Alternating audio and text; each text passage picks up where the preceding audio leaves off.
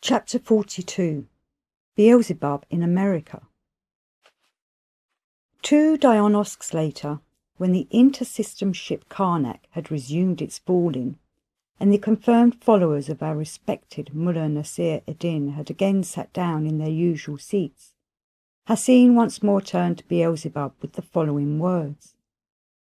"My dear grandfather, may I remind you, as you bade me,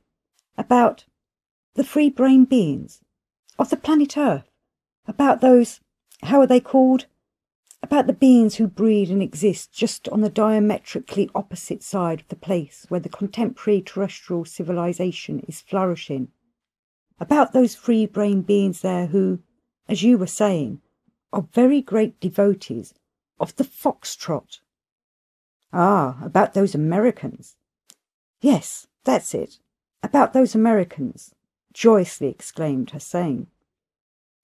"Of course, I remember. I did indeed promise to tell you a little also about those contemporary queer ducks there." And Beelzebub began thus. "I happened to visit that part of the surface of your planet, now called North America, just before my final departure from that solar system. I went there from my last place of existence on that planet, namely from the city Paris of the continent of Europe. From the continent of Europe I sailed there on a steamship, according to the custom of all contemporary what are called dollar holders, and arrived in the capital of North America, in the city of New York, or as it is sometimes called there, the city of the melting pot of the races of the earth. From the pier, I went straight to a hotel called the Majestic, which had been recommended to me by one of my Paris acquaintances, and which for some reason or other was additionally, though not officially, called Jewish. Having settled in this Majestic hotel, I went the same day to look up a certain Mr. there, who had also been recommended to me by still another of my Paris acquaintances. By this word Mr., every being of the male sex is called on that continent who does not wear what is called a skirt. When I found this Mr. to whom I had a letter of introduction, he, as is proper to every genuine American businessman, was up to his eyes in innumerable, as is said there, dollar businesses. I think I might as well remark now, at the very beginning of my elucidations about these Americans, that those free-brain beings there, especially the contemporary ones, who constitute the root population on this part of the surface of your planet, are in general almost all occupied only with these dollar businesses. On the other hand, with the trades and professions indispensable in the process of being existence, exclusively only those beings are occupied among them who have gone there from other continents temporarily, and for the purpose, as is said, of earning money. Even in this respect, the surrounding conditions of ordinary being existence among your contemporary favourites, chiefly among those breeding on this continent, have been transformed, so to say, into tra-la-la-ooh-la-la-la-la-la-la, or, as our respected Mullah Nasir Eddin would define it, a soap bubble that lasts a long time only in a quiet medium. Among them there at the present time, those surrounding conditions of ordinary collective existence have already become such that if, for some reason or other, the specialist professionals of all the kinds necessary for their ordinary collective existence should cease to come to them from the other continents to earn money, then it is safe to say that within a month the whole established order of their ordinary existence would completely break down, since there would be none among them who could even so much as bake bread. The chief cause of the gradual resulting of such an abnormality there among them is, on the one side, the law established by them themselves in respect of the rights of parents over their children, and on the other hand the institution in schools for children of what is called a dollar savings bank, together with the principle of implanting in children a love of such dollars. Thanks to this, and to still various other peculiar external conditions of ordinary existence also established by themselves, just this love of dollar business and of dollar themselves has become, in the common presence of each of the native inhabitants of this continent who reaches responsible age,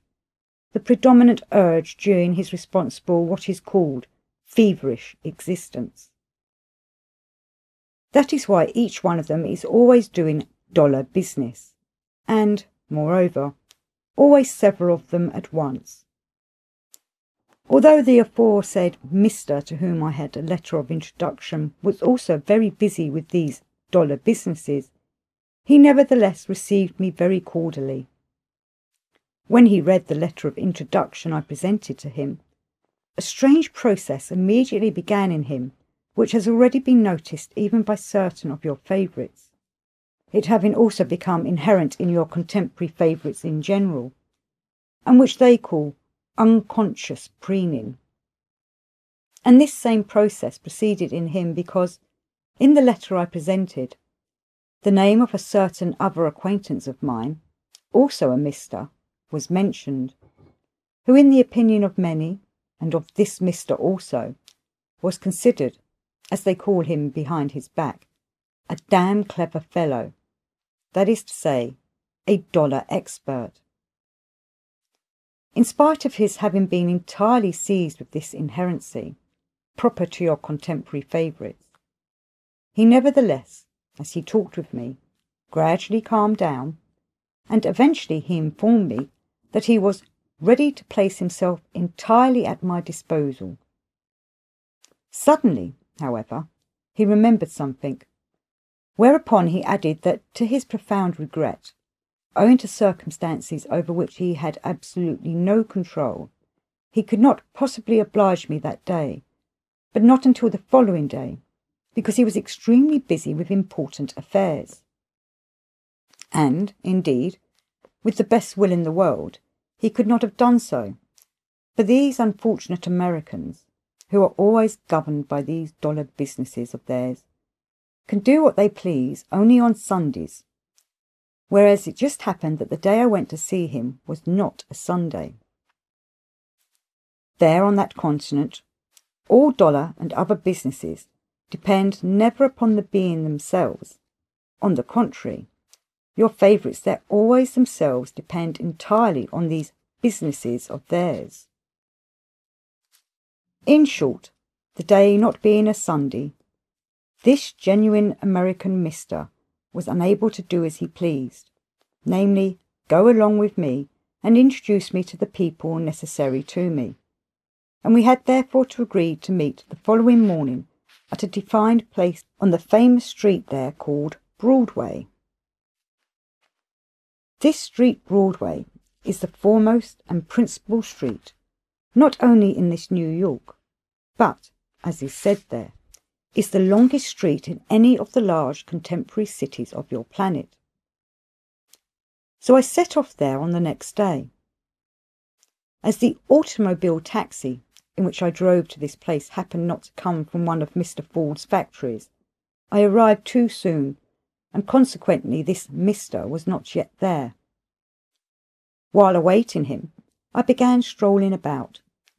but as all the New York what are called brokers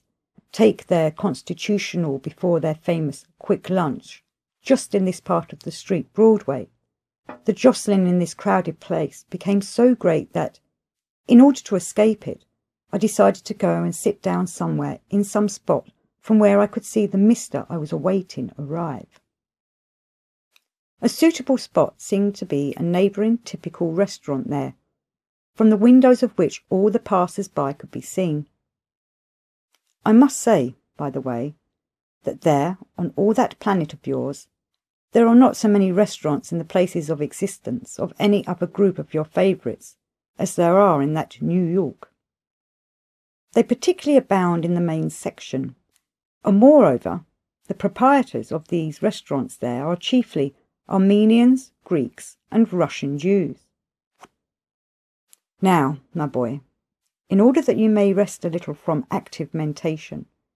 I wish for a while to confine myself entirely to the form of mentation of our dear teacher Mullah Nasir-ed-Din, and to talk about a certain, in the highest degree, original custom which has prevailed during the last few years in these contemporary New York restaurants. Inasmuch as the production, importation, and consumption of what are called alcoholic liquids have recently been strictly prohibited to the ordinary beings by the power-possessing beings of this group, and corresponding injunctions have also been given to those beings there, upon whom the power-possessing beings rest their hope for their own welfare. It is now supposed to be almost impossible for the ordinary beings there to obtain such liquids. At the same time, in these New York restaurants, various alcoholic liquids called arak, Dosicol, Scotch whisky, Benedictine, vodka, Grand Marnier, and many other different liquids under every possible kind of label, and made exclusively only on what are called old barges lying at sea off the shores of that continent, are to be had in any quantity you please. The very tismus of the said practice lies in this, that if you point your forefinger and, covering one half of your mouth with your right palm, utter the name of any liquid you fancy, then immediately, without more words, that liquid is served at table, only in a bottle purporting to be lemonade or the famous French Vichy. Now try with all your might to exert your will and to actualize in your presence a general mobilization of your perceptive organs, so that, without missing anything at all, you may absorb and transubstantiate in yourself everything relating to just how these alcoholic liquids I have enumerated are prepared at sea on old barges off the shore of that continent. I regret very much that I missed making myself thoroughly familiar with all the details of this contemporary terrestrial science. All I managed to learn was that into all the recipes for these preparations the following acids enter: sulfuric, nitric, and muriatic acids, and most important of all, the incantation of the famous contemporary German professor Kishmenov. This last ingredient, namely Professor Kishmenov's incantation for alcoholic liquids, is delightfully intriguing, and it is concocted, so it is said, as follows. First of all, they must be prepared, according to any old recipe, already familiar to specialists in the business, 1,000 bottles of liquid. Precisely 1,000 bottles must be prepared, because if there should be merely one bottle more or one bottle less, the incantation will not work. These 1,000 bottles must be placed on the floor, and then, quietly beside them, a single bottle of any genuine alcoholic liquid existing anywhere there must be placed and kept there for a period of 10 minutes, at the end of which time, very slowly and quite indispensably, while scratching the right ear with the left hand, one must utter, with certain pauses, this said alcoholic incantation. Upon this, not only are the contents of all the 1,000 bottles instantly transformed into precisely that alcoholic liquid contained in the said single bottle, but every bottle of the 1,000 even acquires the same label borne by that one bottle of genuine alcoholic liquid. Among the conjuries of this unprecedented German professor Kishmenhof, there are, as I learned, several indeed most amazing ones. This famous German professor, a specialist in this branch, started, as is said, inventing these remarkable conjuries of his quite recently, that is to say, in the early years of the last great general European process of reciprocal destruction there. When a food crisis supervened in his fatherland Germany, he, sympathising with the plight of his compatriots, invented his first conjury, which consisted in the preparation of a very cheap and economical chicken soup. This first conjury of his is called German chicken soup, and its execution is likewise extremely interesting, namely as follows. Into a very commodious pot set on the hearth, common water is poured, and then a few very finely chopped leaves of parsley are strewn into it. Then both doors of the kitchen must be opened wide, or, if there is only one door, a window must be opened wide, and, while the incantation is very loudly pronounced, a chicken must be chased through the kitchen at full speed. Upon this, a most delicious chicken soup is ready hot in the pot. I heard further that during the years of that great process of reciprocal destruction, the beings of Germany made use of this conjury on a colossal scale. This method of preparing chicken soup having proved in practice to be, as it were, good, or at least extremely economical. The reason is that a single chicken could do duty for quite a long time, because it could be chased and chased and chased, until for some reason or other the chicken all by itself, as is said there, went on strike and declined to breathe the air any longer. And in the event that the chicken resisted the infection of hypocrisy, in spite of its having existed among your favourites, and indeed did cease to wish to breathe the air any longer, then for this eventuality, as I afterwards learned, a common custom was established there among the beings of that group called Germany. Namely, when the chickens went on strike, its owners would very solemnly roast it in the oven, and for this solemn occasion would unfeignedly invite all their relatives to dinner. It is interesting to notice also that another professor of theirs, also famous, named Steiner, in the course of his what are called scientific investigations of supernatural phenomena, mathematically established that on the occasion when these chickens were served at these invitation dinners, always their owners would recite the same thing. Namely, every hostess, rolling her eyes to heaven and pointing to the chicken, would say with great feeling that it was the famous Pamir pheasant, and that it had been specially sent to them from Pamir by their dear nephew, who resided there as consul for their great fatherland. On that planet there exist in general conjuries for every possible kind of purpose. These conjuries began multiplying, particularly after many of the beings of this peculiar planet had become specialists in supernatural phenomena, and came to be called occultists, spiritualists, theosophists, violet magicians, chiromants, and so forth. Besides being able to create supernatural phenomena, these specialists also knew very well how to make the opaque look transparent. This same American prohibition of the consumption of alcohol can serve as yet again as an excellently illuminating example for understanding to what degree the possibilities for the crystallization of data for being reflection are atrophied in these contemporary, responsible, power-possessing beings, in respect of the fact that such an absurdity is being actually repeated there.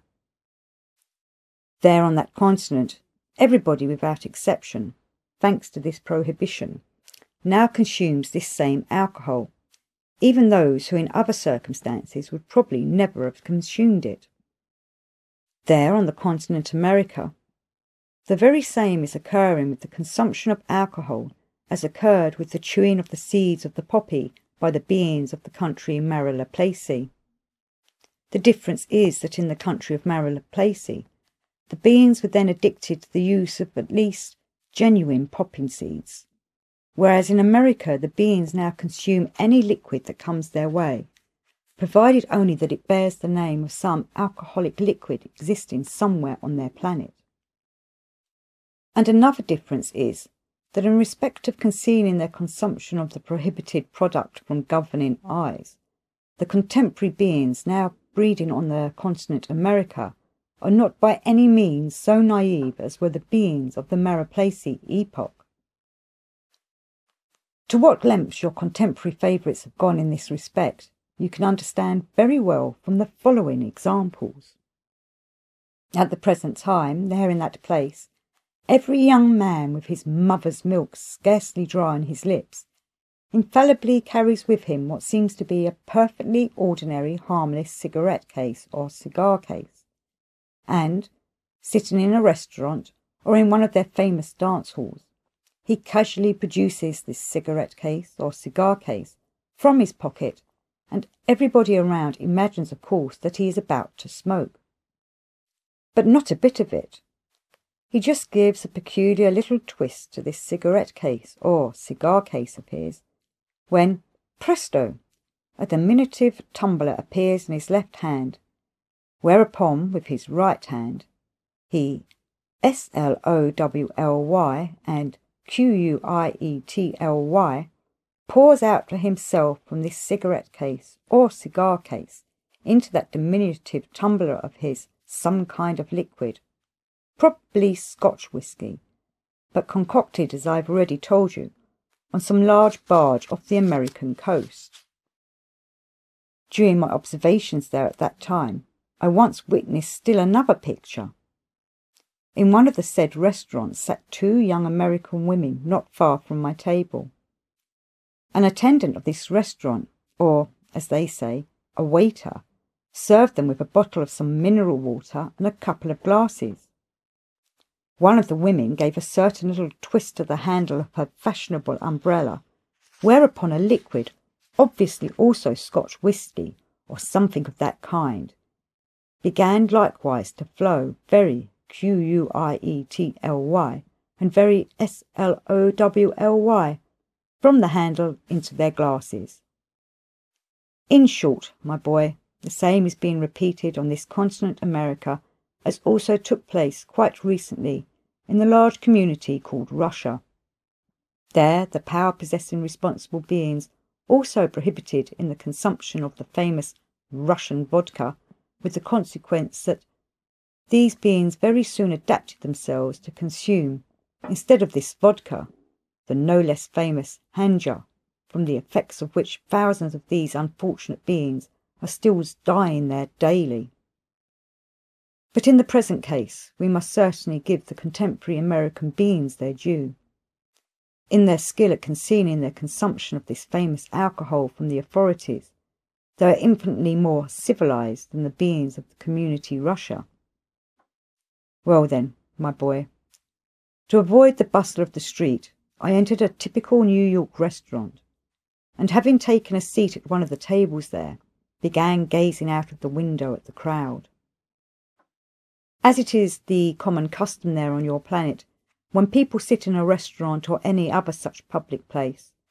always and without fail to pay what they call money for something for the profit of the proprietor of the establishment, I did the same and also ordered for myself a glass of their famous what is called orangeade. This famous American drink consists of the juice squeezed from oranges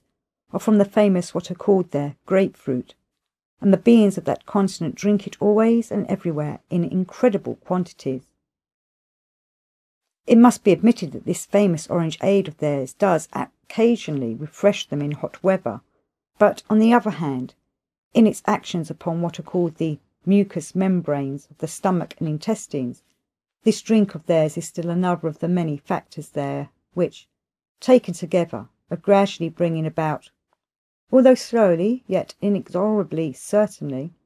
the destruction of that unnecessary and negligible function called the digestive function of the stomach. Well then, sitting in the said restaurant with this famous orangeade,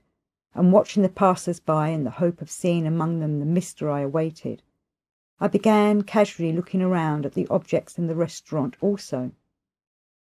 On the table at which I was sitting, I saw among other things also what is called the menu of the restaurant. Menu, there on your planet, is the name given to a sheet of paper on which are written the names of all the varieties of food and drink available in the said restaurant. Reading the contents of this paper, I found, among other things, that no fewer than 78 different dishes could be ordered there that day. This staggered me, and I wondered what on earth kind of a stove these Americans must have in their kitchens to be able to prepare 78 dishes on it for just one day. I ought to add that I had been on every one of the continents there, and had been the guest of a great many beings of different castes. And I had seen food prepared innumerable times, and also in my own house. So I already more or less knew that to prepare a single dish, at least 2 or 3 saucepans were required, and I reckoned that as these Americans prepared 78 dishes in one kitchen, they would certainly need about 300 pots and pans. I had the fancy to see for myself how it was possible to accommodate on one stove 300 saucepans. So I decided to offer what is called there a good tip to the waiter who served me with the orangeade, to let me see the kitchen of the restaurant with my own eyes. The waiter somehow arranged it, and I went into the kitchen. When I got there, what do you think? What kind of picture did I see? A stove with 100 pots and pans? Not on your life. I saw there only a small what is called there midget gas stove, such as what are called old bachelors and man-haters, that is to say, worthless spinsters, usually have in their rooms. By the side of this pimple of a stove sat an extremely fat-necked cook of Scotch origin, reading the newspaper inseparable from every American. He was reading, it seems, the newspaper, The Times. I looked around in amazement, and also at the neck of this cook. While I was thus looking round in astonishment, a waiter came into the kitchen from the restaurant and,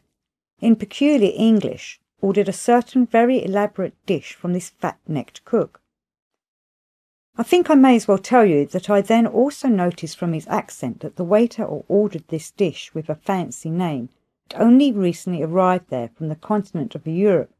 obviously with the dream of filling his pockets there with American dollars. With that dream, in fact, about these American dollars, which indeed every European had who has never been to America, and which now allows no one in Europe to sleep in peace. When this aspirant to an American multimillionairedom had ordered the said fancy dish from the fat-necked cook, the latter got up from his place without haste and very heavily, and first of all took down from the wall a small what is called there bachelor's frying pan. Then, having lighted his dwarf stove, he put the frying pan on it, and still moving ponderously, he then went over to one of the many cupboards, took from it a tin of some canned food, opened it, and emptied its contents into the said frying pan. Then in the same way he went over to another cupboard and again took out a tin of some canned food, but this time he put only a little of the contents into the frying pan and, having stirred the resulting mixture, he put the whole lot with precision on a plate which he set on the table, and again sat down in his former place and resumed the interrupted reading of his newspaper. The waiter who had ordered this fancy dish soon returned to the kitchen bearing a very large what is called copper tray on, which were a vast quantity of hollow metal what is called fashionable cutlery, and, having placed the dish with this strange food on the said tray, he carried the whole into the restaurant. When I returned and resumed my seat at my table, I saw that on another table quite near, a mister was sitting who was smacking his lips while eating the dish which I had chanced to see prepared in the kitchen. Looking again out of the window into the street, I eventually discerned the mister I expected in the crowd. So settling my bill at once, I left the restaurant. And now, my boy, maintaining the form of mentation of our dear teacher, I might as well tell you also a little about the speech of these American beings. You must know that before my arrival on that continent I could already speak the tongue of the beings of that continent, namely what is called the English tongue. But from the very first day of my arrival in the capital of this North America, I already experienced great inconvenience in my verbal intercourse, because, as it turned out, although these beings use this English tongue for verbal intercourse among themselves, this English tongue of theirs is rather special and in fact quite peculiar. So, having felt the inconvenience, I made up my mind to learn this peculiar conversational English of theirs also. On the third day after my arrival there, as I was on my way to my newly acquainted mister specially to ask him to recommend me a teacher for this English tongue, I suddenly saw reflected on the sky, by projectors, an American advertisement with the words, "School of Languages by the system of Mr. Chatterlitz, 13 North 293rd Street. The languages and the times when they were taught were set forth, and of the American English language in particular, it was stated, among other things, that it could be learned in from 5 minutes to 24 hours. At first I could not make head or tail of it, but I decided all the same to go the next morning to the address indicated. When the next day I found this Mr. Chatterlitz, he received me himself in person, and when he heard that I wished to learn the American English language by his system, he explained to me first of all that this conversational language could be learned by his system in 3 forms, each form corresponding to some special requirement. The first form, he said, is the conversational language for a man who is obliged to earn here among us our American dollars. The second form is required for a man who, although not in need of our dollars, nevertheless likes to do dollar business and, furthermore, in order that in his social relations with our Americans, everybody will think that he is not just a nobody, but a real gentleman with an English upbringing. As for the third form of the English language, this form is required by anybody who wishes to be able to procure here, there, and everywhere, and at any hour, Scotch whisky. As the time for learning the second form of the English language by this system suited me best, I decided to pay him immediately the dollars he charged in order to know the secret of his system. When I had paid him the dollars he charged, and he had, seemingly quite casually, but in reality not without that avidity that has also already become proper to all the beings of your planet, placed my dollars in an inside pocket, he explained to me that in order to learn this second form, only 5 words had to be memorized, namely, 1, maybe, 2, perhaps, 3, tomorrow, 4, oh, I see, 5, all right. He added that if I had occasion to converse with one or more of their misters, I should only need to utter any one of these 5 words every now and then.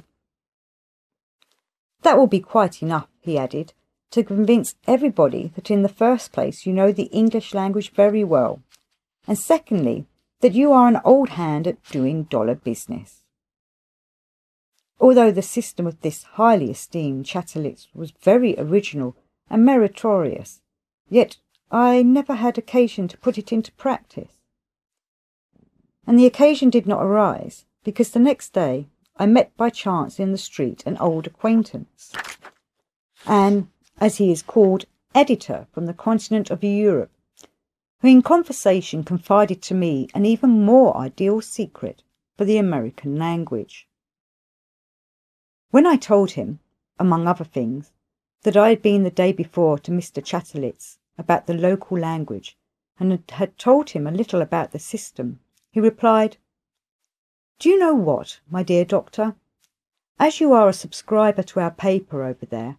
I cannot help revealing to you a certain secret of the language here." And he said further,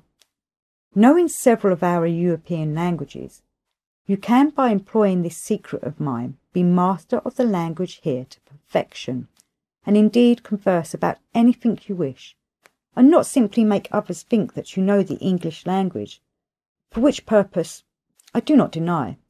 the system of this Chatterlitz is indeed excellent." He explained further that if, when pronouncing any word taken from any European language, you imagine that you have a hot potato in your mouth, then some word of the English language is in general bound to result.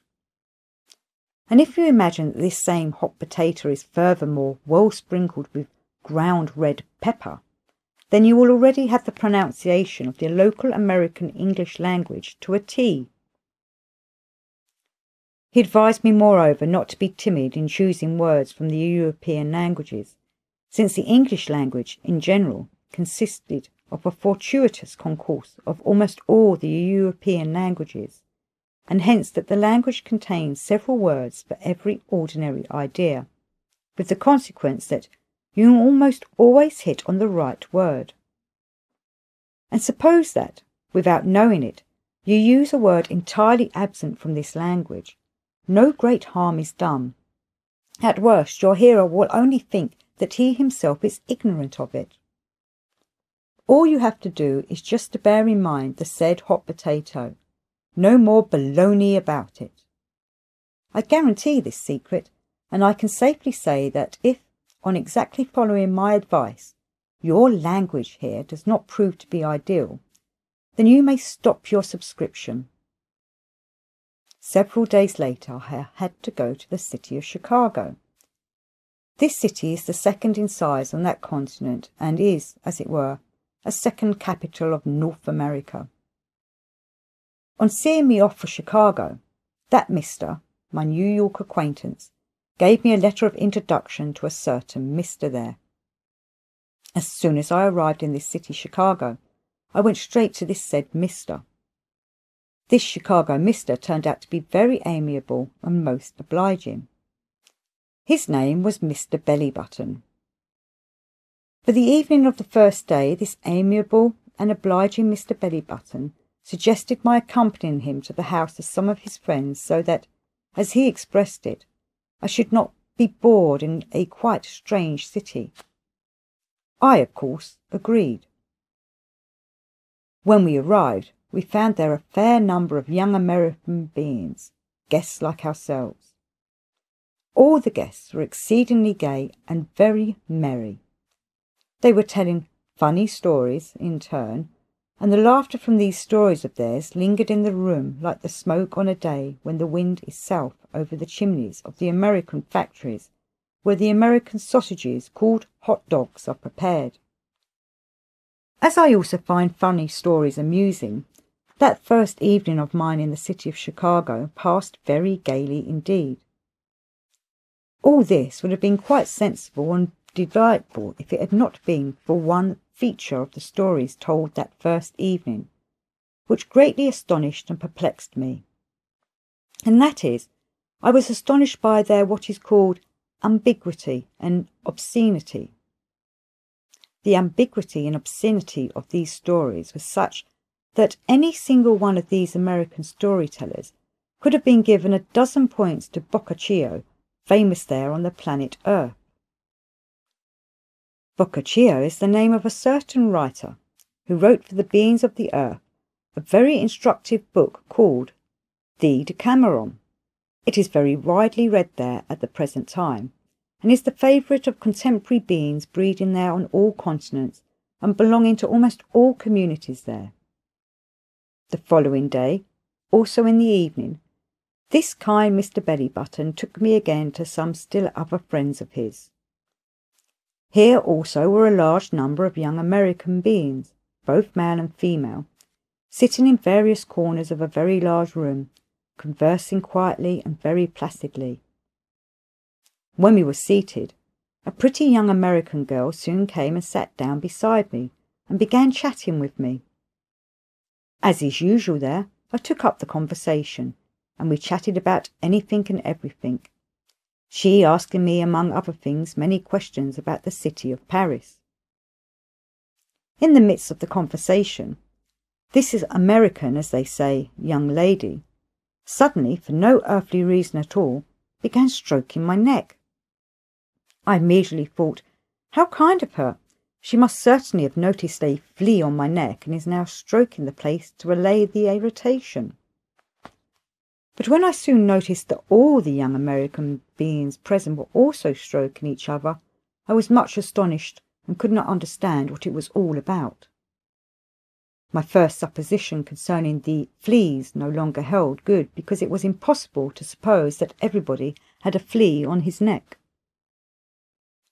I began speculating what it was all about, but try as I might, I could give myself no explanation whatever. Only afterwards, when we had left the house and were in the street, I asked Mr. Bellybutton for an explanation of it all. He immediately burst into unrestrained laughter and called me simpleton and a hick. There, calming down a bit, he said, "What a queer guy you are! Why, we have just been to a petting party." And still laughing at my naivety, he explained that the day before we had also been to a party, but to a story party. And tomorrow, he continued, I was planning to take you to a swimming party, where young people bathe together, but of course all dressed in special costumes. When he saw that the same look of perplexed astonishment still remained on my face, he asked,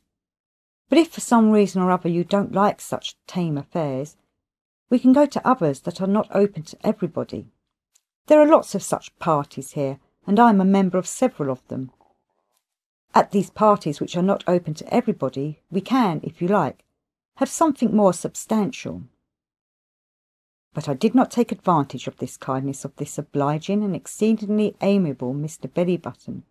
because the next morning I received a telegram which made it necessary for me to return to New York. At this point of his tales, Beelzebub suddenly became thoughtful and, after a rather protracted pause, sighing deeply, he continued to speak thus. The next day I did not go by the morning train as I had decided on receiving the telegram, but delayed my departure until the night train. As the cause of the delay of my departure may well illustrate for you the evil resulting from a certain invention of these American beings, which is very widely spread over the whole of your planet, and which is one of the chief causes of the continued, so to say, dwindling of the psyche of all the other free-brained beings of your unfortunate planet. I shall tell you about it a little more in detail. Just this maleficent invention of the beings of this continent, which I now intend to explain to you, has not only been the cause of the acceleration of the tempo of the still greater dwindling of the psyche of all the free-brained beings breeding on that unfortunate planet of yours, but it was and still is the cause also that in the beings of all the other continents of recent times there is already completely destroyed that being function which is proper for all free-brained beings to have,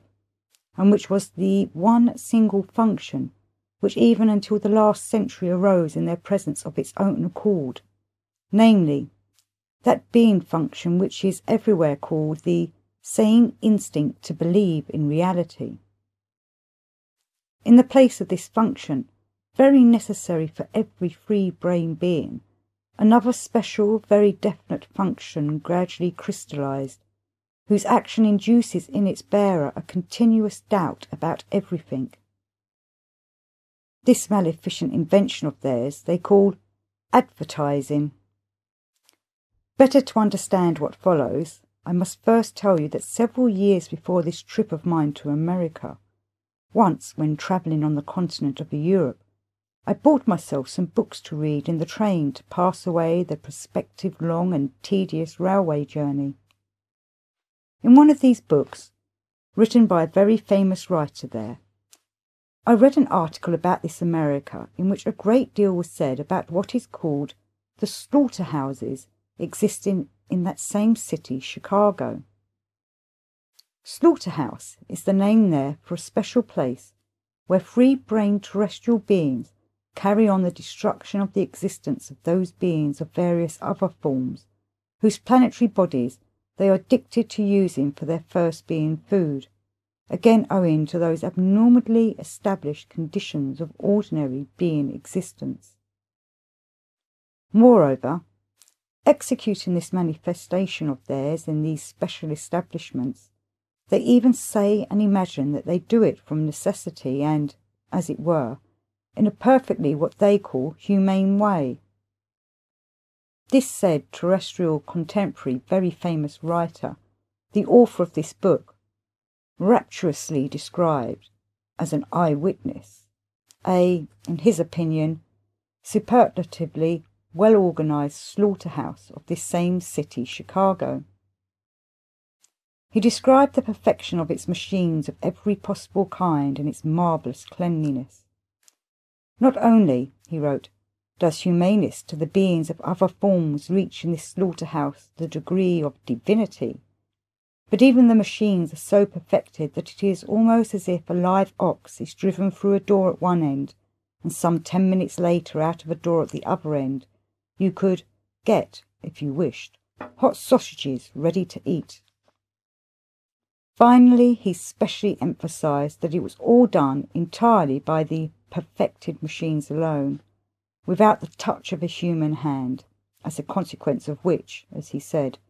everything was so clean and neat there that nothing could possibly be imagined cleaner and neater.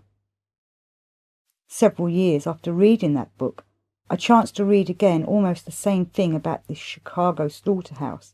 in a certain also serious Russian magazine, in which this slaughterhouse was lauded in the same way. And thereafter I heard of this Chicago slaughterhouse from 1,000 different beings, many of whom had been, presumably, eyewitnesses to the marvels they described. In short, before my arrival in the city of Chicago, I was already fully convinced that a marvel unprecedented on the earth existed there. I must mention here that I had always been greatly interested in these establishments of theirs, namely, those places where your favourites destroy the existence of various forms of terrestrial beings, and furthermore, from the time when I began organising my observatory on the planet Mars and had to do with various machines for it, I took always and everywhere a great interest in every other sort of machine as well. So, when I happened to be in this same city of Chicago, I thought it would be inexcusable on my part not to use the opportunity to see this famous Chicago slaughterhouse. So in the morning of the day of my departure from there, I decided to go, accompanied by one of my new Chicago acquaintances, to inspect this rare construction of your favourites. Having arrived there, we took as our guide, on the advice of one of the assistants of the chief director, an employee of a branch of some bank there which was connected with this slaughterhouse, and together with him we set off to inspect the place. Accompanied by him, we first of all went through the places where the unfortunate quadruped beings are driven and where they remain until their slaughter. This place was in no way different from that of all other establishments of the kind on your planet, except that this particular place was on a considerably larger scale. On the other hand, it was very much dirtier than any of the slaughterhouses I had previously seen in other countries. Afterwards we went through several more what are called annexes. One of them was the cold storage for the meat that was ready. In another they destroyed the existence of quadruped beings simply with hammers and also stripped off their hide, again in the manner usual in other slaughterhouses. By the way, in passing through this last annex, I remember I then thought, this place here is in all probability for the slaughter of cattle intended especially for the Jews, who, as I already knew, in accordance with the code of their religion, destroy quadruped beings in a special way. Walking through the said annexes took rather a long time, and all the while I was waiting for the moment when we should eventually arrive at the section about which I had heard so much, and which I was determined to see without fail. But when I expressed my wish to our guide to hasten on to that section, I learned that we had already seen everything there was to see in this famous Chicago slaughterhouse, and that no other sections existed. I had not, my dear boy, seen there anywhere a single machine, unless one includes the rollers on rails which are in all slaughterhouses for moving the heavy carcasses. And as for the dirt in this Chicago slaughterhouse, you could see as much as you liked. In cleanliness and general organisation, the slaughterhouse of the city Tiflis, which I had seen 2 years before, could have given many points to this slaughterhouse of the city Chicago. In the Tiflis slaughterhouse, for example, you would not find anywhere on the floor a single drop of blood, whereas in the Chicago slaughterhouse, everywhere, at every step, there were pools of it. Obviously, some company of American businessmen, inevitably resorting to advertising for every business in general, had to advertise the Chicago slaughterhouse also, in order to spread a false notion about it, totally unrelated to reality over the whole planet.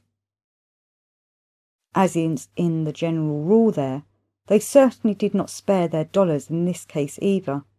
and since the sacred being function of conscience is completely atrophied among contemporary terrestrial what are called journalists and reporters, the result is that in all your favourites breeding on all the continents, there is crystallised just that definite, monstrously exaggerated notion of the slaughterhouses of the city of Chicago. And it can be said, indeed, that they did so in true American fashion. On the continent America, the free-brained beings have become so expert in this advertising of theirs that it is quite possible to apply to them the saying of our dear Mullah Nasir ad-Din, which declares that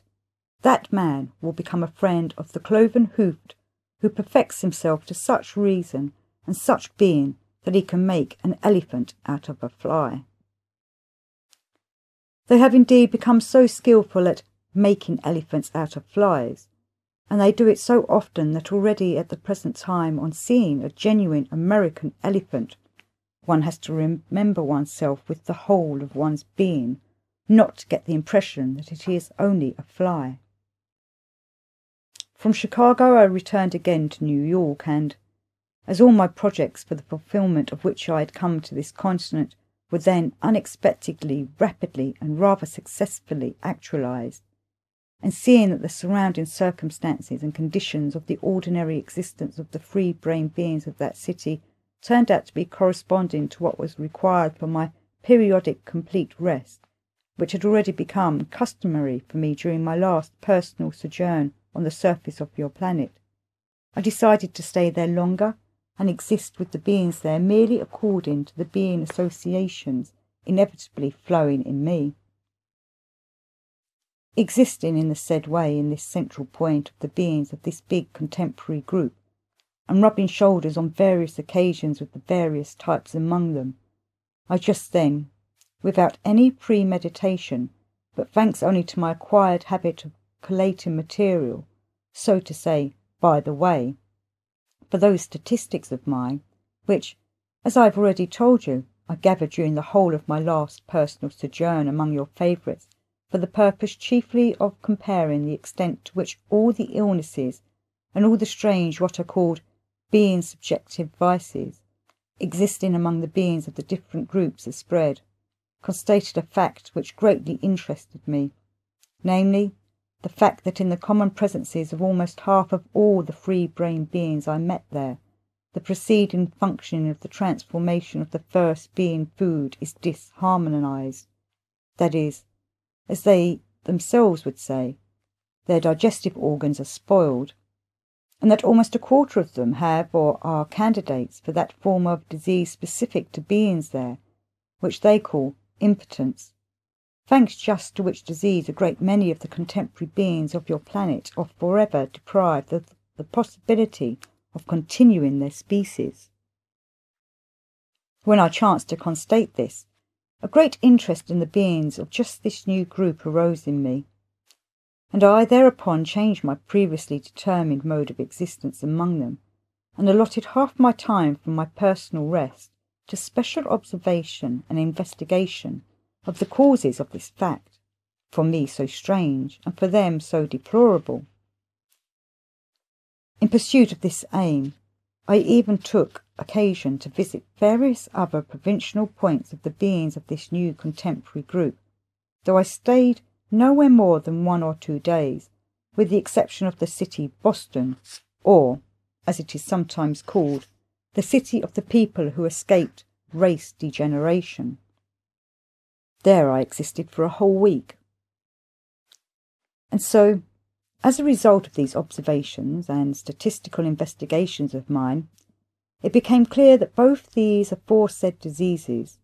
which to a certain extent are prevalent among the contemporary beings in general who breed on all continents, are on this continent so inordinately widespread that its proximate consequences were immediately patent to me, namely, that if it continues among them at the present rate, then just the same fate will befall this contemporary large independent group of free brain beings who have taken your fancy, as recently befell that large community there which was called monarchic Russia. That is to say, this group also will be destroyed. The difference will be only in the process of the destruction itself. The process of the destruction of the large community monarchic Russia proceeded in consequence of the abnormalities of, so to say, the reason of the power possessing beings there, whereas the process of the destruction of this community America will proceed in consequence of organic abnormalities. In other words, the death of the first community came from, as they say, the mind, whereas the death of the second community will come from the stomach and sex of its beings. The point is that it has long ago been determined that in general the possibility of long existence for a free brain being of your planet depends at the present time exclusively only on the normal action of these two aforementioned being functions, namely upon the state of their, as they say, digestion, and upon the functioning of their sex organs. But it is precisely these two functionings necessary to their common presence, which are now both going in the direction of complete atrophy, and moreover at a highly accelerated tempo. This community, America, is at the present time still quite young. It is still, as they say there on your planet, like an infant, all peaches and cream. And so,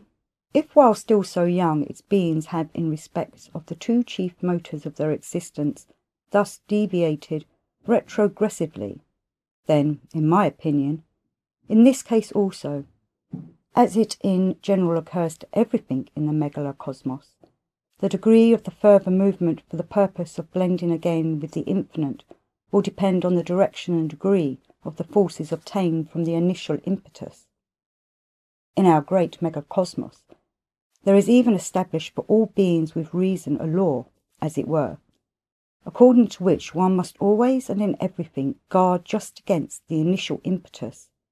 because on acquiring momentum, it becomes a force which is the fundamental mover of everything existing in the universe, and which leads everything back to prime being. In this place of his tales, Beelzebub was handed a Leto Charnbros, and when he had finished listening to the contents of the communication, he turned again to Hassan and said, "I think, my boy, that it will be very useful to you for your more detailed representation and understanding of the strangeness of the psyche in general of these free brain beings who have taken your fancy and who arise on the planet Earth, if I explain to you in somewhat greater detail the causes which, in the common presences of these American free brain beings, produce disharmony in both of these fundamental functionings of theirs. For convenience of exposition, I shall explain to you separately the causes of the disharmony of each of these two fundamental functionings,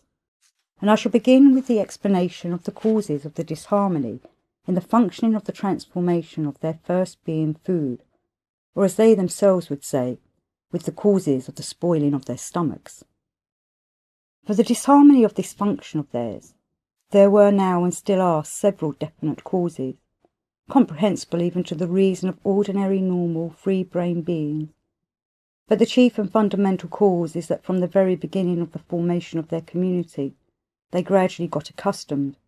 owing to all kinds of established surrounding conditions and influences proceeding from authority which happened to be formed of itself abnormally, and they are now already thoroughly accustomed never to use for their first being food anything fresh whatsoever,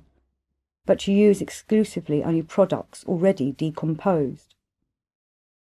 At the present time, the beings of this group almost never consume for their first being food any edible product which still retains all those active elements put into every being by great nature herself as an indispensable requisite for taking in power for normal existence. But they preserve, freeze, and in essence vie before all their products of theirs, and use them only when most of these active elements required for normal existence are already volatilized out of them. And this abnormality proceeded in the ordinary process of being existence of the free-brain beings who have taken your fancy. In this instance, in the case of this new group, and continues to be spread and to be fixed everywhere there. Also, of course, in consequence of the fact that, subsequent to the time when they, that is to say, when all the free-brain beings in general of that planet of yours had ceased to actualize in themselves the indispensable being efforts, there was then gradually destroyed in them the possibility for the crystallization in their common presences of those being data, thanks to which, even in the absence of the guidance of true knowledge, the maleficence for themselves of any of their manifestations could be sensed instinctively. In the present case, if only a few of these unfortunates possess this instinct proper to free-brain beings, they might then, if only thanks merely to habitual accidental being associations and confrontations, first themselves become aware, and afterwards inform all the rest, that as soon as the prime connection with common nature of any product in general serviceable as a first being food is severed, then no matter if this product be kept completely isolated, that is to say, hermetically sealed, frozen or essence-abied, it must, like everything else in the universe, change its form and decompose according to the same principle and in the same order in which it was formed. Here you should know concerning the active elements from which all cosmic formations are in general formed by nature, both those subject to transformation through the tertart cosmoses, and which are the products for the first food of beings, as well as in general all other completely spiritualized and half-spiritualized arisings, that as soon as the corresponding time arrives, these active elements, in whatever conditions they may be found, obligatorily begin separating in a certain order of succession from those masses in which they were fused during the trog auto-egocratic process. And the same, of course, proceeds with those products so dear to the American beings, which they preserve in what are called hermetically sealed cans. However hermetically these cans of products may be sealed, as soon as the time of, so to say, disintegration arrives, the corresponding active elements infallibly begin to separate from the whole mass, and these active elements, thus separated from the whole mass, group themselves as a rule according to their origin in these hermetically sealed cans in the form of drops or small bubbles which, so to say,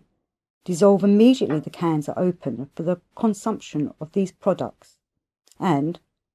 volatilizing into space, are dispersed to their corresponding places. The beings of this continent do sometimes consume fresh fruit, but as for these fruits of theirs, they cannot be said to be fruits, but simply and solely, as our dear teacher would say, freaks. By means of the trees, existing in abundance on this continent,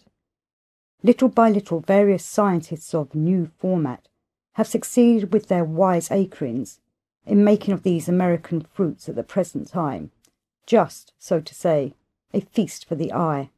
and not a form of being nourishment. The fruits there are now already so formed as to have within them scarcely anything of what was foreordained by great nature to be consumed for the normal being existence of beings. These scientists of new format there are, of course, very far from apprehending that when any subplanetary formation is artificially grafted or manipulated in any such fashion, it arrives in a state defined by objective science as absorption, in which it absorbs from its surrounding medium cosmic substances serviceable only for the coating of what is called its automatically self-reproducing subjective presence. The point is that from the very beginning of this latest contemporary civilization of theirs, it somehow so fell out among the beings of all the innumerable separate groups there,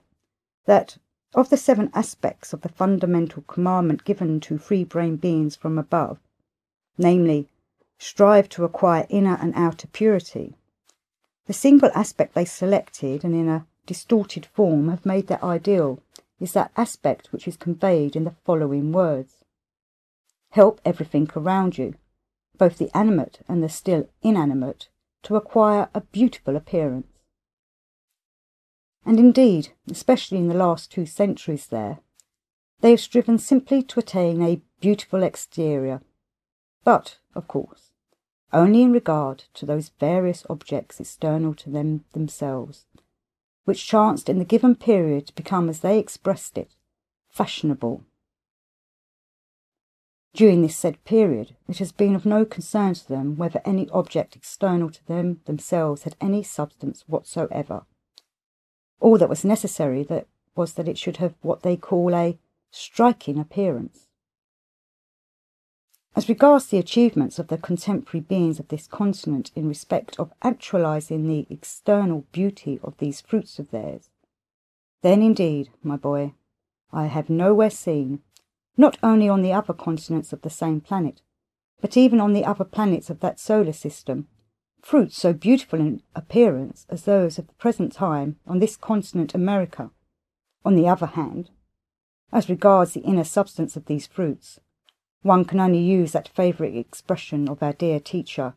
which consists of the following words: the greatest of all beings' blessings for man is the action of castor oil. And to what height they have carried their skill in making their famous preserves out of these fruits. As for this, as is said, neither tongue can tell nor pen describe. You have to see then for yourself, to experience in your common presence, the degree of the impulse of rapture to which one can be carried on perceiving with the organ of sight the external beauty of these American fruit preserves. Walking down the main streets of the cities of the beings of this continent, especially of the city New York, and seeing the display in any fruit stall, it is hard to say at once just what it is the eyes behold. Is it an exhibition of pictures by the futurists of the city Berlin of the continent of Europe? Or is it a display of the famous perfumery stores for foreigners of the world capital? That is, the city Paris. Only after a while, when you have finally managed to take in various details of the appearance of these displays, and somehow start reflecting again, can you clearly constate how much greater is the variety of colour and shape of the jars in these American displays of fruit preserves than in the mentioned displays of the continent of Europe. And this is evidently due to the fact that, in the common psyche of the beings of this new group, the combination resulting from the intermixture of former independent races happens to correspond more completely to a better perception and a thorough cognition of the sense and beneficence of the achievements of the reason, both of the beings of the contemporary community of Germany, in respect of the chemical substances they have invented, called there aniline and aliazorin, as well as of the beings of the community France in respect of perfumery. I myself, when I first saw there such an exhibition, could not refrain from entering one of these stores and buying about 40 jars of all shapes containing fruit preserves of every shade of colour. I bought them to please the beings then accompanying me, and who came from the continents of Asia and Europe, where fruits so rarely beautiful to look at did not as yet exist. When I brought my purchases home and distributed them, these beings were at first, indeed, not a whit less astonished and delighted than I had been by their appearance. But afterwards, when they had consumed them for their first being food, all that was needed was to see their grimaces and the change of colour on their faces to understand what effects these fruits in general have upon the organism of beings. The case is still worse on that continent with that product which, for them as well as for almost all the free-brain beings of the universe, is the most important product for first being food, and, namely, that product called prosphoria, which they themselves name bread. Before I describe the fate of this American bread, I must tell you that this terra firma part of the surface of your planet, called North and South America, was formed thanks to various accidental combinations ensuing in the first place from the second great catalysm not according to law, which occurred to that ill-fated planet, and, secondly, from the position that terra firma occupies in relation to the process of the common systematic movement, having a stratum of what is called soil, which was and still is suited for the production of that divine grain of which this same prosphoria is made. With conscious knowledge of how to use it, the soil surface of these continents is capable of yielding in a single what is called good season, the fullness of a complete process of the sacred heptaparishnos, or in other words, a 49-fold harvest. And even by its semi-conscious use, as is now the case, the soil there yields of this divine grain a considerable abundance in comparison with the other continents. Well then, my boy, when the beings of that continent began to have, thanks to various fortuitous circumstances, many of those objects which, for this strange psyche of the contemporary free-brain beings who have taken your fancy, are a subject for their dreams,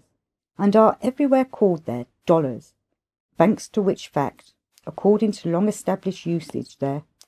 they acquired in their picturings of the beings of all the other continents what is called a sense of superiority, with the result, also now usual among them, that they began to wiseacre with everything to achieve that said contemporary ideal of theirs. Then they also began wiseacring with all their might, and with this divine grain out of which prosphoria is made. They began employing every possible means to, so to say, deform this divine grain in order to give to its product a beautiful and striking appearance. For this purpose they invented a variety of machines by means of which they scrape, comb, smooth and polish this wheat, which has the misfortune to arise on their continent, until they accomplish the complete destruction of all those active elements concentrated on the surface of the grains just underneath what is called the husk, and precisely which are appointed by great nature for renewing in the common presences of beings what they have expended in worthily serving her.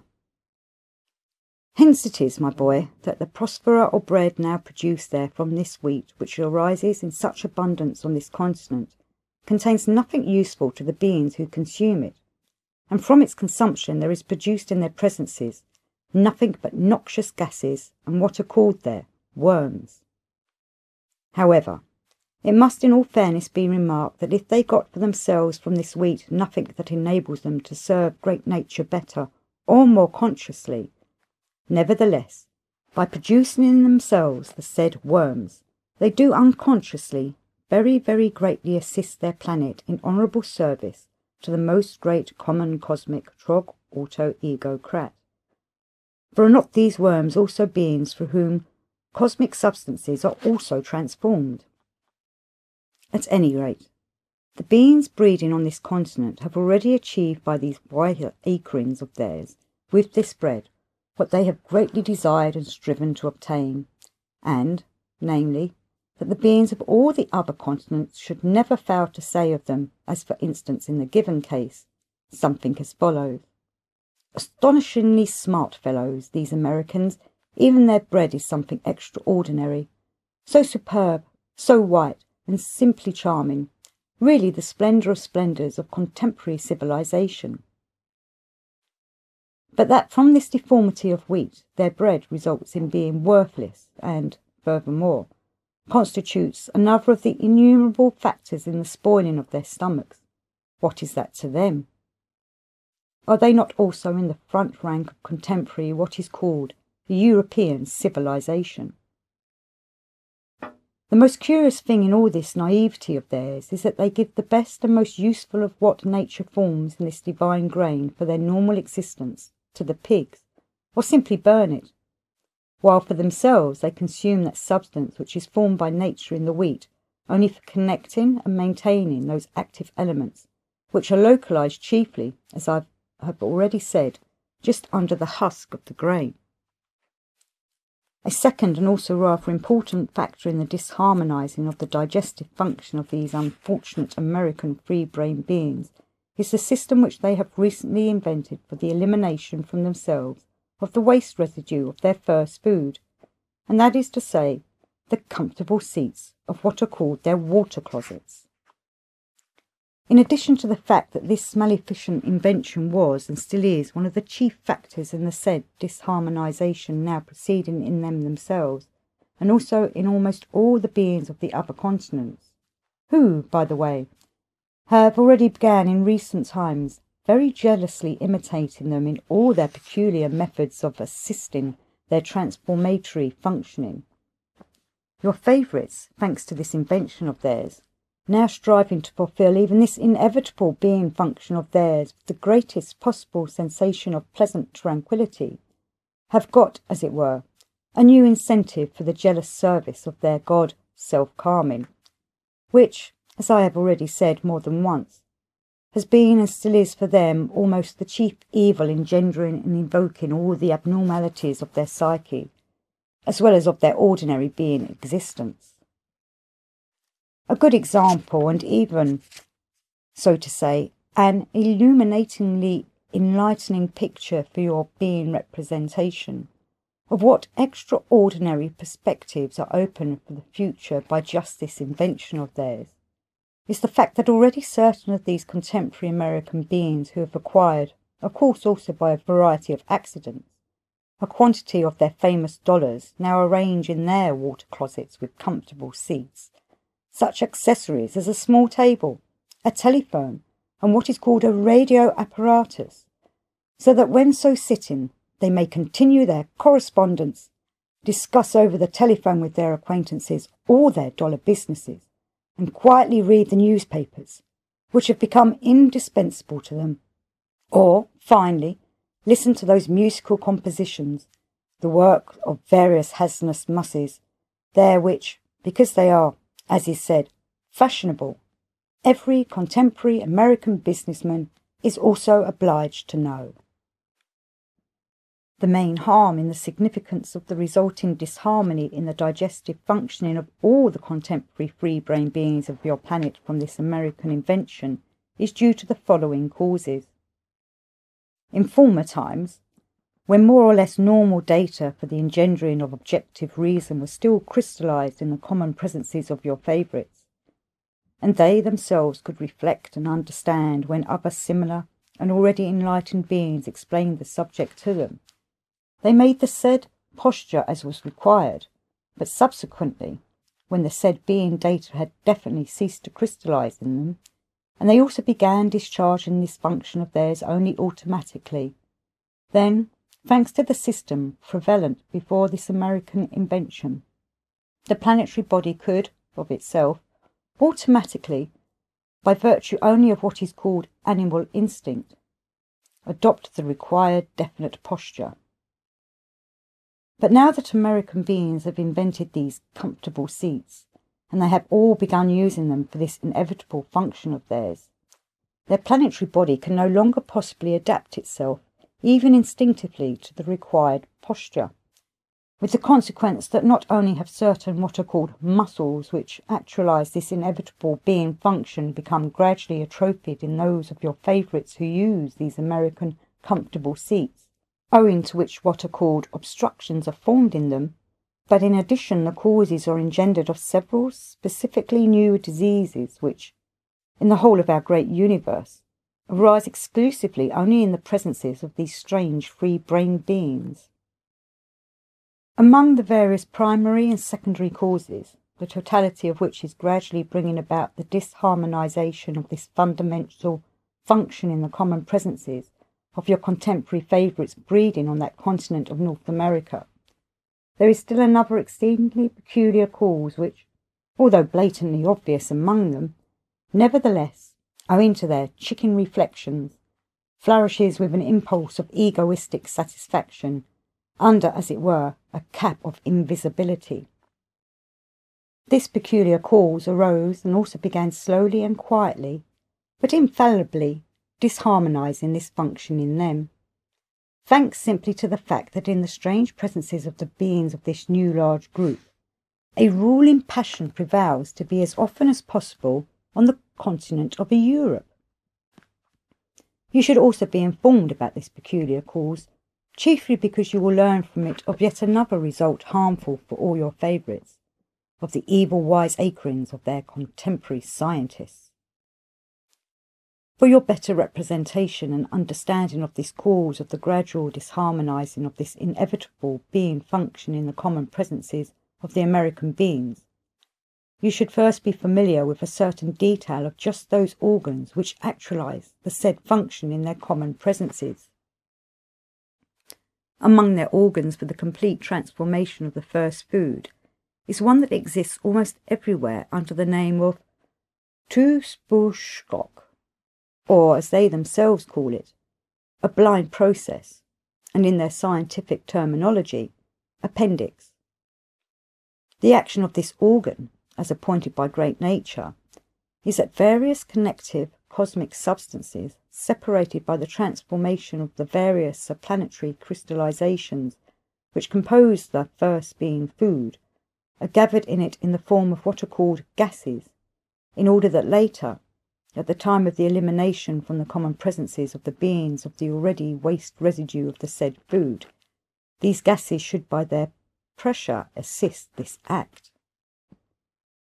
The gases gathered in this organ actualize by their, so to say, discharge, the mechanical action designed by nature, independently of the general transformatory functioning proceeding in the beings, and only at definite periods of time established in each being differently according to subjective habit. Well then, my boy, thanks to their frequent trips to the continent of Europe, the round trip taking from 12 days to a month, conditions are created for a daily change of time for the fulfilment of this established function, with the consequence that a serious factor results for the gradual engendering of disharmony in the process of their common fundamental transformatory functioning. That is to say,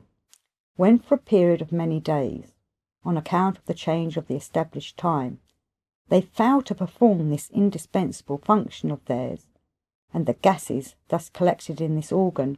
not being utilised by them for the automatic action of the purpose indicated, and not fulfilling the design preconceived by great nature, gradually escaping from their presences unproductively into space, the totality of these manifestations of theirs, by the way, making existence on these passenger ships of theirs almost intolerable for a being with a normally developed organ for perceiving odours. Then, as a result of all this, there often occurs in them what is called a mechanical obstruction, which in its turn also conduces to the said gradual disharmonization of this fundamental transformatory function of theirs. When I began to explain to you, my boy, the causes of the disharmony in the presences of these American beings of the function of the transformation of the first being food, and when I mentioned the comfortable seats invented by them, I said, among other things, that these strange free-brain beings who have taken your fancy and who breed on the planet Earth were again striving to perform even this indispensable being function of theirs with the greatest possible sensation of self-satisfaction for themselves. I said again because previously, in various periods of the flow of time, these strange free-brain beings there who have taken your fancy had already several times introduced something similar into the usages of their ordinary existence. I remember very clearly one of those periods when the beings of that time, who, by the way, according to the notions of your contemporary favourites, were nothing but ancient savages, invented every possible kind of convenience for performing this same, although prosaic, yet indispensable being need, on account of which these contemporary Americans, who in their naivety consider themselves already civilized to the ne plus ultra, have invented these comfortable seats in their water closets. This was precisely during the period when the chief centre of culture for the whole of your planet was the country Tigli-Amish, and when this country was experiencing the height of its splendour. For this being function, the beings of the country Tigli-Amish invented something rather like these American comfortable seats, and this maleficent invention also spread widely everywhere among all the other beings of that ill-fated planet. If the said invention of the beings of the Tigli-Amishian civilization were compared with the invention of these contemporary Americans, then, according to the expression they sometimes use for comparison, the latter may be called a child's toy. The beings of the Tigli-Amishian civilization invented a certain kind of comfortable couch bed, which could be used for sleeping as well as for what is called lounging, so that while lying on this wonderful contrivance, and without manifesting the slightest being effort whatsoever, they can perform this same inevitable being need for which the contemporary beings of the continent America have invented their seats of ease. These wonder beds were so adapted for this purpose that a lever by the side of the bed had only to be touched lightly to enable one instantly, in the bed itself, to perform this same indispensable need freely, and of course very cosily, and also with the greatest, so to say, chic. It will not be superfluous, my boy, for you to know also, by the way, that these same famous beds had the effect of causing great and momentous events in the process of their ordinary existence. So long as the previous relatively normal system still prevailed among the beings there for the said being functions, everything went along very peacefully and quietly. But as soon as certain what are called power-possessing and wealth-possessing beings of that time had invented for this purpose the mentioned comfortable beds, which came to be called, if you wish to enjoy felicity, then enjoy it with a bang, there then began among the ordinary beings of that time that which led to the said serious and deplorable consequences. I must tell you that it was during those years when the beings of Tigli-Amish were inventing these wonder beds that this planet of yours underwent a common cosmic process of churnun on over, that is to say that, concomitantly with the displacement of the gravity centre movement of this solar system in the movement of the common cosmic harmony, the centre of gravity of this planet itself was also displaced. During such years, as you already know, thanks to this cosmic manifestation, there increases everywhere on planets, in the psyche of the beings inhabiting any planet undergoing churnon arnovo, a blagonoriarinian sensation, or, as it is otherwise called, remorse of conscience for one's past deeds against one's own convictions. But there on your planet, thanks to the common presences of your favourites having become so odd,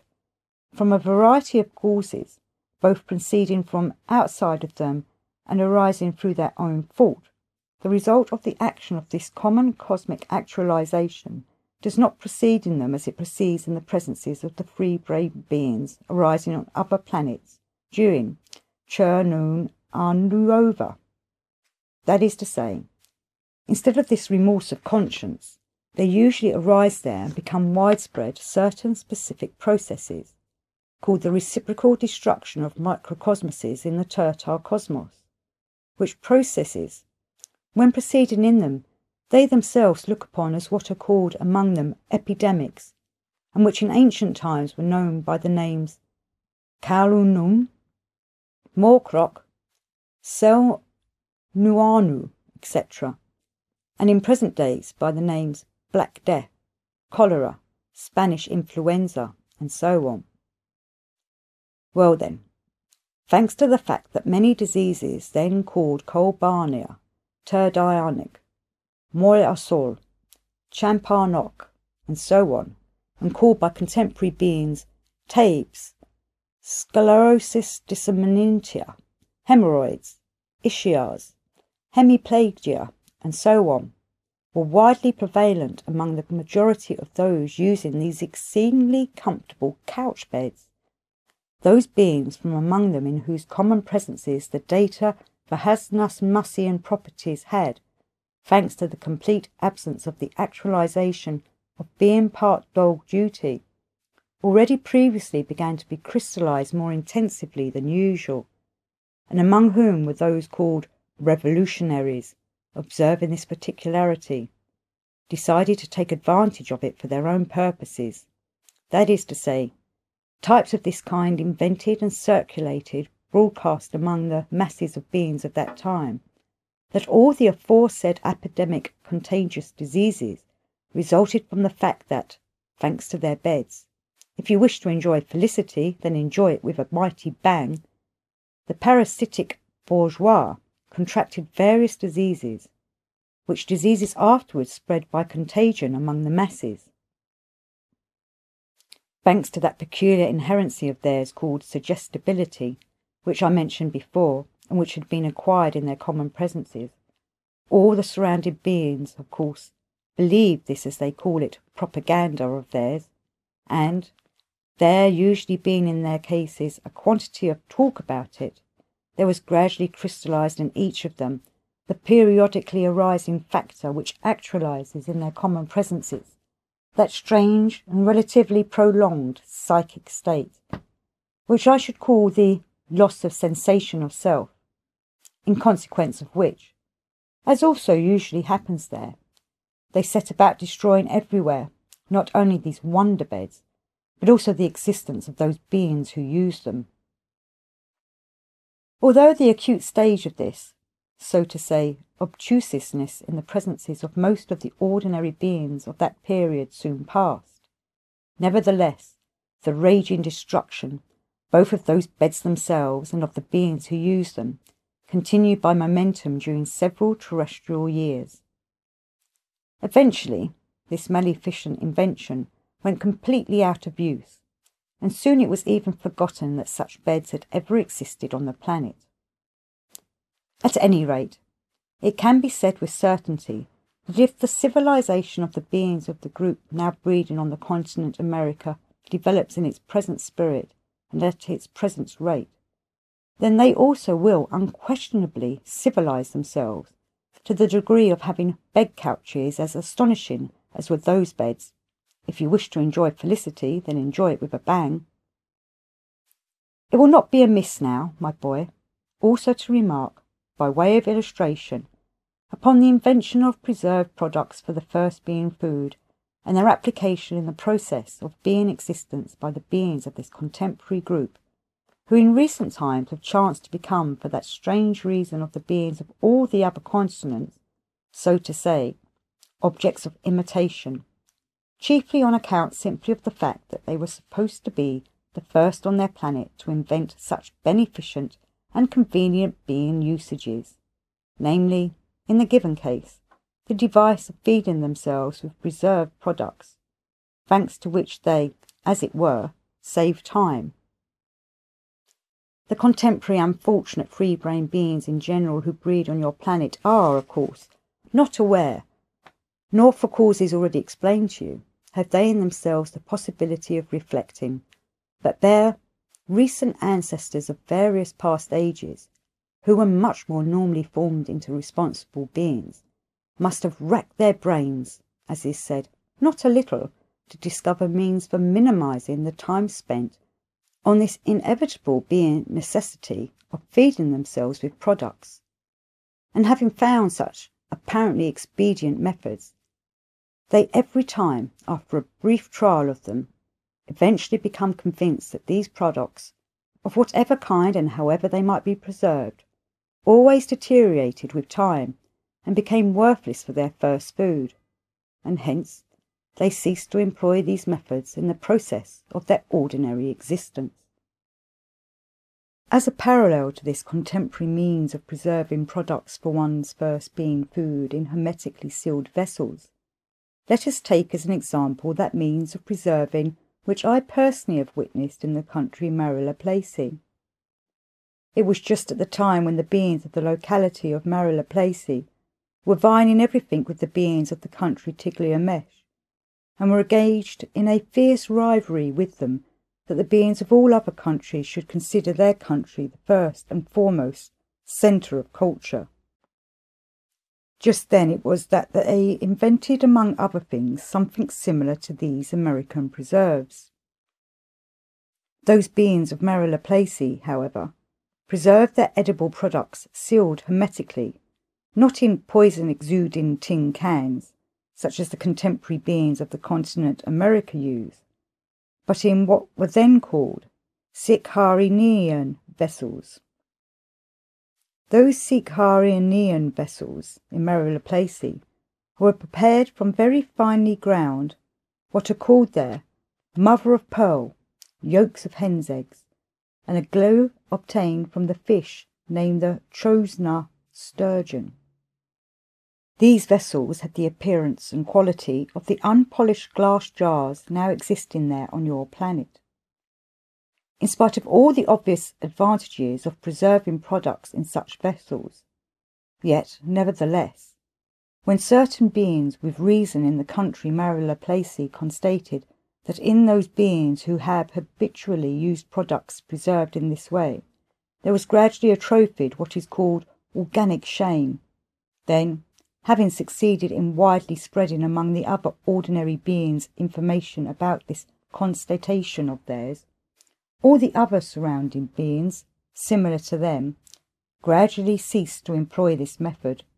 and eventually it was so completely dropped from common use that even the knowledge that such a method had ever existed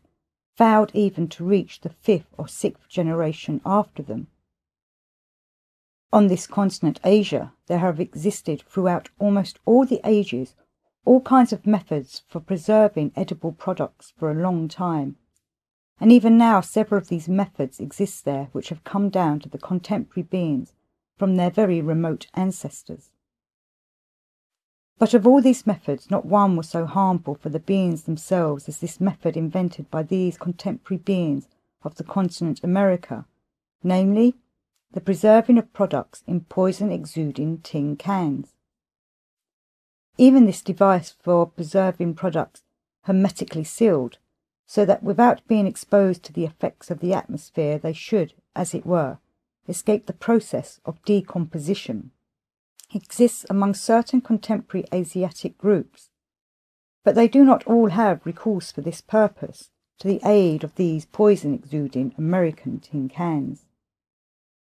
At the present time on the continent Asia,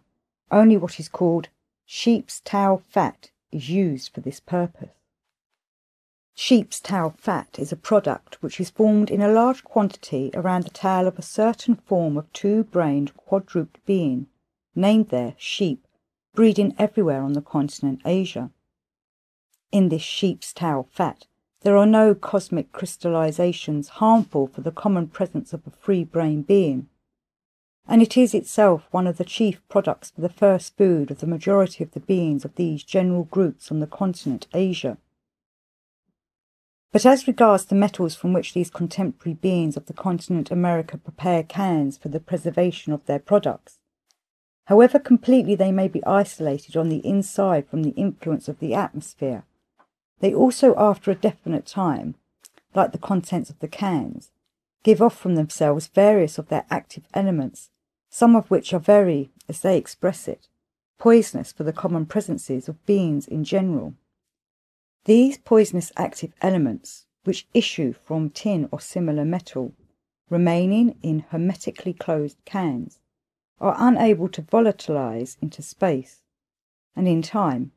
meeting among the elements of the products within these cans, certain elements which correspond to them by what is called kinship of class by number of vibrations, fuse with them according to the cosmic law named fusion, and remain in them, and together with these products, of course, afterwards enter into the common organism of the beings who consume them. Besides preserving their products in these poison-exuding tin cans so harmful for them, your contemporary favourites grouped on this continent, America, furthermore preserve them preferably in raw states. The beings of the continent Asia always preserve all their food products roasted or boiled, because, according to this custom which reached them from their remote ancestors, products preserved in this way do not decompose so rapidly as when raw. The explanation is that when a product is boiled or roasted, there is induced an artificial, what is called chemical fusion, of the several active elements of which the fundamental mass of the given product consists, thanks to which fusion many active elements useful for beings remain in the products for a comparatively much longer time.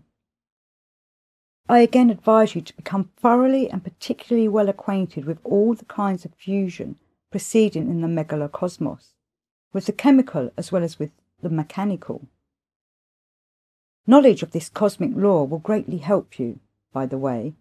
to represent to yourself and well understand why and how these numerous and varied formations are in general produced in nature,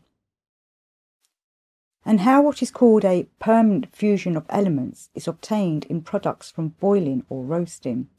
You will clearly understand if, upon reflection, you grasp merely the process which occurs during the artificial preparation of prosphoria. Prosphoria or bread is in general made everywhere by beings who are aware of its sacred significance. Only your contemporary favourites regard its preparation without any consciousness of its effect, but merely as a practice automatically transmitted to them by inheritance.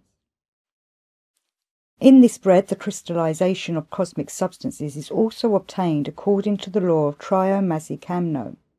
The substances from the following three relatively independent sources serving as the three holy forces of this sacred law, namely, the holy affirming or active principle is the totality of those cosmic substances composing what your favourites call water. The denying or passive principle is the totality of the substance composing what your favourites call the flour obtained from the divine wheat grain. And the holy reconciling or neutralizing principle is the substance issuing or obtained as the result of burning, or as your favourites say, from fire. For a better elucidation of the thought I have expressed concerning the significance of a permanent fusion of diverse sourced cosmic substances, let us take as an example the said relatively independent totality of substances which in the formation of this prospera or bread is the active principle, namely the relatively independent totality which is called by your favourites water. This relatively independent totality of cosmic substances named there on the earth water, being in itself, one might say, a natural mechanical mixture, can be preserved exclusively only in conditions of conjunction with common nature. If the connection of this water with common nature is cut, that is to say, if a little of this water is taken out of a river and kept separately in a vessel, then after a certain time the water in this vessel inevitably begins to be gradually destroyed, or as it might otherwise be said, to decompose, and this process, to the perceptive organs of beings, usually smells very malodorously, or, as your favourites would say, this water soon stinks. And the same will proceed with the mixture, as in the given case of this said water and flour. Only a temporary mechanical mixture, or what is called dough, will be obtained, in which this water, after lasting also a relatively short time, will inevitably begin to decompose. Further, if this dough, that is, water mixed with flour, is baked over a fire, then, thanks to the substances issuing from or formed from this fire, substances which in the given case, as I have already said, serve as the third holy neutralizing force of the sacred law of trio-masi-kamno, there will result in the given case a chemical fusion that is a permanent fusion of substances, as a result of which the new totality of substances obtained from this water and the flour, namely the prospera or bread, will now resist the merciless hydropath. That is to say, it will not decompose for a much longer time. The bread made in this way can dry, crumble, or even to be, to all appearances, gradually completely destroyed. Yet from this process of transformation, the elements of the water will, during the said fairly long time, be no further destroyed, but will remain active for the said time among what are called the enduring Prosperian active elements. And in the given case, my boy, I again repeat that if the contemporary beings breeding on the continent of Asia preserve their products exclusively only in a roasted or boiled state, and not when raw, as the contemporary American beings prefer to do, this also occurs there in consequence of the fact that these usages reached the beings of Asia from their ancestors, the term of whose communities was many centuries, and who in consequence had a long practical experience, whereas the term of the community of those American beings is still, as our wise teacher would say, only a day and a half. In order that you may better evaluate the significance of this invention of those contemporary beings breeding on the continent America, and which is, as it were, the real outcome of contemporary civilization, I do not consider it superfluous to inform you also of the methods of preserving several other products for a long time, which methods are now in use among the beings of the continent Asia. Such, for instance, is the method of preparing what is called hyaorma, a particularly favourite product of the beings of many groups of the continent Asia. This hyaorma on the continent Asia is prepared in a very simple manner, namely small pieces of well-roasted meat are tightly packed into earthenware jars, or goat skins, bordocks. A bordock is the skin stripped in a special manner from the being called goat. Melted sheep's tail fat is then poured over these roasted pieces of meat. Although the pieces of roasted meat thus covered with fat do also gradually deteriorate with time,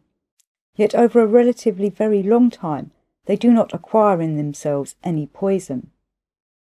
The beings of the continent Asia use this hyaorma either cold or heated up. In the latter case, it is as if the meat were freshly killed. Another very favourite product there, preservable for a long time, is what is called yagliamish, which consists of nothing else than various fruits. For this purpose, fruits freshly gathered from the tree are immediately strung on a cord in the form of what is called a necklace, and then thoroughly boiled in water. When these odd necklaces are cooled, they also are dipped several times in melted sheep's tail fat, and, after all this, they are hung up somewhere where they are exposed to the effects of a current of air. However long fruit prepared in this way may hang, it scarcely ever spoils, and when these odd necklaces are to be used for food, they are put into hot water for a little, whereupon all the fat on them being heated entirely disappears, and the fruit itself is as if it had been freshly picked from the tree. Even though fruit preserved in this manner differs very little in taste from fresh fruit, and will keep a very long time, nevertheless, all the well-to-do beings of the continent Asia prefer fresh fruit. And this is obviously because in most of them, as direct descendants of the beings of long-existing ancient communities, thanks to the possibilities which have reached them by inheritance, the crystallizing of data from the instinctive sensing of reality proceeds much more intensely in them than in most of your other contemporary favourites. I repeat, my boy, that there on your planet, the beings of past epochs, especially those breeding on this continent of Asia, had already many times attempted to use various methods of preserving products for a long time, and it always ended as follows. First of all, certain persons, thanks to their conscious or accidental observations, discovered the undesirable and harmful consequences of this kind of practice both for themselves and for those near them, and then they communicated this to all the other beings, who, having also made observations with as much impartiality as possible towards themselves, also became convinced of the correctness of these deductions, and ultimately they all ceased to employ these practices in the process of their existence. Even quite recently, on this same continent Asia, certain beings again attempted not only to find a method by which it might indeed be possible to preserve their edible products for a long time without deterioration, but they even tried to find some entirely new means for minimizing as much as possible the time spent on this inevitable being need of feeding on the first food. And this time they were almost on the verge of discovering a very suitable method for this purpose. I can give you satisfactory details concerning the interesting results of their new investigations in this sphere, because I not only personally knew the terrestrial free-brained being who by his conscious labours discovered the said method, but was even present personally at several elucidatory experiments upon the possibilities of applying this method to beings conducted by the initiator himself of the, so to say, new investigations. His name was Asimon, and he was a member of a group of contemporary Asiatic free-brain beings who, having cognized their slavish dependence upon certain causes within themselves, organized a collective existence for the purpose of working upon themselves to deliver themselves from this inner slavery. It is interesting to notice that this group of contemporary terrestrial free-brain beings, one of whom was this brother Asimon, had previously existed in the country formerly Pearl Land, now called Hindustan. But afterwards, when beings from the continent of Europe appeared there and began disturbing them and hindering their peaceful work, they all migrated across what are now called there the Himalayan mountains, and settled partly in the country Tibet and partly on what are called the valleys of the Hindu Kush. Brother Asimon was one of those who settled in the valleys of the Hindu Kush. As time was precious to the members of this brotherhood who were working for their self-perfection, and the process of eating robbed them of a great deal of time, this brother Asimon, being very well versed in the science then called alchemy, began working very earnestly in the hope of finding what is called a chemical preparation, on the introduction of which into himself a being could exist without spending so much time in the preparation and consumption of all kinds of products for his first food. After long and intensive work, Brother Asimon found for this purpose a combination of chemical substances in the form of a powder, one small thimbleful of which, introduced into a being once in every 24 hours, made it possible for him both to exist without consuming anything else except water as food, and to perform all his being obligations without injury. When I chanced to visit this monastery where Brother Asimon existed with the other brethren of the said small group of your contemporary favourites, this preparation had already been used by all the brethren for 5 months, and Brother Asimon, with the participation of others of the brethren, who were also very familiar with this question, was intensely busy with elucidatory experiments on a large scale. And these same experiments showed them that this preparation could not ultimately suffice for normal being existence. After this constatation of theirs, they not only entirely ceased the use of this preparation, but even destroyed the very formula for preparing it which Brother Asimon had found. Several months later I again happened to come upon that monastery, and acquainted myself personally with the document of these brethren, which had been composed by them on the day when they finally ceased the use of this indeed astonishing preparation. This document contained, among other things, several very interesting details about the action of this said preparation of Asimon. It was stated that when this preparation was introduced into the presence of a being, it had, besides its nourishing property, a particular action upon what are called the wandering nerves of the stomach, from which action not only did the need for food immediately cease in beings, but furthermore every desire to introduce into oneself any other audible product whatsoever entirely disappeared. And if something should be forcibly introduced, it took a long time before the disagreeable sensation and state thus provoked would pass. It was also stated that at the outset no change was noticed in the presence of beings who fed on this preparation. Even their weight did not diminish. Only after 5 months did its harmful effect begin to be evident in the common presence of a being in the gradual weakened functioning of certain perceptive organs and of the manifestations of their, so to say, ableness and sensitiveness. For example, their voices would grow weaker, and their sight, hearing, and so on worse. Furthermore, in several of them, from the beginning of the derangements of these being functions, changes were observed in their common psychic state. In the document composed by these brethren, there were, among other things, a lengthy description of the changes in the character of beings after 5 months' use of this remarkable preparation of Aziman, and, in illustration, some very excellent and apt comparisons were given. Although the examples themselves which were given for comparison in this document have not remained in my memory, yet thanks to the, so to say, flavour of them which I have retained, I shall be able to give you their purport if I use the language of our respected Mullah Nasir Eddin. For example,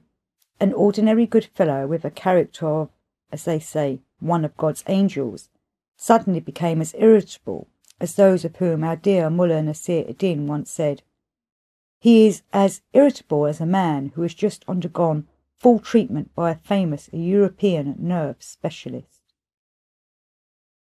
Or again, beings who one day had been as pacific as the little butter lambs which the pious place on the festal table at their most important religious feasts, would on the next day get as exasperated as a German professor when some Frenchman, also a professor, discovers something new in contemporary science. Or again, a being whose love resembled that of a contemporary terrestrial suitor for a rich widow, of course before he has received a single penny from her, would turn just as spiteful as one of those malicious persons who, foaming at the mouth, will hate that poor author who is now writing about you and me in his work entitled An Objectively Impartial Criticism of the Life of Man. This poor upstart author, by the way, will be hated both by the full-bodied materialists and by the 96-carat deists, and even by those of the free-brained beings who have taken your fancy, who, when their stomachs are full and their mistresses are for the moment making no scenes, are incorrigible optimists, but who, quite the contrary, when their stomachs are empty, are hopeless pessimists. Now, my boy, that we have mentioned this queer upstart writer, there is nothing for it but to inform you here of a certain perplexity which already long ago arose in me in regard to him, and which has progressively increased, and that is concerning a naivety of his. I must explain that from the very beginning of his responsible existence, he also became, whether by accident or by the will of fate, I do not know, a follower, and in fact a very devout follower, of our wise and esteemed Mullah Nasir Eddin. And furthermore, in the ordinary process of his being existence, he has never lost the smallest opportunity to act entirely according to Mullah Nasir Eddin's unprecedentedly wise and inimitable sayings. And now, according to the information which has received me by epherogram, all of a sudden he appears to be constantly acting contrary to one of the very serious and exceptionally practical counsels, certainly not accessible to everybody, of this teacher above all teachers, which is formulated in the following words: Ek, brother, here on the earth if you speak the truth you're a great fool, whereas if you wriggle with your soul you are only a scoundrel, though also a big one. So it is best of all to do nothing, but just recline on your divan and learn to sing like the sparrow that had not yet turned into an American canary. Now, my boy, observe carefully the information about the causes of the gradual disharmonization in the presences of these contemporary beings of the continent America of their second fundamental being function, namely, the function of sex. The disharmony of this function in them is due also to several causes of diverse character, but the fundamental cause, in my opinion, is their negligence, engendered in their essence and already quite fused with their nature, in keeping their sex organs clean.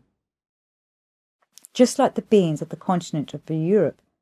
the care they give to their faces and their use of what is called facial cosmetics are only equalled by their neglect of these said organs of theirs, whereas more or less conscious free-brained beings are required to observe the utmost cleanliness in respect to just these organs. They cannot, however, be entirely blamed, because in this respect the beings of the continent of Europe are most at fault with their customs existing in the process of their ordinary being existence. The point is that this as yet recently arisen contemporary large group is almost exclusively formed and continues to be supplied with beings from various large and small groups populating the continent of Europe. The result is that even if the majority of the free-brained beings now composing this newly formed large group there are not themselves emigrants from the continent of Europe, their fathers or grandfathers were, who, migrating to this continent of America, took along with them also their European customs, among which were those which brought about this uncleanliness in respect of their sex organs. So, my boy, when I now tell you how the matter stands as regards the sex question among the Americans, bear in mind that everything I say will also refer to the beings of the continent of Europe. The results of this uncleanliness of the contemporary free-brained beings of the planet Earth,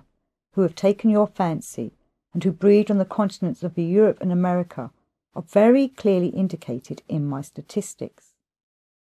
Let us take, for example, what are called there venereal diseases. These diseases are so widespread on the continent of Europe and on this continent of America that at the present time you will scarcely ever meet a being who has not one or another form of these diseases. There is no harm in your knowing, among other things, a little more about these interesting and peculiar data, which, in my statistics, indicate in figures how much more of these diseases there is among the beings of the continents in America and Europe than among those of the continent Asia. Many of these venereal diseases are entirely absent among the beings of the old communities of the continent of Asia, whereas among the beings populating the continents of Europe and America, these diseases are almost epidemical. Let us take, for example, what is called clap, or as scientists there call it, gonorrhea. On the continent of Europe and America, almost all the beings, both of male and female sex, have this disease in one of its different stages. But on the continent Asia, it is met with only on the borders where beings frequently mix with the beings of the continent of Europe. A good example of what has just been said are the beings belonging to the group existing there under the name Persia, which occupies a relatively large territory on the continent Asia. Among the beings dwelling in the central, eastern, southern and western areas of this relatively large territory, the mentioned diseases are not to be found at all. But in the northern part, especially in the locality called Azerbaijan, which comes into direct contact with the large half-European, half-Asiatic community called Russia, the percentage of beings infected with this disease increases more and more in proportion to their proximity to this Russia. And exactly the same occurs in other eastern countries of the continent of Asia. The percentage of this disease increases proportionately to the contact of their beings with the beings of the continent of Europe, for example, in the country called India and partly in China. This disease has in recent times become widespread among the beings there, chiefly in those places where they come into contact with the European beings of the community England. It can thus be said that the chief disseminators of this disease among the beings of the continent Asia are, from the northwestern side, the beings of the large group Russia, and from the eastern side, the beings of the community England. The cause of the absence of this disease, as well as of many other evils in the said parts of the continent of Asia, is, in my opinion, that the majority of the beings of the continent Asia have several very good customs for their everyday existence, which have reached them likewise from their ancient ancestors. And these customs are so deeply implanted in their everyday existence by their religion, that at the present time, observing them mechanically without any wiseacring, beings are thereby more or less insured against several evils which, owing to the abnormally established conditions of being existence, have been gradually formed and still continue to be formed in uncountable numbers on that ill-fated planet. The beings of most of the groups on the continent Asia are safeguarded against many venereal diseases, as well as against any other sexual abnormalities, if only, for instance, by such customs known there by the names Zuniat and Abdes. The first of these customs, namely Suniat, or as it is otherwise called, circumcision, not only saves most of the Asiatic beings of responsible age from many venereal diseases there, but also safeguards many of the children and youths of that continent against the scourge mercilessly spread among the children and youths of the continent of Europe and America, namely that scourge known there under the name onanism. According to this custom, the beings of responsible age in most of the contemporary groups of the continent of Asia usually perform on their results, that is to say, on their children, at a certain age, a ritual which consists in this, that in the case of boys they cut what they call the frenum and prepuce of the penis. And today those children of your contemporary favourites, who of course automatically are subjects of this custom, are almost completely safeguarded against the inevitable results of several evils already definitely fixed in the process of the existence of your favourites. For example, according to my statistics, the said scourge that is children's onanism is scarcely met with among the children of those free-brained beings there who observe this custom of circumcision,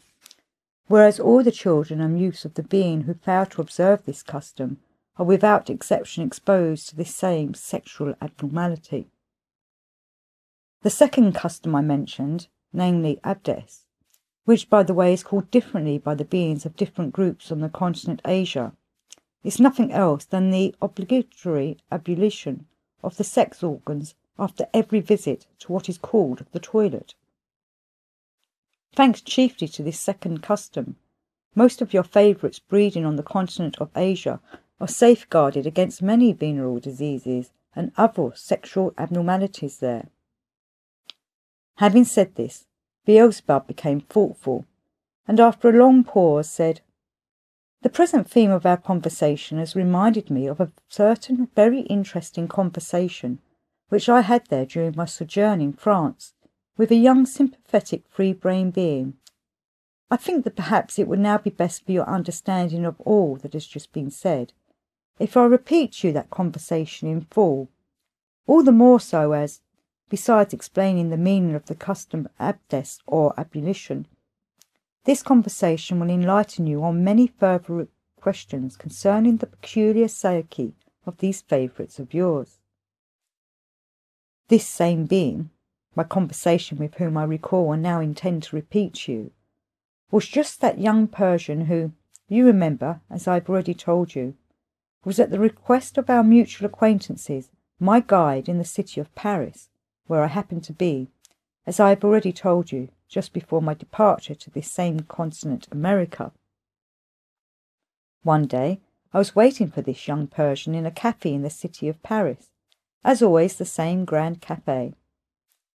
When he arrived, I noticed by his eyes that this time he was, as they say there, more drunk than usual.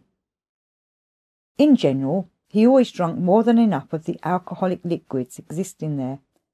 and when we happened to be together in Paris, in the restaurants of Montmartre, where it was obligatory to order champagne, which I neither liked nor drank,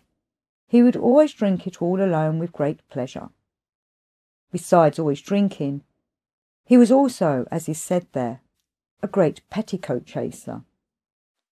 The moment he saw what they call there the pretty face of a being of the female sex, his whole body and even his breathing suddenly changed. When I noticed that he was this time more intoxicated than usual, and when, having sat down beside me, he ordered coffee with what is called there an apéritif, I asked him, "Explain to me, please, my young friend, why do you always drink this poison?" To this question of mine he answered, "Heck, my dear doctor, I drink this poison in the first place because I'm so accustomed to it that I cannot now stop drinking without suffering. And secondly, I drink it because only thanks to the effect of the alcohol can I calmly look on at the obscenity which goes on here," he added, waving his hand around. I began drinking this, as you called it, poison, because the accidental and for me unlucky and wretched circumstances of my life were so arranged that I had to come and live a long time in this maleficent Europe. I first began to drink because everybody here whom I met also drank, and unless you drink, you are called a woman, a girl, Dolly, dearie, sissy, ninny, and similar derisive names. Not wishing my business acquaintances to call me by these offensive names, I also began to drink. And in addition, thanks also to the fact that when I first came over to Europe, conditions of life here in respect of morality and patriarchality were entirely in contrast with those conditions in which I was born and brought up. I, seeing and perceiving all this, used to experience a painful feeling of shame and an unaccountable embarrassment. At the same time, I noticed that from the effect of the alcohol I drank, not only was the depression I experienced alleviated, but I could look upon it all quite calmly, and even had the wish to participate in this abnormal life, so contradictory of my nature and my established views. Thus it came about that every time I began to feel the same unpleasant sensation, I began to drink this alcohol, even with a feeling of some self-justification, and in this way become gradually accustomed to this, as you have quite justly called it, poison. Having said this with a perceptive impulse of heartfelt grief, he paused a while to puff at his cigarette mixed with tabac, and, taking this opportunity, I asked him as follows. "Well, all right. Let us assume I have more or less understood your explanation of your inexcusable drunkenness, and can put myself in your position. But what do you say about your other, and from my point of view, also inexcusable vice, namely, your petticoat drooling? Why, you run after every petticoat if only it hangs about someone with long hair." At this question of mine, he, sighing deeply, resumed his speaking as follows. "It seems to me that I got this habit, as well, partly for the reason I mentioned, but I think this weakness of mine can be explained by still another very interesting psychological cause." Of course I expressed the desire to hear him, but first I suggested our going inside that grand café, into the hall of the restaurant itself, as it was already getting damp out of doors. When we were seated in the hall of the restaurant and had ordered their famous champagne, he continued as follows. "When you lived among us in Persia, my dear doctor, you perhaps happened to observe the attitude existing there, very specific for us Persians, of men towards women. Namely, among us in Persia, men have two definite, one can say, organic attitudes towards women, in accordance with which women are, for us men, even unconsciously on our part, very sharply divided into two categories. The first attitude is towards the woman, the present or future mother, and the second towards the woman female. This property of the men of our Persia, who have in their nature data for these two independent attitudes and for this instinctive feeling, began to be formed only recently, about 2.5 centuries ago. According to the explanations once given me by my mullah uncle, whom those around him called behind his back a mullah of the old school, it seems that 2 or 3 centuries ago, owing to causes evidently ensuing from certain higher world laws, Men began to make war on each other everywhere on the earth, and especially among us in Asia, more intensively than usual, and at the same time, somehow, in most of the men, the feeling of piety began very distinctly to decline, and in some of them entirely disappeared. And just at that period a certain form of psychic disease spread among men, from which many who were infected by it ultimately either became quite insane or committed suicide. Then certain wise men of various independent groups on the continent of Asia began, with the help of various persons representative of medicine of that time, which, by the way, was then very superior to contemporary medicine, very earnestly to seek the causes of that human misfortune. After long impartial labours, they discovered, in the first place, that the men who contracted this disease were exclusively those in whose subconsciousness, for some reason or other, there never arose any impulse of faith in anybody or in anything, and secondly, that those adult men who periodically performed the normal ritual of intercourse with women were not at all subject to this disease. When the news of this conclusion of theirs spread over the continent of Asia, all the rulers and chiefs of the separate Asiatic groups of that time grew alarmed, as almost all the regular troops at their disposal consisted of adult men, and moreover, the constant wars permitted none of them to live normally with his family. In view of the fact that at that period all the governments of the separate Asiatic countries needed and wished to have healthy and strong armies, they were compelled to conclude a truce, and either themselves assemble or send their representatives to one place, namely to the capital of what was then called the Kilimantushinian Khanate, in order jointly to find a way out of the situation which had arisen. After serious reflections and deliberations, these rulers of the various independent groups of Asiatic peoples, or their representatives, together of course with the representatives of medicine of that time, then came to the conclusion that it was possible to deal with the situation which had arisen only if what is called prostitution should be established everywhere on the continent of Asia, as is now the case on the continent of Europe,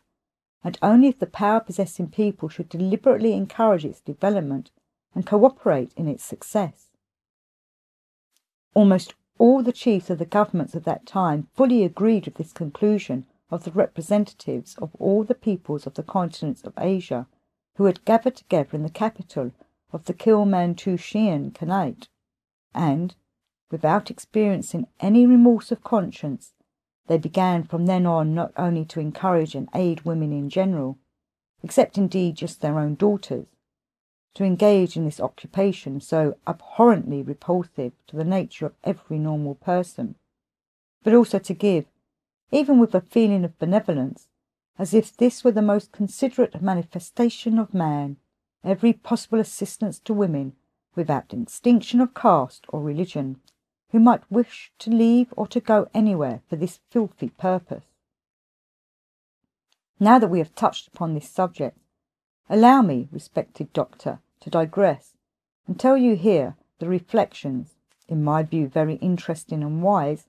of this same mullah uncle of mine concerning the causes in general of the arising of this evil and scourge of contemporary civilization. Once, on one of the days of Ramadan, when we were conversing as usual while awaiting the call of the mullah of our district announcing the meal hour, and we happened to be speaking about this human scourge, he then, among other things, said, "It is wrong and unjust of you to blame and despise all women of this kind. Most of them are not themselves personally to blame for their sad lot. One should blame exclusively only their parents, husbands, and guardians.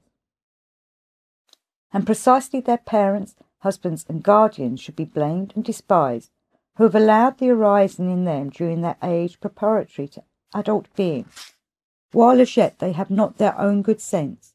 of the property called laziness. Although at this age this laziness is as yet only automatic in them, and young people have not to make very great efforts to overcome it, and are able in consequence, on acquiring their own good sense, not to allow it to gain complete control of them. Yet nevertheless, as regards the organisation of women's psyche, the active principle must, owing to results not dependent on our will, but ensuing from world laws, unfailingly participate in every initiative and in every good manifestation of theirs.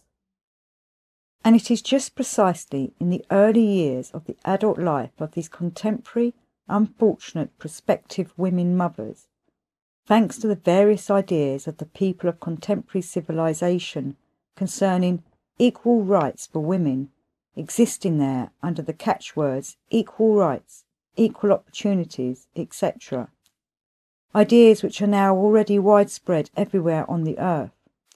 which are naive to the understanding of a man who has lived his life normally, and which are unconsciously accepted also by the majority of contemporary men, that these contemporary, not yet completely formed prospective women mothers, on the one hand,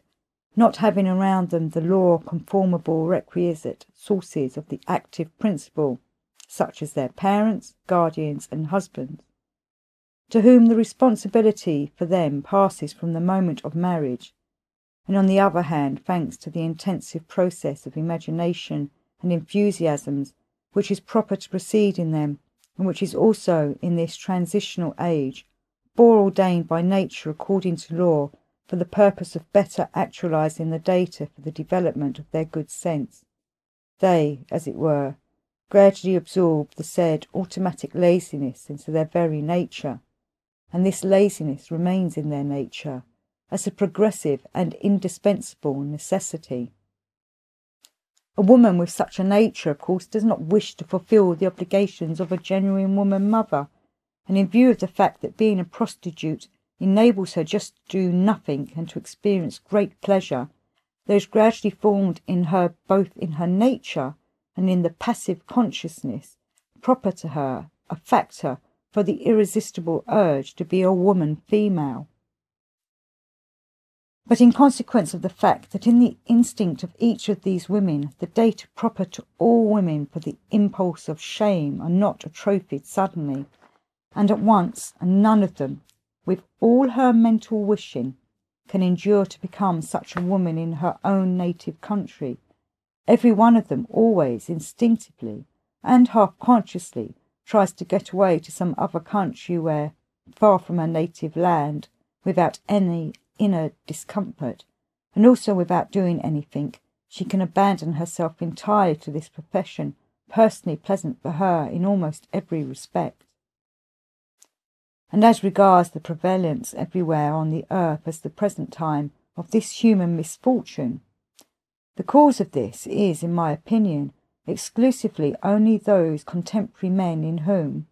owing to the same reasons, there arises, as in those young women, future prostitutes, a similar what is called organic essential need to do nothing except enjoy oneself. And one of the forms of satisfying the criminal need of these ulcers among contemporary people consists, in the given case, in enticing and assisting such women to leave their native land for some foreign country. It has already been noticed by many contemporary sensible people that these two different sexes, victims of the same disease, as a rule consciously and instinctively seek and find each other, and in the given case they exemplify the proverb which has existed from olden times: one fisherman recognises another from afar. And so, respected Doctor, thanks just to the aforesaid causes wisely understood by my uncle, many women prostitutes from various other countries then appeared after several years among us in Persia, and owing to the instinctive attitudes which, as I have already said, have been acquired during centuries by the local women of Persia, without distinction of religion towards morality and patriarchality in family traditions, these foreign women were unable to mix with the general mass of Persian women, with the consequences that from then on there began to be among us the two categories of women I have mentioned. Well then, owing to the fact that the majority of these foreign women, living freely among us in Persia and going about everywhere in the markets and other public places, often became objects for the gaze of our Persian men. There was gradually formed in the latter, of course unconsciously, along with the already existing attitude towards women as mothers, yet another attitude towards women as simply females. The property of having this definite double attitude towards women, being transmitted by inheritance from generation to generation, has even, among us, finally become so rooted that at the present time our men not only distinguish these two categories of women by their appearance as easily as one distinguishes between a man, a sheep, a dog, an ass, etc., but there has even been formed in them a certain something which instinctively prevents them from mistaking a woman of one category for a woman of another. Even I myself could always unmistakably tell, from a distance, what sort of woman was passing. How I could tell this, whether by their walk or by some other sign, with the best will in the world, I could not now explain, but it is a fact that I could tell and was never mistaken, although, as I've already told you, both categories of women wore similar vows. And every normal Persian, normal in the sense of not being under the influence of tobacco, alcohol or opium, the consumption of which has in recent times been unfortunately spreading among us ever more and more, can always unmistakably tell which woman represents a woman mother and which a woman female, that is, a prostitute. To every normal Persian among us, a woman mother, to whatever religion she may belong, and regardless of family and personal relationships, is as his own sister, and a woman of the second category simply an animal who infallibly evokes in him a feeling of aversion. This property of instinctive relationship towards women is very strong in our men, as is entirely independent of our consciousness. For example, even suppose it should happen somehow or other that the youngest and most beautiful woman of any district should find herself in the same bed with a man of the same district. This Persian man, even with all his willingness, provided, I repeat, that he worked not under the influence of opium or alcohol, would be organically unable to treat her as a female. He would treat her as his own sister, and even if she herself should manifest organic actions towards him, he would only pity her the more, and regard her as possessed by an unclean power, and would try his best to help her free herself from this misfortune. And the same Persian man will, in a normal condition, also treat a woman of the second category, that is, a prostitute, as a woman female, since however young and beautiful she may be, he will inevitably experience an organic aversion to her, nor could he treat her as a woman unless there had been introduced into his organism the toxic products maleficent for people, which I have enumerated. And so, respected doctor, I lived until my 20th year in Persia under these morals and traditions like every ordinary normal Persian. At 20, on account of shares I'd inherited, I happened to become a partner in a certain large firm which exported Persian dried fruits to various European communities. And my position in this firm, thanks to various circumstances independent of me, was such that I had to be its chief local representative in those countries of the continent of Europe to which these fruits were exported. At first, as I've already told you, I went to Russia, then I went to Germany, Italy, and to other European countries, and now, finally, I've lived here in France already 7 years. In the life of none of these foreign countries does there exist any such sharply drawn distinction between these two types of women, between the woman mother and the woman prostitute, as I saw and felt during the whole of my youth in my native country. Everywhere among them the attitude towards women is purely mental, that is, only thought out, not organic. For instance, a husband here, however unfaithful his wife may be, will never know it, unless he sees or hears of it. But among us in Persia, without any seeing or any gossip, a husband can tell instinctively whether his wife is faithful, and the same thing applies to the woman. A woman among us can feel any infidelity on the part of her husband. As to this special instinctive feeling in people, several scientists from the continent of Europe have recently even made among us some very serious special investigations. As I happened by chance to learn, they came to the clear conclusion that in general where polyandry and polygamy prevail, that is to say, where more than one husband and more than one wife are permitted by the established local morality, there is acquired in people a peculiar psycho-organic particularity in their relations as men and women. This psycho-organic particularity exists also in the people of our Persia, in consequence of the fact that, as you know, we, being followers of the Mohammedan religion, have the custom of polygamy, that is to say, each man is permitted by law to have as many as 7 wives. And this psycho-organic particularity in our Persian people, by the way, is that the feeling of the husband's infidelity never arises in any of the lawful wives concerning his other lawful wives. Such a feeling appears in one of the wives only when her husband is unfaithful with a strange woman. It is only now, respected doctor, that living here in Europe and seeing all that goes on between husbands and wives, I fully appreciate our custom of polygamy, so extremely sensibly established and so beneficial both for men and for women. Although every man among us is permitted several wives, and not simply one, as is the case here in Europe, where the Christian religion which allows only one wife is predominant, yet the honesty and conscientiousness of our men towards their wives are beyond compare with the honesty and conscientiousness existing among men here towards their one wife and their family in general. Just look around and see what is going on everywhere here. Glance around merely at these rooms of the Grand Café, where besides the ordinary professional prostitutes and gigolos who are constantly here, hundreds of men and women are always sitting at the little tables, gaily conversing. Looking at these men and women now, you would say they were married couples who have come here together, either to see Paris or on some family business. But as a matter of fact, it is practically certain that in all the halls of this Grand Café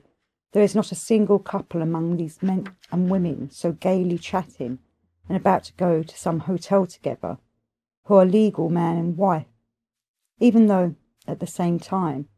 every one of them may be, on paper, a legal husband or wife. The other legal halves of the men and women sitting here, who have remained at home in the provinces, are probably now thinking and telling their acquaintances positively that their legal wife or legal husband has gone to the world capital, Paris, to make some very important purchases for the family, or to meet somebody there very important for the family, or somebody else of the same sort. But in reality, in order to get here, these birds of passage have had to intrigue for a whole year and cook up every kind of story to convince their legal halves of the necessity of their trip, and now here, in the company of deceivers and intriguers like themselves, in the name of and to the glory of the significance of the epithalamium, aided by that fine art which this great contemporary civilization has attained, they decorate their stay-at-home legal halves with the largest possible fine art horns. In Europe, thanks to the established order of family life, it has now already come about that if you meet a man and a woman together and notice that while conversing, gay tones are heard in their voices and smiles appear on their faces, you can then be quite sure that very soon, if they have not already done so, they will very effectively and without fail put on some legal half a pair of the largest and most beautiful horns. Hence it is that any one slightly cunning man here may already be accounted a very honourable man, and the patriarchal father of a family. To those around him it is of no concern that this honourable and patriarchal father of a family is perhaps at the same time, if of course his means permit, as many mistresses as he pleases on the side. On the contrary, Those around him here usually show even more respect for such a man than for one who is unable to have any mistresses at all. Here, these honourable husbands who have the means not only have on the side, in addition to their one legal wife, 7, but sometimes even 7 times 7 illegal wives. And those European husbands who have not the means of supporting several illegal wives in addition to their one legal wife spend almost the whole of their time in what is called drooling. That is to say, for days on end they stare at, and as it were devour with their eyes, every woman they meet. In other words, in their thoughts or in their feelings, they betray their one legal wife an innumerable number of times. But although among us in Persia a man can have as many as 7 legal wives, yet nevertheless all his thoughts and feelings are occupied day and night how he can best arrange both the inner and the outer life of these legal wives of his, and the latter, in their turn, are absorbed in him and try their utmost, also day and night, to aid him in his life duties. Here the reciprocal inner relationship between husband and wife is the same, just as almost all the inner life of the husband is spent in being unfaithful to his one legal wife, so also the inner life of this one wife, from the first day of their union, is always straying outside the family. For a European wife, as a rule, as soon as she is married, her husband becomes for her inner life, as they say, her own property. After the first night, being then secure in her ownership, she begins to devote the whole of her inner life to the pursuit of a certain something, that is, to the pursuit of that indefinable ideal, which from early childhood is gradually formed in every European girl, thanks to that famous education, which is ever more and more always being invented for them by various contemporary, conscienceless writers. During my stay in these European countries, I have observed that there is never formed in the being of a woman here that something which should, in her as in our women, constantly maintain what is called organic shame, or at least the disposition to it, upon which feeling, in my opinion, what is called wifely duty is based, and which is just what instinctively aids her to refrain from those actions which make a woman immoral. That is why every woman here can very easily, at any favourable opportunity, without either suffering or remorse of conscience, betray her legal husband. It is, in my opinion, owing to the absence of this shame in them, that here in Europe the line dividing the woman mother from the woman prostitute has gradually ceased to exist, and that these 2 categories of women have already long ago been merged into one, so that at the present time there is neither in the mind nor in the feelings of the men here that division of women into 2 categories which almost every Persian makes. Here one can now distinguish the woman mother from the woman female only if one sees all her manifestations with one's own eyes. In the European conditions of family life, owing to the absence of the beneficent institution of polygamy, an institution which in my opinion should long ago have been introduced here, if only for the simple reason that, as statistics show, the women here far outnumber the men. There are thousands of other discomforts and improprieties which need not exist at all. And so, respected doctor, the fundamental cause of my second vice was that being born and brought up in traditions of morality entirely opposed to those here, I came here at an age when the animal passions in a man are especially strong. The ensuing evils for me personally arose chiefly from the fact that I came here while still very young, and, according to the notions here, handsome, and owing to my genuine southern type, a great many women here for whom I represented a new and original type of male began a regular hunt after me. They hunted me like big game, and I was big game for them, not only on account of my specific type, a genuine southerner, but also on account of my gentleness and courtesy towards women, properties which had been instilled in me from my earliest childhood in my associations with our Persian women mothers. When I came here and began meeting the women here, I was, of course, even unconsciously on my part, gentle and courteous towards them also. And so, meeting with the women here, and at first only talking with them, chiefly on the subject of contemporary civilization, and of the backwardness, as it were, of our Persia in comparison, I then, of course, under the influence of alcohol, which I was then already consuming in rather large quantities, fell for the first time,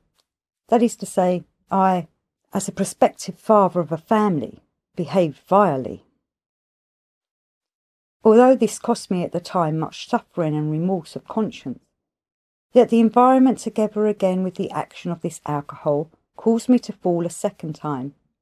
and thereafter everything headed, so to say, down an inclined plane, and led to the point where I am now, indeed, in this respect, a most filthy animal. Especially now at times, whenever I happen to be completely free from the influence of alcohol, I suffer moral anguish, and loathe myself with the whole of my being, and at such moments I hasten all the more to pour this alcohol into myself again in order to forget myself, and thus drown my sufferings. Having lived this ugly life in the countries of Europe I enumerated, I finally settled down here in Paris, in precisely that European city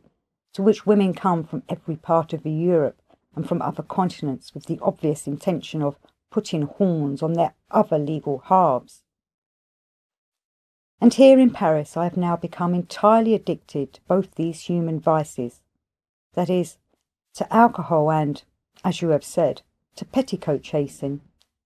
and I run left and right without any sane reasoning at all. And now the satisfaction of both these vices is more necessary to me than the satisfaction of my hunger. That is how it has all gone with me up to the present moment, and what will come next I do not know and do not care to know. I always even try my best and struggle with myself not to think about it. As he said these last words, he sincerely sighed and dejectedly dropped his head. I then asked him, "But tell me, please, are you really not afraid of being infected with those terrible diseases which these women usually suffer from, whom a petticoat chaser like you runs after?"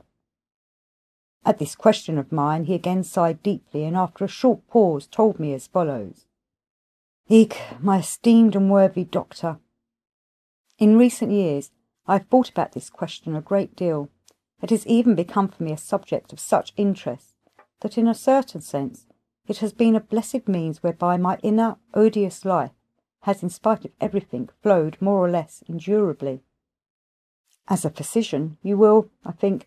probably be greatly interested to know how and why this same question interested me so much several years ago, and to what conclusions I arrived after I had, in a relatively normal state, very seriously observed and studied it. About 5 years ago I had such a fit of depression that even alcohol scarcely had any effect on me, nor pacified my psychic state. And it so happened just then that I often met with certain acquaintances and friends who talked a great deal about filthy diseases, and how easily one could be infected with them. From these conversations I myself began thinking rather often about myself, and little by little I began fretting about my health almost like a hysterical woman. I used often to reflect that being almost always drunk and constantly having affairs with such infected women, then evidently, even if for some reason or other I had so far no obvious symptoms of these diseases, I must nevertheless, in all probability, be already infected with one of them. After such reflections, I first began consulting various specialists in order to find out what were the early symptoms of whatever disease I already may have had. Although none of the local specialists found anything at all in me,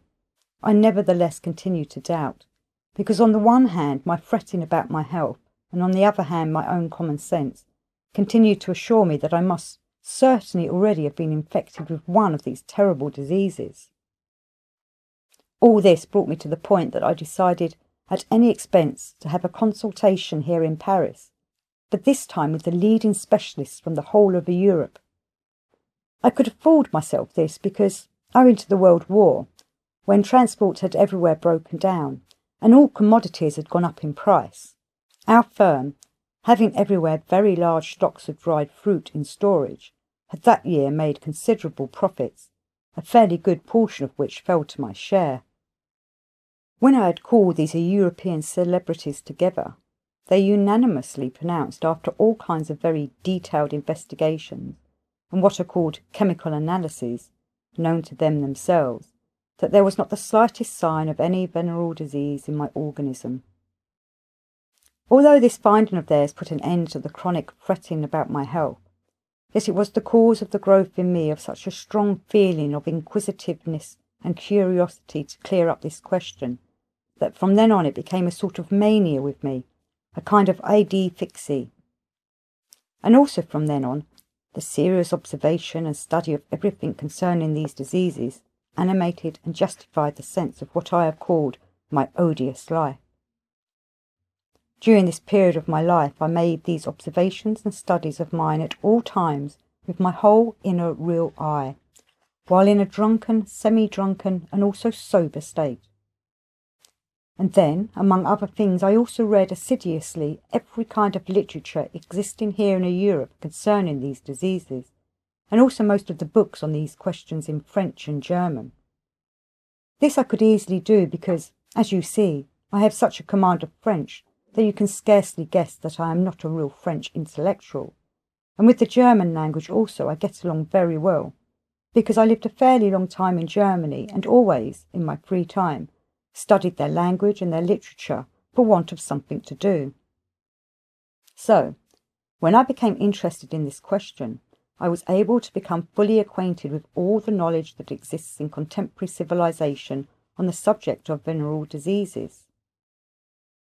In this literature there appeared to be hundreds of theories and hundreds of hypotheses concerning the causes of venereal infection, but I could not discover one convincingly categorical explanation how and why some people are infected with these diseases and others not, and I soon became convinced that I could not clear up this for myself with the knowledge existing on this question at the present time here in Europe. From all this literature, putting aside, of course, and not even mentioning the multitude of those fixed scientific books here, whose contents immediately show every more or less normal person that they were written by people who were, as is said, complete ignoramuses on these questions. That is to say, not specialists in human diseases at all. I got the general impression that people were infected and fall ill with venereal diseases only owing to their own uncleanliness. When I made this categorical deduction, there was nothing left to me but to concentrate all my attention upon finding out in what my personal cleanliness particularly consisted, which had so far protected me against infection. I then began to deliberate with myself as follows. I do not dress any more cleanly than everybody else living here in Europe. I wash my hands and face every morning also like everybody else. Once a week I make a point of going to a Turkish bath. Also, it seems, like everyone. And in this way I turned over many things in my mind, and with the result I found nothing in which, in this respect, I was exceptional. And yet the fact remained that, from my loathsome life, I of course ran more chances of being infected. From then on my thoughts were guided by two definite convictions already fully established in me. In the first place, that anyone having relations with such women must inevitably, sooner or later, be infected, and secondly, that only cleanliness protects one from such infection. In this manner I continued to reflect for a whole week, until I suddenly remembered a certain habit of mine which here in Europe I always scrupulously concealed from my acquaintances. I remembered, namely, about that habit of mine which is called among us in Persia abdes. The custom of abdes, which, according to the notions here, might be called ablution, is one of the chief customs amongst us in Persia. Strictly speaking, every follower of the Mohammedan religion must obey this custom, though it is practised particularly strictly only by Mohammedans of the Shiite sect. and as almost the whole of Persia is composed of Shiites, the custom is nowhere so widely spread as among us in Persia. This custom is that every adherent of the Shiite sect, male as well as female, must, after every toilet, unfailingly wash his sexual organs. For this purpose, every family has the necessary appurtenances, considered among us even as the most important, consisting of a special vessel, a particular kind of bowl called ibrik. And the richer the family, the more of these bowls they must have, since such a bowl must at once and without fail be put at the disposal of every newly arrived guest. I myself was from early childhood also personally accustomed to this habit, and it gradually so entered into my daily life that even when I came here to Europe, where this custom does not exist, I could not live a single day without making this ablution. For instance, it is much easier for me to go without washing my face, even after a debauch, than not to wash certain parts of my body with cold water after the toilet. At present, living here in Europe, I not only have to put up with a great many inconveniences owing to this habit of mine, but I even have to forego some of the modern comfort of which I could easily afford. For instance, I now live in Paris, where, owing to my means, I could well afford to live at the very best hotel with every modern comfort. But, thanks to this habit of mine, I cannot do this, but am obliged to live in some dirty hotel situated far from the centre, and from all those places where I have to be almost every day.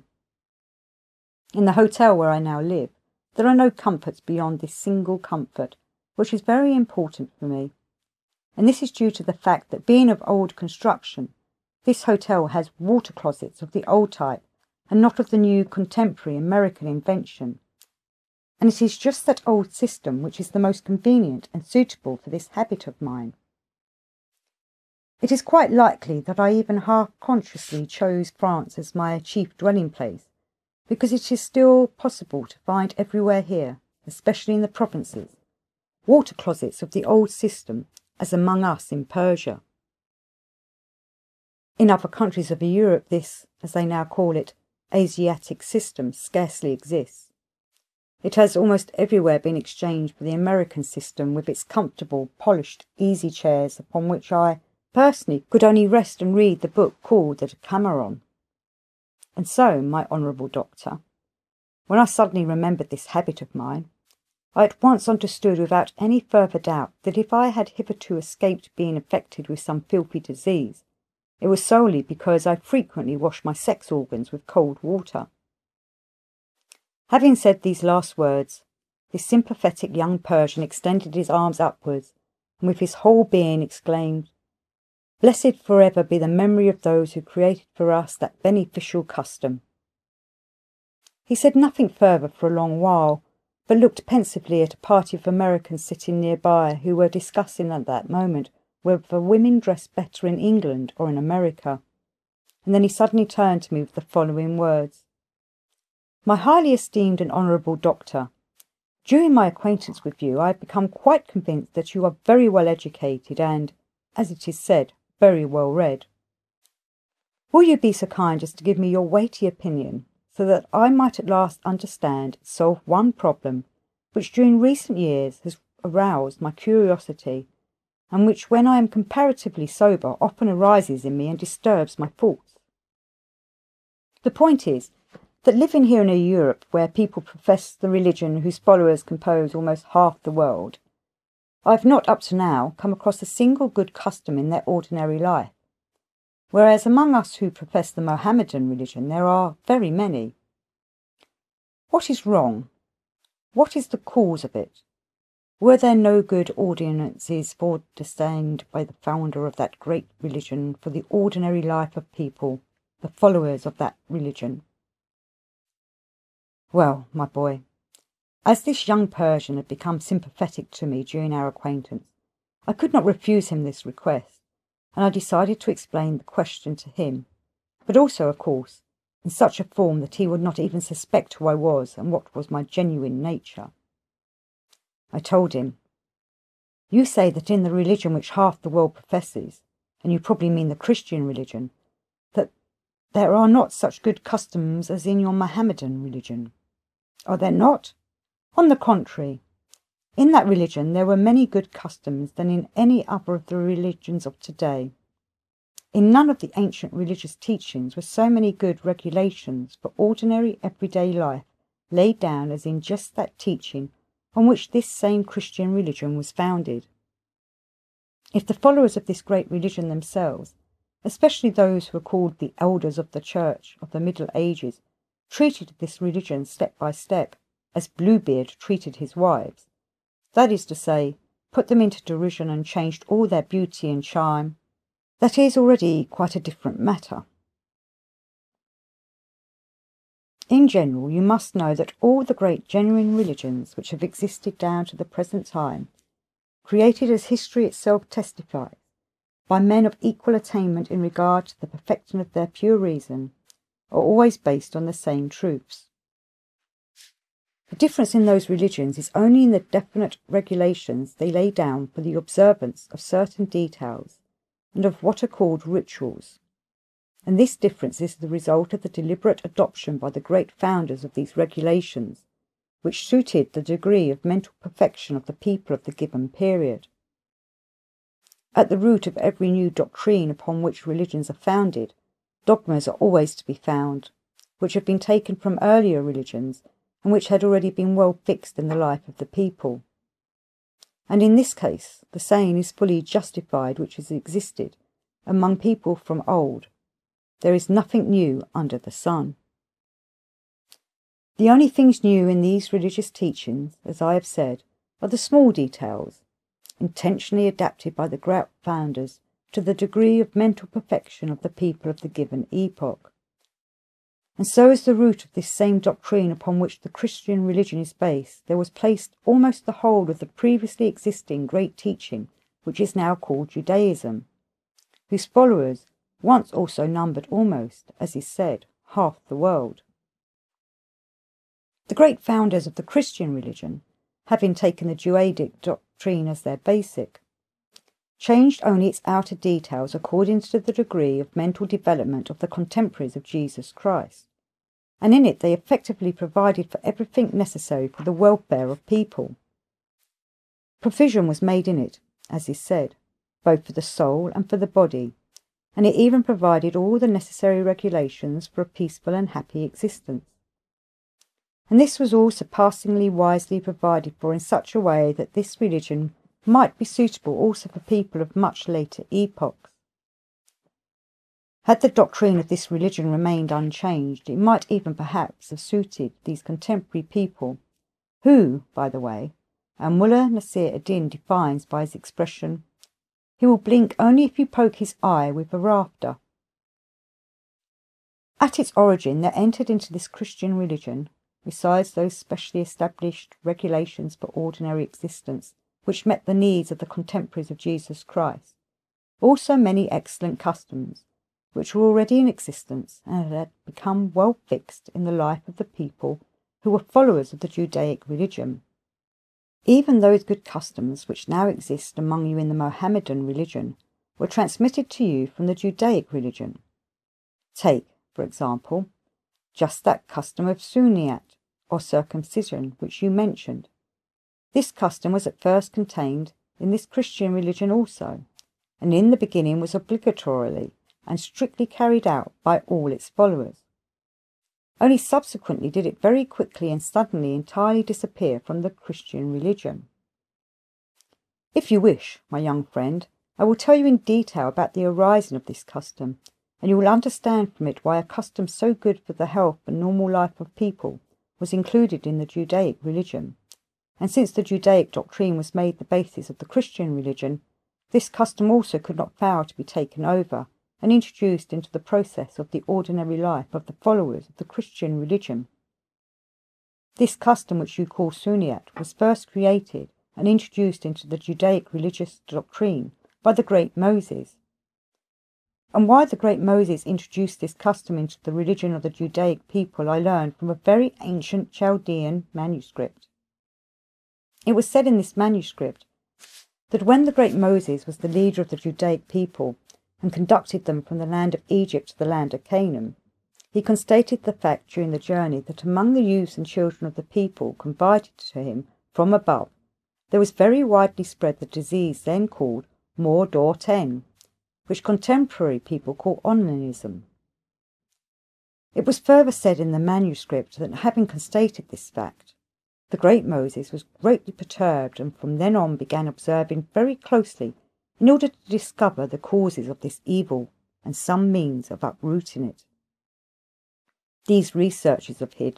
led this incomparable sage later to write a book under the title of Tukha Tes Nalul Pan, which in contemporary language means the quintessence of my reflections. With the contents of this remarkable book I also once happened to become acquainted. At the beginning of the explanation about the disease mor d'or ten, it was said, among other things,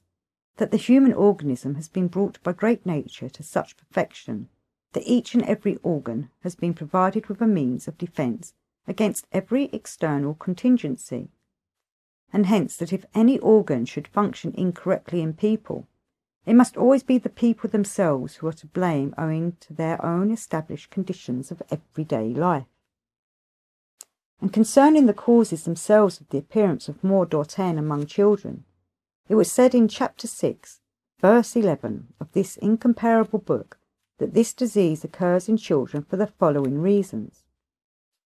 Among the definite substances elaborated by the human organism and constantly thrown off by it as waste, there is a definite substance called nabo. This substance is in general elaborated in the organism of beings for the purpose of neutralizing other also definite substances necessary for the functioning of their sex organs, and it is formed and participates in the functioning of the said organs from the very beginning of the arising of the beings of both sexes, that is to say, from their infancy. Great nature has so arranged it that after its utilization the residue of this substance is discharged from the organism of boys at the place between the tulcrotino and the sarnunino, and in girls from the places between the Cartotacnian hills. The parts of the organism of boys located at the end of what is called the genital member, and which are named in this comparable book tulcrotino and sarnunino, are named by contemporary medicine there glans penis and preputium penis, and the Cartotacnian hills, covering what is called the clitoris of girls, are called labia majora and labia minora, or, as is said in common language, the large and small obscene lips. For the substance called nabo, contemporary medicine has no name at all, this independent substance being entirely unknown to it. Contemporary terrestrial medicine has a name only for the general mass of those substances, among which is also the substance called nabo. And this total mass is called smegma, a composition of entirely heterogeneous substances secreted by various what are called glands, which have nothing in common with each other, as, for instance, the grease gland, the Bartholinian gland, the Cowperian, Noniolon, and others. The separation and volatilization of these waste substances should, in accordance with the providence of great nature, be induced for the said places by means of all kinds of chance contacts, and by various movements occurring in the atmosphere. But, unforeseen by nature, the clothing which people have invented for themselves prevents the said factors from freely effecting the separation and volatilization of these substances, with the result that this nabu, remaining for a long time on these places, promotes the arising of perspiration. Moreover, as this substance is in general the very best medium for the multiplication of what are called bacteria, which exist in the atmosphere as well as in what are called the subjective spheres of all kinds of things coming into direct contact with the children, there occurs from this multiplying there on the given parts of the organism of children a process called itching. On account of this itching, children begin, unconsciously at first, to rub or scratch these places. Later, as there are concentrated in these parts of the organism all the ends of the nerves created by nature for the special sensation required for the completion of the sacred process al-Muranu, which normally arises in adult people at the end of what is called copulation, and as, especially at a certain period when, according to the providence of great nature, there proceeds in these organs of children a process of preparation for future sex functioning, they experience from this rubbing or scratching a certain peculiar pleasant sensation. They therefore begin intentionally, having instinctively realized from which of their actions this pleasant sensation is invoked in them, to rub these places even when there is no itching, and thus the ranks of the little more-door-tennists on the earth are always increasing by leaps and bounds. As regards just what measures the great Moses took for eradicating that evil, I learned not from the aforementioned book, Tukhar Tez Nalu Pan, but from the contents of an also very ancient papyrus. From the contents of this papyrus it could be clearly seen that the great Moses gave practical effect to the thought set down on this question in the book Tukhar Tez Nalu Pan, by creating for his people those two religious rites, one of which is called Sikt Ner Chorn, and the other Zel Putz Khan. The sacred Sikt Ner Chorn was specially created for boys, and the sacred Zel Putz Khan for girls, and they were to be obligatorily performed on all children of both sexes. The rite of Sikt Ner Chorn, for instance, was identical with your Suniat. By cutting what is called the Vogianu, or the frenum penis of boys, the connection is severed between the head and the skin covering it, and thus there is obtained the free movement of this skin, or as it is called, Praeputium penis. According to the information which has come down to us from ancient times, and also according to our own common sense, it is plain that the great Moses, who, as we learn from another source, was a very great authority on medicine, wished by this means to secure that the totality of substances accumulating in the said places might of itself be mechanically removed owing to all kinds of accidental contact, and thus cease to become a factor for the arising of the mentioned maleficent itching.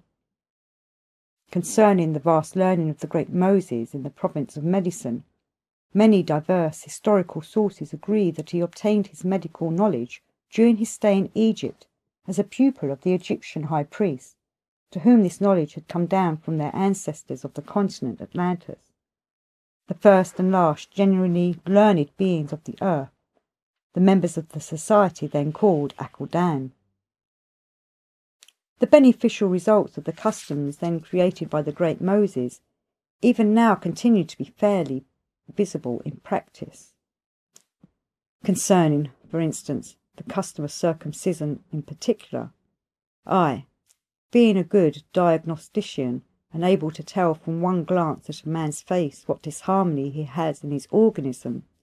can safely say that this terrible children's disease of onanism is scarcely ever found among those children upon whom this rite has been performed, whereas the children of those parents who fail to observe this custom are almost all subject to it. The exceptions in this respect are only the children of those parents who are indeed cultured in the full sense of the word, and who clearly understand that the future normal mentation of their children depends exclusively upon whether they do or do not contract this disease in their childhood or youth. Such cultured parents know very well that if even once the sensation of the climax of what is called the umam on van Osinian process occurs in what is called the nervous system of their children before they reach majority, they will already never have the full possibility of normal mentation when they become adult, and hence it is that such cultured parents always consider it their first and chief duty towards their children to educate them in this respect. Unlike most contemporary parents, they do not consider that the education of children consists in badgering them to learn by rote as much poetry as possible, composed by Mordor Tennant's psychopaths, or in teaching them to click their heels well before their acquaintances, in which accomplishments, according to the notions of people of recent times, the whole education of children unfortunately consists. And so, my dear friend, and though very depraved, yet nevertheless sympathetic young man, these two rites were created by the great Moses and introduced then into the ordinary life of the Judaic people in order to counteract that maleficent invention of clothes, thanks to which those factors were destroyed which were provided by nature for the protection of these organs from the harmful action of the substances given off by them. And these two rites were transmitted from generation to generation, both to the followers of this Judaic religion themselves, as well as to others who took over these useful rites almost unchanged. And it was only after the death of the great King Solomon that the rite Zel Putz Khan ceased for some reason or other to be performed even by the followers of this Judaic religion, and only the rite Sik Ner Chun automatically continued to be performed and reached the contemporary representatives of that race. And this custom, together with many other ancient Judaic customs, also reached the followers of the Christian religion, who at first observed it very strictly in their everyday life, but very soon both this custom itself and even the information about its adoption among them similarly quickly disappeared from among the followers of this then still new religion. Yes, my dear friend, if only the teaching of the divine Jesus Christ were carried out in full conformity with its original, then the religion unprecedentedly wisely founded on it would not only be the best of all existing religions, but even of all religions which may arise and exist in the future. Except for the custom of polygamy, there is nothing in the Mohammedan religion which was not also in the Judaic as well as in the Christian teachings. The custom of polygamy, established on the basis of the scientific deductions of the then famous Arabian learned being Narulan al-Ul, was introduced into the everyday life of people in general after the period of the founding of the Christian religion. Your religion arose much later, and its contents were intentionally restricted by its great creators, who had it in mind to lay particular stress on certain everyday customs. They did this because at that time there were clearly manifest both the decline of the Christian religion and the disappearance in ordinary people of the capacity for contemplation, that is, for the state in which alone the truths indicated in the detailedly genuine religious teachings can be understood. Having noticed all this, the great creators of the Mohammedan religion decided on the one hand to simplify the teaching itself, and on the other hand to emphasize certain customs, so that the everyday life of the followers of this new teaching, who had lost the capacity for contemplation, and consequently the possibility of understanding truths consciously, might at least mechanically flow more or less tolerably. Just at that time, among other customs, they established and laid particular stress on the customs you mentioned of Sunniyat, Abdes, and polygamy, the beneficial results of which we can see even now in practice. For example, as you yourself have justly observed, thanks to circumcision and ablution, one rarely finds among the followers of this religion either onanism or certain venereal diseases. And thanks to polygamy, we see among the followers of this religion such a reciprocal, so to say, psycho-organic maintenance of the foundation of family life, as is almost entirely absent among the followers of the Christian religion. Of the useful customs originally contained in the Christian religion, and which were introduced by the creators of that religion into the life of its followers, for the preservation of health and for the maintenance of the foundations of morality necessary for a happy life, nothing now remains except the custom of a periodic fasting, that is, of abstaining at certain times of the year from the consumption of certain edible products. And even this one surviving good custom is even already fading completely out of the ordinary life of the followers of this religion, or its observance is so changing year by year,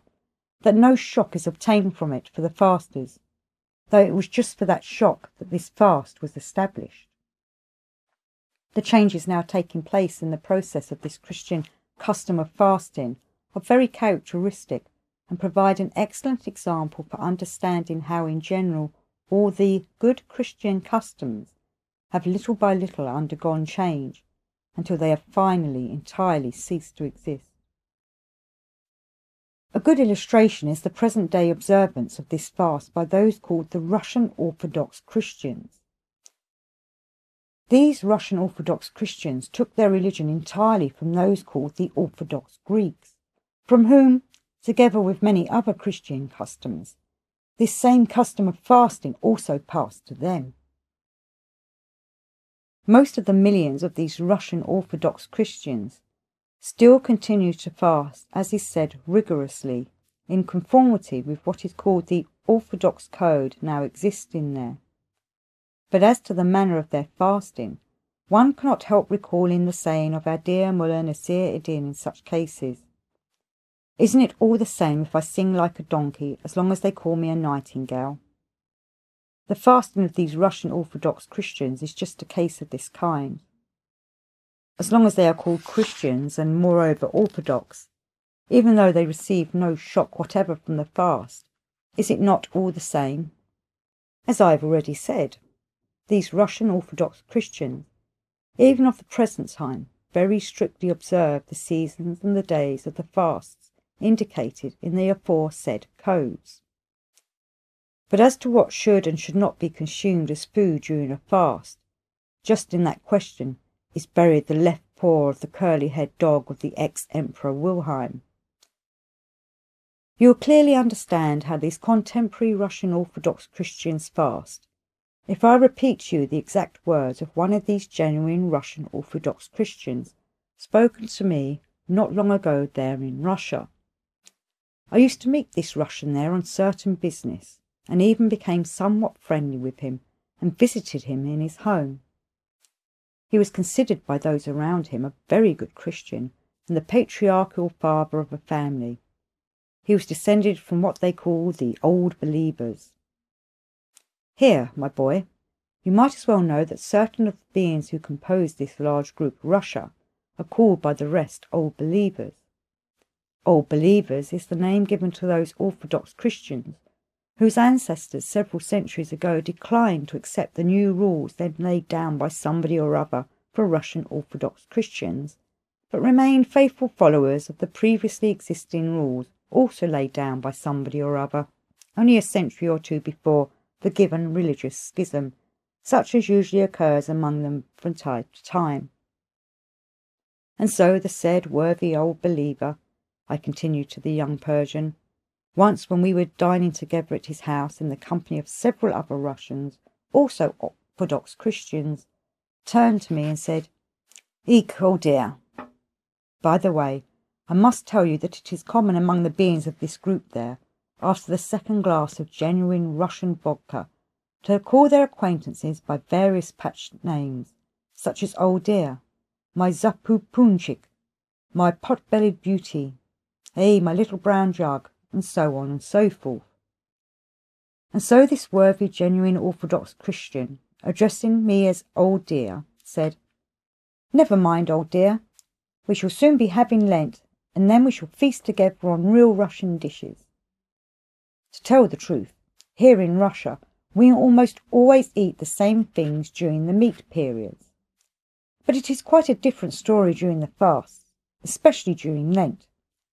Not a day passes but one is privileged to see some of the most tasty dishes. You know what, old dear? I made the other day a remarkably interesting discovery on this subject. This new discovery of mine is miles above the discovery of that old codger Copernicus,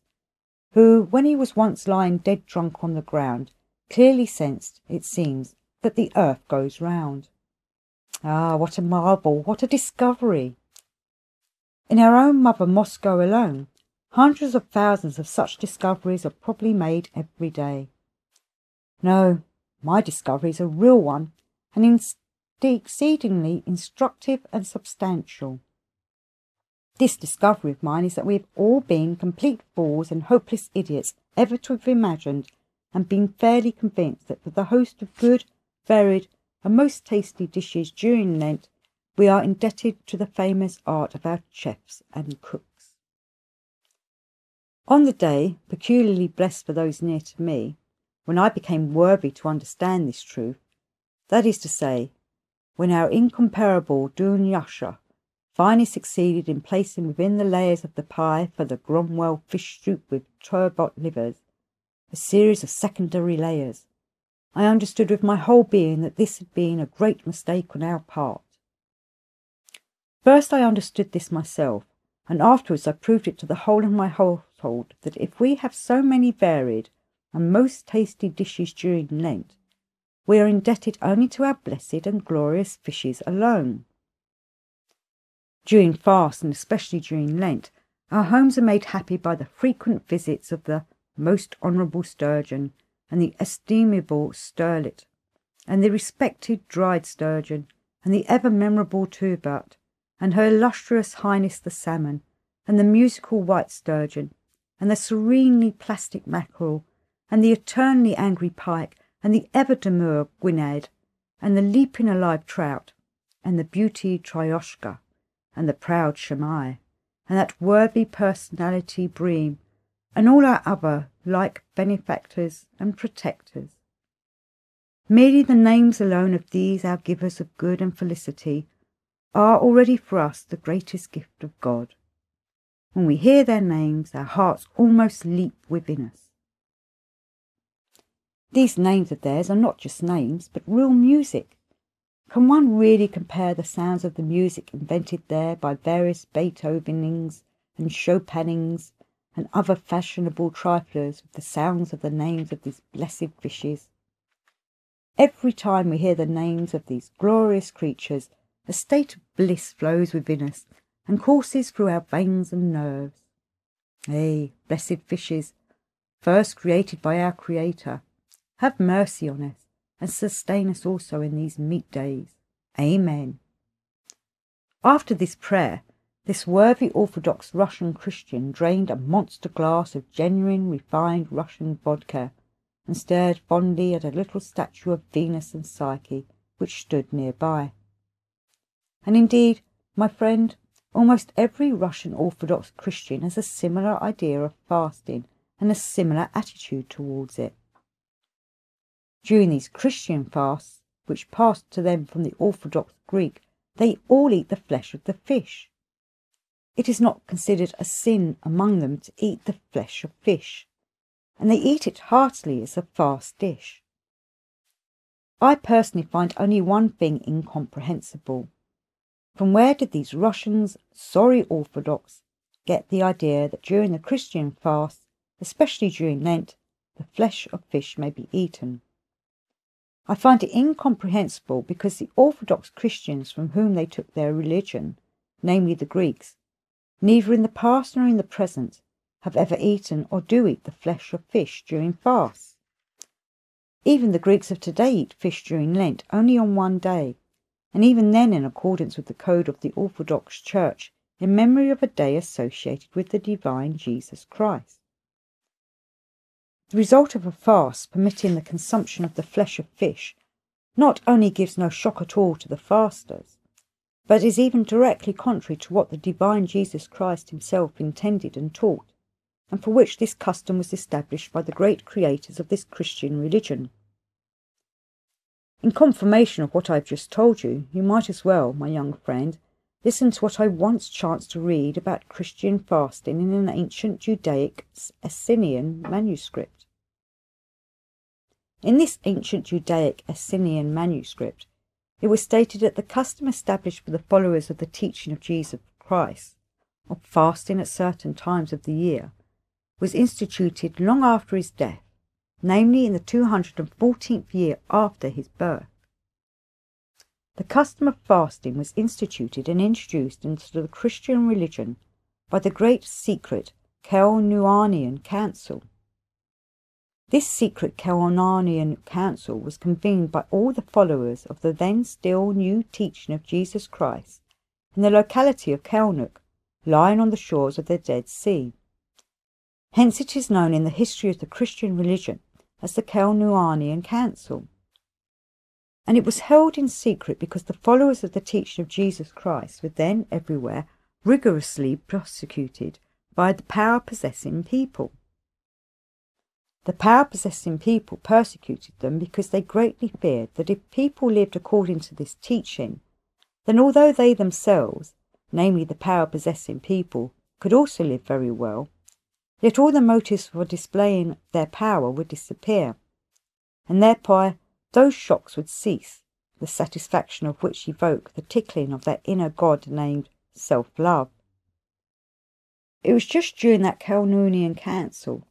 that its members first laid down the rule that the followers of the teaching of Jesus Christ should on certain days abstain from consuming certain edible products for food. And the initial cause of the institution for this fast was the dispute at this Kelnuanian Council between two then famous learned men, namely the great Huntun Anu and the great Greek philosopher Gurdjieff. The great Huntun Anu was the representative of all the followers of the teaching of Jesus Christ settled on the shores of the Red Sea, while the philosopher Gurdjieff was the representative of the all then followers of that teaching in Greece. The philosopher Gurdjieff was famous for his learning only in his own country, but Huntun Anu was famous all over the earth. He was considered the greatest authority on the laws of the inner organisation of man, and also an authority on the science then called alchemy,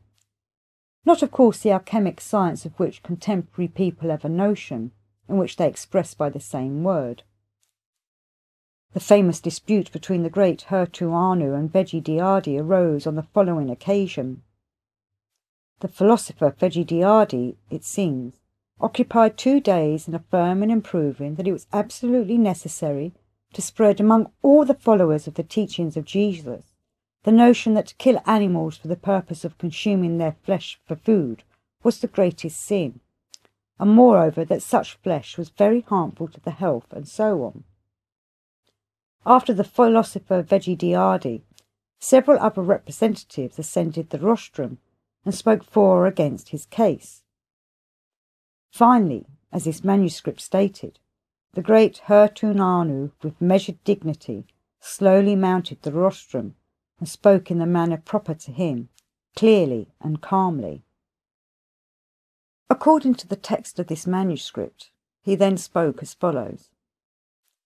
I fully concur in all the evidence and arguments set forth here by our brother in Christ, the philosopher Gurdjieff. I, for my part, will even add to all he has said, that to cut short others' lives merely to stuff one's own belly is an infamy of infamies, such as only man is capable of. Had I not also been interested in this question for many years, and had I not reached certain entirely different definite conclusions, then after all that our brother in Christ Gurdjieff had said here, I should not hesitate a moment but should urge and conjure you all not to delay until tomorrow, but without looking behind to hasten back to your towns,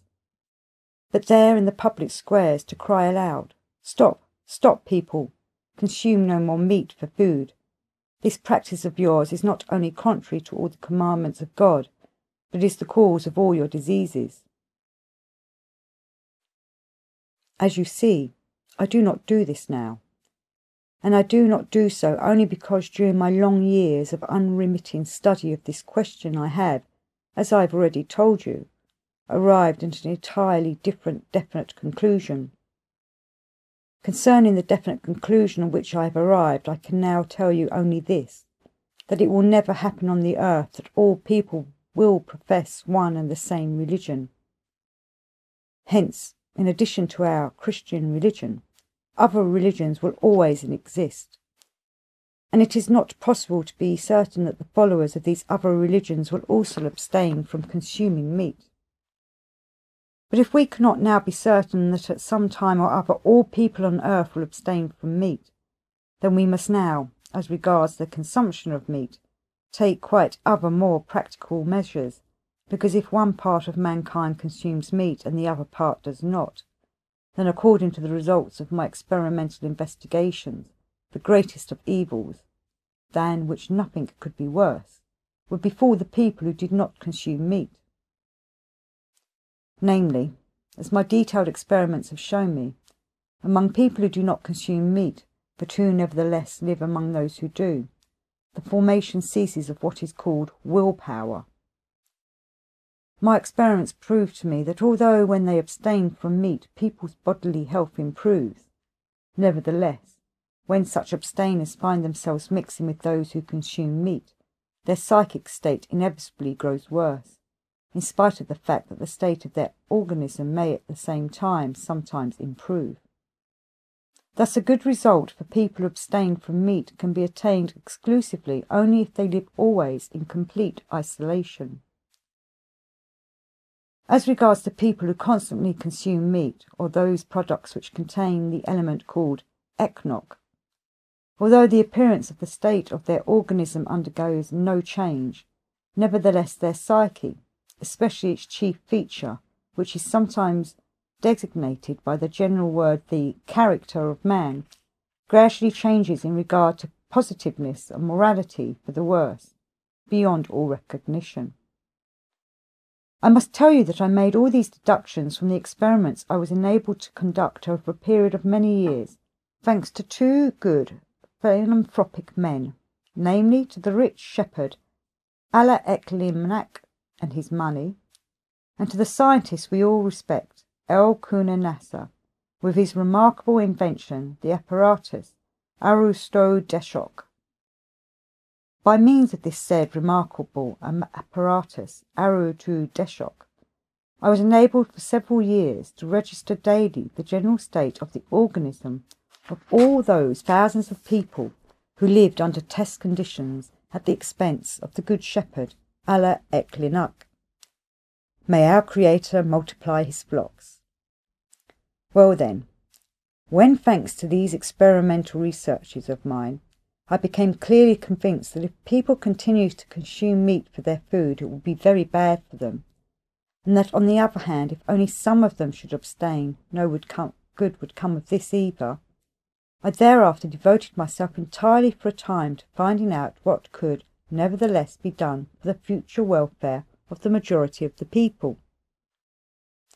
At the outset, I then established for myself two categorical propositions. The first, that people accustomed for so many centuries to consuming meat for their food would never, with their weak wills, be able to make themselves cease consuming it in order to overcome this criminal tendency of theirs. And the second, that even if people should decide not to eat meat and should in fact keep their decision for a certain time, and should even lose the habit of eating meat, they would nevertheless never be able to abstain from eating it for a sufficient length of time to acquire a total aversion to it. They would not be able to do so because never on the earth will it occur that all people will have the same religion or form a single government, without which condition there can never exist common to all any suggestive, prohibitive, penal, or other kind of compulsory influence, owing to which alone people possessing in general the property of being stimulated by example, aroused by envy, and influenced magnetically, might be enabled to keep for ever a resolution once taken. Notwithstanding these two factors, incontestably clear in my conviction, I nevertheless, with these facts as the basis of my subsequent researches, persevered in my search for some possible way of escape from the unhappy situation confronting people. Of course, all my further investigations on a huge scale proceeded again with the aid of the inexhaustible wealth of the herdsman Allah Eklinak and the wonderful apparatus of the wise El-Kuna Nasser. The results of these last researches of mine made it clear to me that although in general people's psyche does indeed deteriorate from the constant introduction into the organism of the substance ekok, yet this substance has a particularly harmful effect only at certain times of the year. So, my brethren in Christ, From all I have said, and chiefly from the experimental observations which I have made on people daily during a whole year, and which clearly showed me that the intensity of the harmful effect of the substance eknok decreases at certain times of the year, I can now confidently express my personal opinion that if the custom would be spread and confirmed among the followers of the teachings of Jesus Christ, of abstaining during at least certain times of the year from the use of these products in the formations of which that substance eknok takes a special part, then if such a measure could conceivably be put into effect, it would bring the people a certain amount of benefit. As my numerous alchemic investigations have shown me, the substance eknok participates in the formation of the organisms of all lives, without exception, breeding on the surface of the earth, as well as within its different spheres, as for instance within the earth, in the water, in the atmosphere, and so on. This substance is present also in everything which exists for the formation of the said organism, as for example in the vascular fluid of every pregnant female of every kind of life, and in such products as milk, eggs, caviar, etc.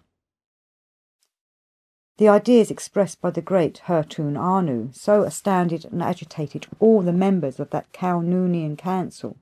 that the commotion made it impossible for the great Hertun Anu to continue speaking, and he was compelled to abandon his speech and descend from the rostrum. It was further said in that manuscript that the day's result was a unanimous decision on the part of the members of the Kalnoonian council to fix, with the help of the great Hertun Anu, those times of the year when the substance eknok had more harmful effects on people, and to spread widely among the followers of Jesus Christ the custom of fasting at these times of the year, that is, of abstaining at certain times of the year from products containing the, for them, harmful substance eknok. With this, that Judaic Essenian manuscript ended. As you see from this, the creators of this custom had in view that the followers of that religion should abstain at the fixed times from these products which contain the substances very harmful for their health and particularly to their psyche.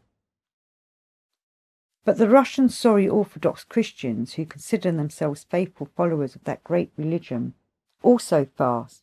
but during their fast they eat the flesh of fish, that is to say, they eat just those organisms which contain, according to the researchers of the great Hertun Anu, that harmful substance eknok, precisely to guard them against which that wise and salutary custom was created. And with that, my boy, I then concluded my conversation with that sympathetic young Persian. Concerning the destruction and transformation by contemporary beings of these good customs which were handed down from the ancient days of their wise ancestors, our incomparable Mullah Nasir ad-Din has also a very apt and wise sentence. Eek, people, people, why are you people? If only you were not people, you might perhaps be clever. A favourite saying of the American Uncle Sam also does very well to define the same idea. It is said that when Uncle Sam from America happens to have drunk a little more gin than usual, he always says during a pause, "When nothing's right, only then all is right." But for myself I will only say, in this case, wicked moon. At any rate, my dear boy, I must admit that certain customs exist in there which have reached the contemporary favourites of yours from remote antiquity are exceedingly good for the ordinary existence of the beings of certain communities there. These customs are good because they were invented and introduced into the process of the existence of beings by those free-brained beings there, who brought the perfecting of their reason up to so high a degree as unfortunately none of your contemporary beings there any longer attains. The contemporary people beings are able to create only such customs as make the quality of their psyche still worse. For instance, they have recently made a practice of always, here, there, and everywhere, dancing a certain dance called the foxtrot. At the present time, this foxtrot is indulged in everywhere at all times of the day and night, not only by young and still unformed beings who do not even begin to be aware of the sense and aim of their arising in existence, but also by those whose faces clearly express, as it can be constated by every normal, more or less sensible, free-brained being, that in respect of their duration of existence, as our teacher would say, not only have they one foot in the grave, but even both. The point, however, is that the process of the experience in a being during the said fox-trot is exactly similar to that which proceeds during that children's disease which the great Moses called Mort d'Or Ten. The disease which the great Moses devoted half his existence to eradicating from among children. A host of your contemporary favourites of responsible age have, almost deliberately, resurrected again and spread not only among children and the general mass of adults, but even among the aged as well.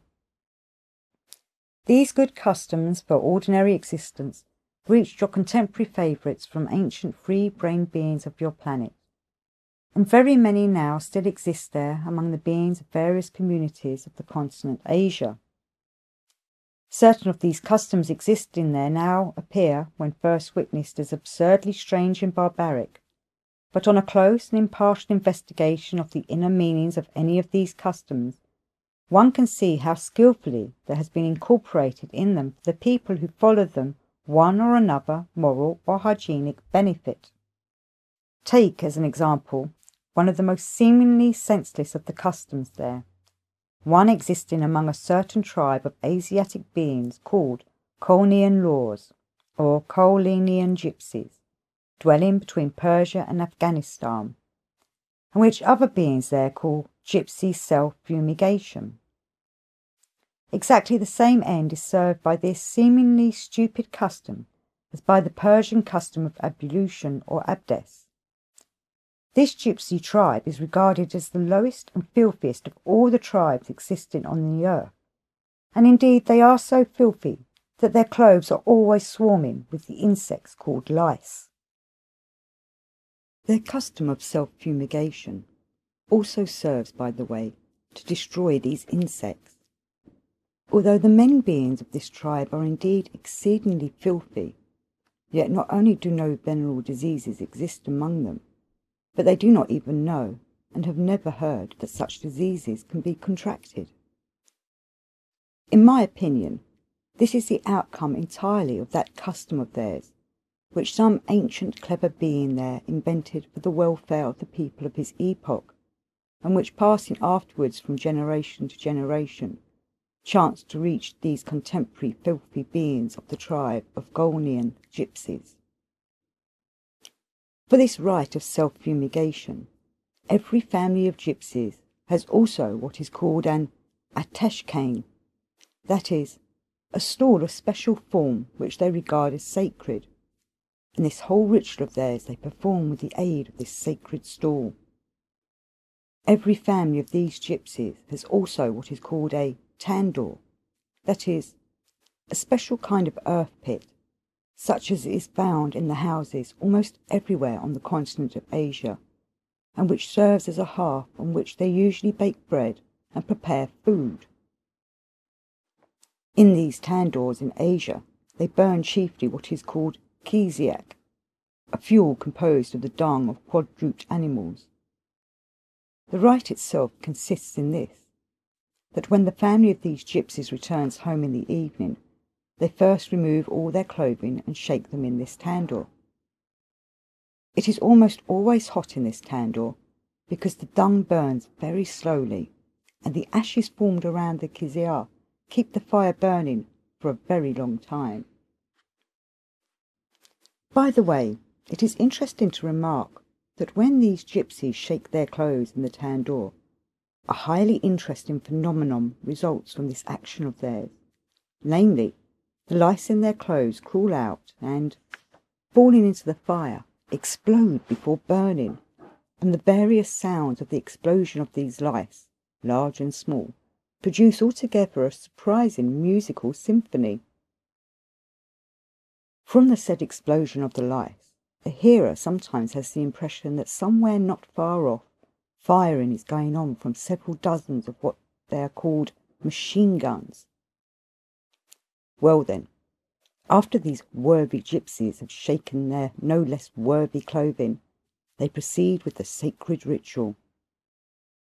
First of all, they solemnly, and with a certain ceremony, lower their sacred family stool into the tandoor, and in turn, according to age, they step into the tandoor and stand upon it. The sacred stool consists simply of a small ball to which 4 iron legs are fixed, and by this means it is possible to stand in the tandoor without burning one's feet in the hot ashes. As each member of the family stands on that sacred stool, all the other members of the family sing sacred canticles, while the one standing upon this stool slowly and solemnly,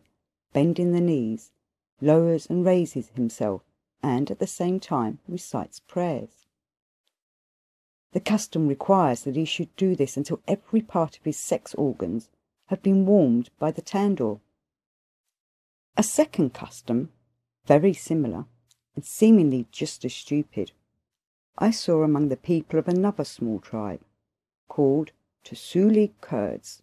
dwelling in Transcaucasia, not far from Mount Ararat. This tribe is not filthy, as is the tribe of the Colnian gypsies. On the contrary,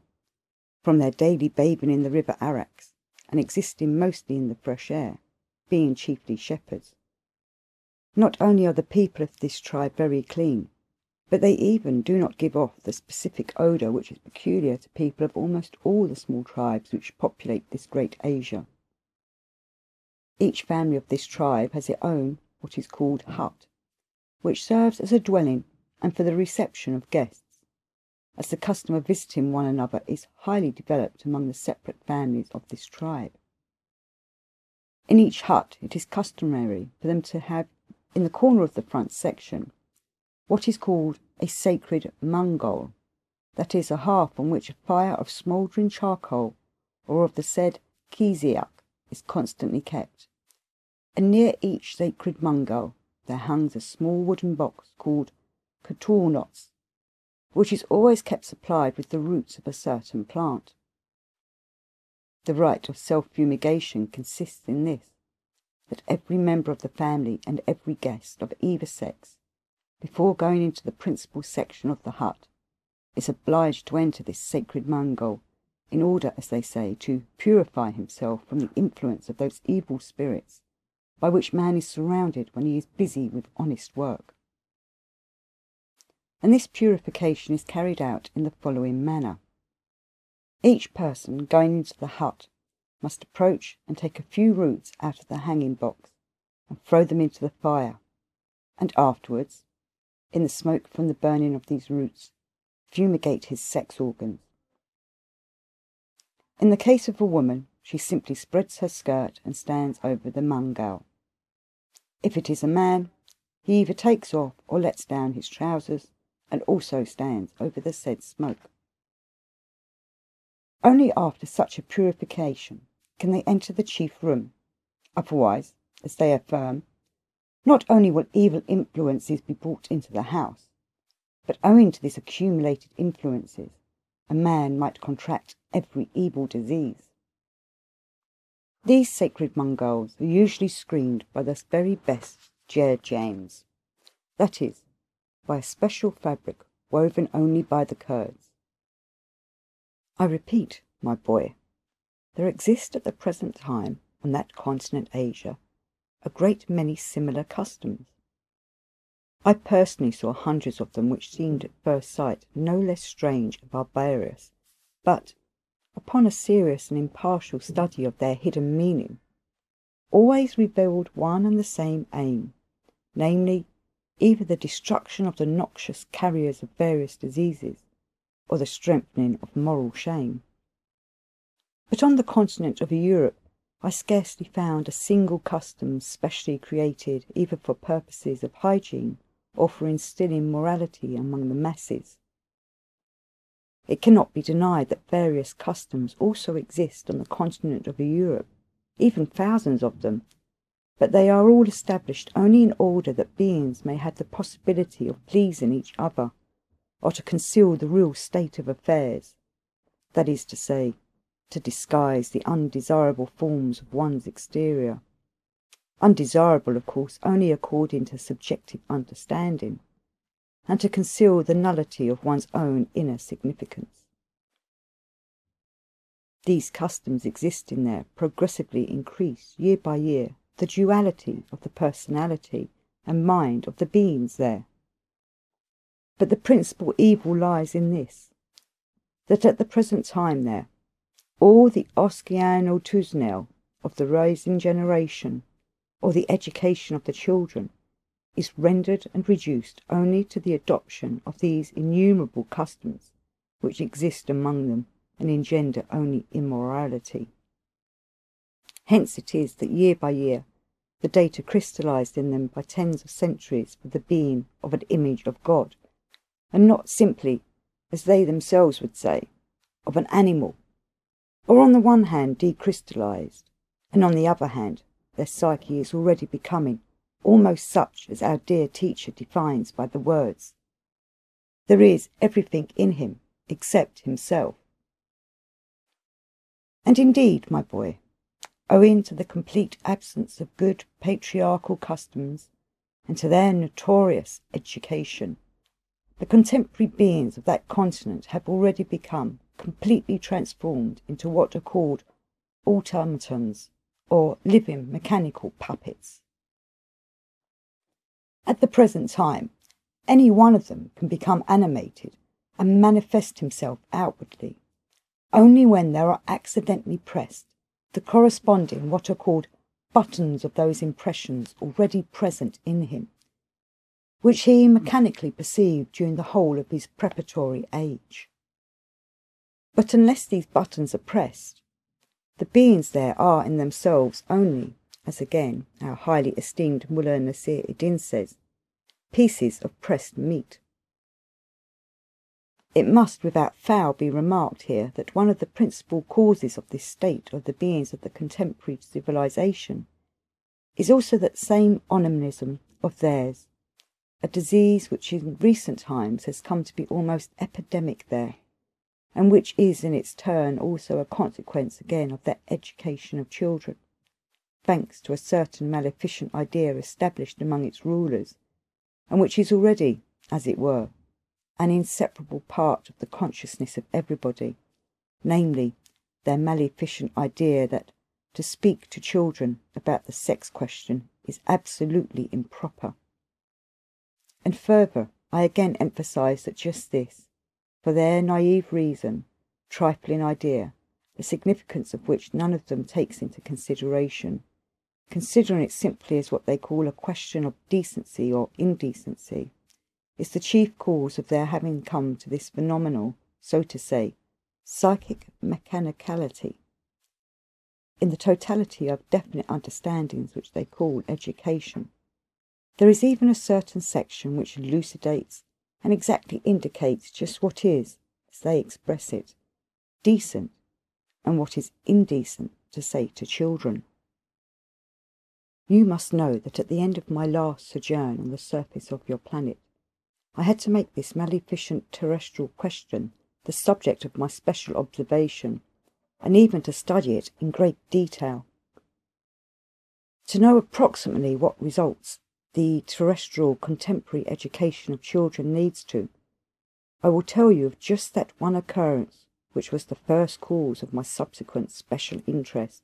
in the question of this terrestrial misunderstanding. Although this occurrence took place in the large community of Russia, yet, nevertheless, this story which I shall now tell you is very characteristic and gives a very good picture in general of the education of the children of their contemporary civilization. It is characteristic because in this large community Russia also, the contemporary responsible beings, especially the beings of what is called the upper ruling class, educate their children exactly as the contemporary responsible beings of the other communities breeding on the continents of Europe and America educate theirs. My account of this occurrence, which evoked in me an impulse of interest to acquaint myself specially with the question of the terrestrial education of children. I shall preface with a story of something that occurred just previously to this, and which admirably illustrates the significance of this education of theirs, and was also, so to say, a link in my gradually becoming interested in this question. I happened once to exist continuously for several months in the capital of this community, in the city of St. Petersburg. During my stay there, I became acquainted with an elderly couple. The man was what is called a senator, and his wife was a society lady, and a patroness of several welfare institutions. I used to visit them often at their home, and enjoyed playing chess with this senator, as is customary there among what are called respectable people. This elderly couple had several daughters. All the elder daughters were already settled, that is, married. Only their youngest daughter, 12 years old, remained at home. As this couple had no further responsibilities concerning their other daughters, they decided to give this youngest daughter of theirs the very best education according to the notions of that time, and for this purpose they placed her in a special boarding school, a higher educational establishment called an institute. This youngest daughter of theirs came home only on Sundays and for the chief holidays, and once a week on special days her father and mother used to visit her at the boarding school. I was almost always with them during the holidays, and I met this charming, as yet unspoiled girl, and sometimes even took walks with her in the neighbouring what is called park. During these walks we either joked, or she told me about her lessons and her new impressions. During these meetings and conversations, a tie, something like a friendship, grew up little by little between us. She was very quick in her perceptions and manifestations, or as your favourites themselves define such persons from among themselves, an alert and thoughtful girl. My acquaintance, this senator, was sent on a certain, as they say there, inspection, somewhere far off in Siberia. His wife decided to accompany him, for the senator was suffering from what is called liver trouble, and constantly needed care. But they could not make this joint trip because of their youngest daughter, since there would be no one to visit her at the institute and to take her home during the holidays. So, one morning, the parents, these elderly acquaintances of mine, came to see me at my apartment and asked me if I would agree to take their place with their youngest daughter during their absence, to visit her every week at the institute, and to take her home with me for the holidays. I, of course, at once agreed to this proposal of theirs, and when, very soon after, the senator and his wife left for Siberia, I began punctually to fulfil their obligations taken upon myself in regard to their daughter, who had by that time become a pet of mine. Upon my first visit to this educational establishment, which existed specially for the education of children, I noticed a certain strange thing which also served as one of the causes of my subsequent observations and studies of the consequences on your contemporary favourites of that maleficence invented by them themselves. On the day of my visit to this, as they call it, genteel institution, there were many visitors in the reception room, where the meetings of the parents or guardians with their children or wards actually took place. One or two parents or guardians had only just come in. Others were already talking with their children or foster children. Others were awaiting the arrival of their children, and all their attention was fixed on the door through which the pupils of that establishment usually entered. I also, after I had come into this reception room and had explained to the inspectress on duty who it was I wished to see, sat down to wait for my chance foster child. While waiting, I looked around. All the pupils of this gentle establishment were dressed alike, and all wore their hair similarly braided in 2 braids, the ends of which, tied with ribbons, hung down their backs. What struck my eye was a certain peculiarity in these ribbons and braids. On some of the pupils these ribbons simply hung down the back, but on others, although they also hung down the back, yet the ends of these ribbons were tied together in a certain way. On the very next holiday, when I took my foster child home, talking with her over what is called a samovar, I asked her, "Tell me, Sonia, please, why, although the pupils of your institute dress alike in everything else, there is that peculiarity in the ends of their braids?"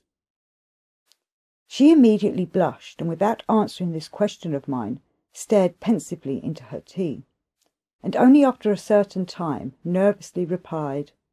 "It's not just a simple thing among us. Although this is our big institute secret, yet I cannot help telling it to you, my friend, as I am quite sure that you will not give away this big institute secret of ours to anybody." She proceeded to tell me frankly as follows. The manner of tying our ribbons was intentionally devised by the pupils so that they could recognise one another, that is, know to which club a pupil belongs, and at the same time so that the class teachers and supervisors, and in general anyone not a pupil of the institute, should not know or discover the secret. All the pupils of our institute are divided into two categories. One belongs to what is called the men's club, and the other to what is called the women's club, and we recognise one another just by the manner of tying these ribbons. After this she explained to me in detail in just what the difference between these two clubs lies. She said that as a rule all new arrivals in the institute were at first members of the women's club, and only afterwards, if any pupil proved to be daring towards the teachers, or in general showed herself very active in some way or other, then by the common consent of all the pupils she was enrolled as a member of the men's club, and from that moment tied the ends of the ribbons of her two braids together. We usually make the meeting place of our club a spare room or dormitory, but more often the toilets. The members of the men's club have in general the following privileges. They have the right to choose and to command as many as they like, and when they please, of the pupils who are members of the women's club. And these latter are obliged always to gratify every wish of the given member of the men's club, and do their utmost to make her stay in our boarding school easy for her, as, for example, to make her bed in the morning, copy her lessons, share with her the presents sent her, and so on and so forth. The chief occupation in the clubs consists of reading together forbidden books procured by one of the pupils. They chiefly read one very rare manuscript, obtained with money raised by General Institute subscription, wherein is expounded in detail the whole of the teaching of the famous poetess Sappho. I must tell you, my boy, that Sappho was the name of a certain Greek poetess who first discovered there on your planet the way to real happiness for many women of the Greek-Roman as well as of the contemporary civilization. This great creator of women's happiness had her dwelling place on the land of Lesbos, from which word originated the title of those women who have already become worthy to understand and to actualize during the process of their existence the teaching of this remarkable woman, and who at the present time are called lesbians. This foster child of mine, who had chanced to become my enlightener upon the subtleties of the psyche of the beings of the female sex of your planet, further explained to me that every pupil of the Institute who was a member of the men's club could choose for herself as many partners as she wished for the common pastime. This, of course, proceeding in full accordance with the teachings of the poetess Sappho. I think that thanks merely to this one fact, which I have related to you out of thousands of other observations of mine, you can already clearly picture to yourself that such a phenomenal ugliness could not exist among the rising generation if the notion was not prevalent up there that it is exceedingly indecent to talk to children about the sex question.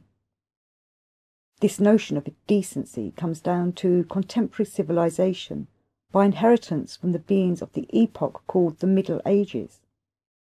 These candidates for husness musses of the Middle Ages, having been among the chief agents in the destruction of the real meaning of the teaching of the divine teacher, Jesus Christ, then also devised and introduced into everyday existence, as a regulation, the maleficent invention which they called bon ton. and this maleficent invention then became so strongly fixed in the psyche of the majority that it became organised for them and began to pass by heredity from generation to generation, so that now your contemporary favourites, who have become completely willed, are unable, however they may try, to overcome such an abnormal psychic fixation as, in the given case, the notion of the indelicacy of talking to their children about the sex question. What? Talk to one's children about sex? Is that not indecent? At the present time, the people of contemporary civilization talk to their children and teach them for their edification only what has been invented or is being invented in the manuals of various candidates for Husnus Mass individuals, under the aforesaid title of Bon Tom. And since in all these manuals it seems that it is very indecent to talk about the sex question, and in the case of children even immoral, then even if contemporary people see their favourite son or daughter rotting, they simply cannot, and even as I've already told you, with all their mental wish dare not, explain frankly to their children the harm and sin of these criminal habits. And so, my boy, when my good acquaintances, the senator and his wife, had returned from Siberia, and I was free of the obligations I had taken upon myself in regard to my pet, their youngest daughter, there just then occurred the aforementioned event, which served as the beginning of my special observations and studies of this terrestrial contemporary question, maleficent also to themselves. This sorrowful event occurred there in St. Petersburg itself, in just such another educational institute, and consisted in the following. The headmistress of this institution, finding that one of her pupils had behaved contrary to their famous regulations of decency, reprimanded her so harshly and so unfairly that as a result the accused and her friend, two growing girls with the germs of data for future normal woman mothers, hanged themselves. My investigations into this case elicited the following. It appeared that among the pupils of the mentioned educational institution was a certain young girl, Elizabeth, who had been brought by her parents from a distant estate to the capital, in order that there, in a special higher educational institution, she might receive this same contemporary education. Here in St. Petersburg, in this said boarding school, it happened that this 13-year-old Elizabeth became great friends with another young girl, Mary, who, like herself, was not yet developed. The same year, on the day of the spring holiday, or as it is otherwise called there, May Day, all the pupils of that higher educational institution were taken according to custom for an excursion into the country, and these two bosom friends happened to be in different groups, which were walking at some distance from each other. Out in the fields Elizabeth chanced to see a certain quadruped animal, called there a bull, and very much wishing for some reason or other that her bosom friend Mary should not miss seeing this dear quadruped animal, she shouted, "Mary, Mary, look, there goes a bull." No sooner had she uttered the word bull than all the, as they are called, governesses, swarmed round this Elizabeth and flung at her all kinds of cruel preachings. How could one utter the word bull? Does not that quadruped animal occupy itself with what no well-brought-up person would on any account speak of, and still less a pupil of such gentle institution? While the governesses were persecuting this poor Elizabeth, all the pupils of the institute gathered around, and the headmistress herself came up, who, having learned what it was all about, began in her turn to reproach Elizabeth. "Shame on you," she said, "to utter such a word which is considered so very, very indecent." At last Elizabeth could contain herself no longer, and she asked amid her tears, "What then ought I to have called that quadruped animal if it actually was a bull?" "The word," said the headmistress, "by which you call that animal, any of the scum call it, but you, since you are here in the institute, are not of the scum, so you should always find out how to call indecent things by names which do not sound indecent to the ear. For instance, when you saw that indecent animal and wanted your friend to look at it, you might have shouted, 'Mary, look, there goes a beefsteak,' or 'Mary, look, Yonder, there goes something that is very good to eat when we are hungry, and so forth. From all this poor Elizabeth became so nervous, especially as this reprimanding took place in the presence of all her friends, that she could not restrain herself, and cried out with all her might, "Oh, you wretched old maids, striped hobgoblins, spawn of deepest hell, because I called a thing by its name, you immediately begin to suck my blood. Be thrice damned." Having said these last words, she fell, as they say there, in a faint, followed in turn by the fainting of the head mistress herself, and of several class mistresses and governesses. The class mistresses and governesses of this genteel institution, who had not fainted, then raised such a hubbub as really only occurs at what is called the market, where Jewesses from the town of Gurdjieff exclusively bargain. The result of it all was that when the class mistresses and governesses who had fainted revived, they then and there held in the field, under the presidency of this same head mistress of the institute, what is there called a teachers' council, by whose sentence it was decided immediately on return to town to telegraph Elizabeth's father to come for his daughter, as she was expelled from the institute with loss of right to enter any other similar institute in the Russian Empire. The same day, an hour after the pupils were sent home, one of what are called the porters of the institute happened to find in the woodshed that two as yet undeveloped growing future mothers were hanging by ropes fastened to the beams.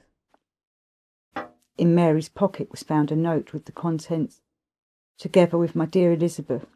I do not wish to live any longer with such nonentities as you, and I am going with her to a better world." This case then so interested me that I began, of course privately, to investigate psychoanalytically from every aspect the psyche of all the parties in this sad story. I partly elucidated, among other things, that at the moment of the manifestation of her violent outburst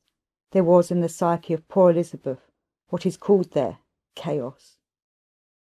And indeed it would have been astonishing if such a chaos had not been in the psyche of this as yet unself-conscious 13-year-old girl,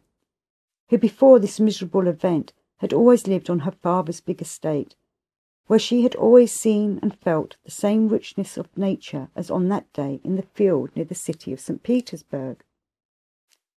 She had been brought to that stifling, noisy city of St. Petersburg, and had been kept for a long time in an improvised box.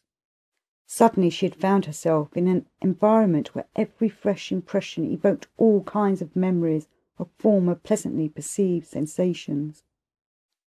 On your planet, during what is called early spring, there are indeed sometimes pictures to the charm of which it is difficult not to yield.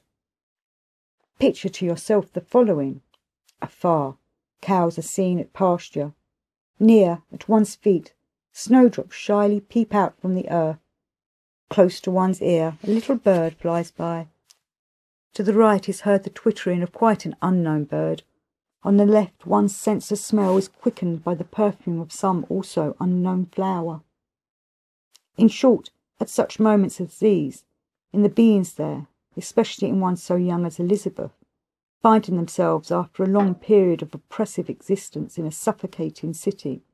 in the midst of such a rich abundance of all kinds of unaccustomed impressions, the mental associations evoked from a natural being joy would naturally arise of themselves from every external thing perceived. Elizabeth must have felt this especially strongly, having lived, as I've already said, before the Institute, on her father's large estate, which lay far from the already exceedingly abnormal conditions of city vanities. Thanks to this, every impression newly perceived by her would naturally call up previous childhood memories, each connected in its turn with various other pleasant incidents. So it is not difficult to picture to yourself that the sudden appearance of that quadruped animal called Bull, such as she had seen at home on the farm, and which had enjoyed there the affection of all the children, who secretly even took its bread from the table, was to this as yet unformed, impressionable young girl a shock for the corresponding associations under the influence of which she, being full of a feeling of sincere happiness, still unspoiled by the abnormally established conditions of being existence, instantly wished to share her happiness with her bosom friend, who was some distance off, and shouted to her to look at that dear ball. Now I ask you, how should she have called this quadruped being, since it actually was a ball? Really, beefsteak, as advised by the esteemed headmistress of this esteemed higher educational institution, which existed there specially for the education of children, according to the barbarous system of their existing there, to their misfortune, also at the present time. As you see, my boy, intending to tell you a little more about the free-brain beings who have interested you and who breed on that continent of North America, I have, by the way, said a great deal in general about the free-brain beings arising and existing on all the continents of that peculiar planet. I don't think you will have any grievance against me for this, since you have at the same time managed to learn many more facts elucidating the details of their strange psyche. Concerning especially what is called the degree of degeneration of the common presences of those who compose this contemporary large group on the continent America, in respect of the loss of possibilities for the acquisition of being nearer to the normal being of free-brain beings in general, I can tell you something somewhat consoling for them, namely, that in my opinion there remains among them the largest percentage of beings in whose presences the said possibility is not entirely lost. Although this new group is composed of, and still continues to be increased by free-brain beings breeding on the continent of Europe, where for such beings with the aforementioned possibilities it is already necessary, particularly in recent times, as our wise teacher Mullah Nasir ad-Din says on such occasions, to look specially with the most powerful electric arc lamps. Nevertheless, I repeat, in this large group there is a larger percentage of such beings than on the continent of Europe.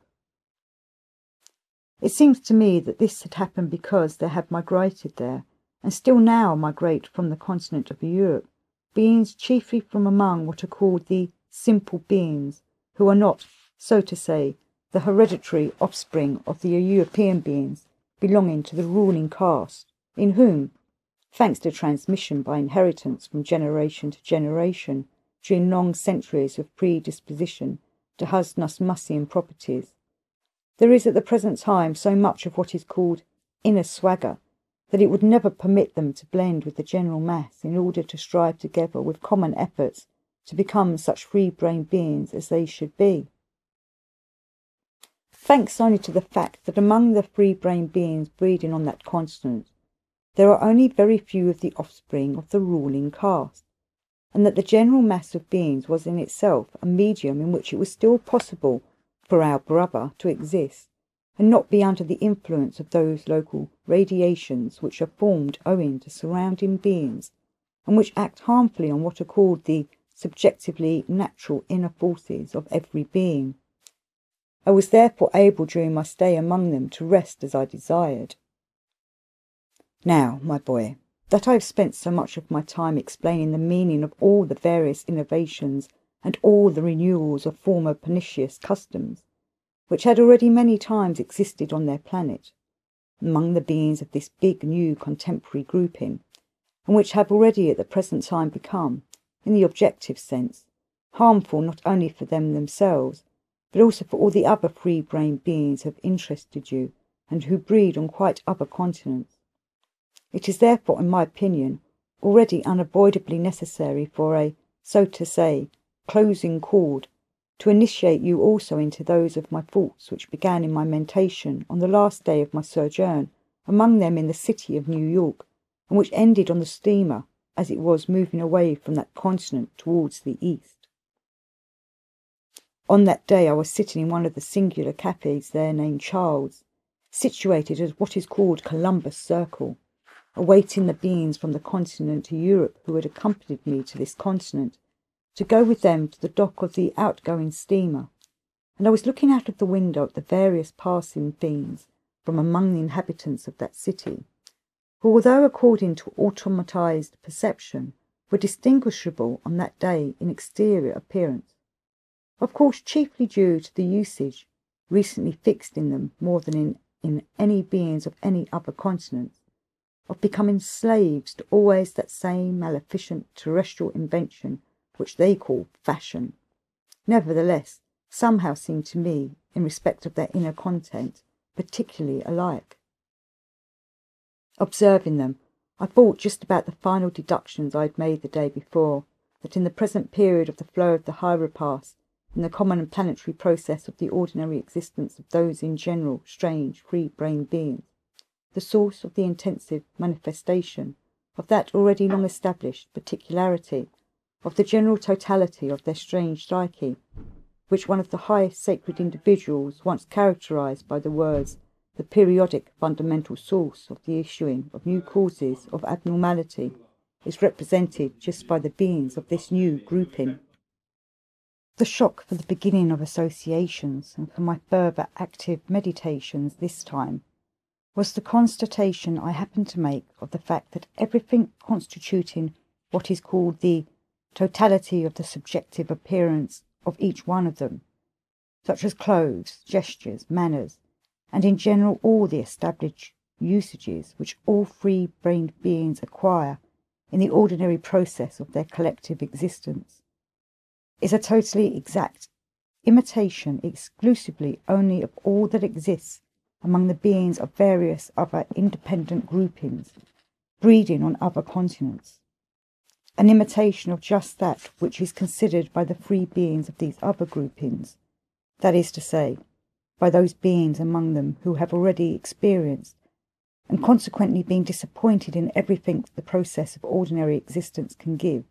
as unworthy of manifestation by beings similar to them. This accidental constatation of mine at once very much astonished me, chiefly because I was already informed from every aspect, and wholly convinced that in the present period everywhere on this planet, the beings of almost all the other groupings, those recently formed as well as those which are at a very advanced stage of their community, imitate to the full all the innovations of the beings of this still quite recently formed grouping, and enthusiastically adopt these innovations in the process of their ordinary existence, and at the same time all the external manifestations of the beings of this new grouping, and consequently the inner subjective significance which engenders these external manifestations, consist only of that which, as I have already said,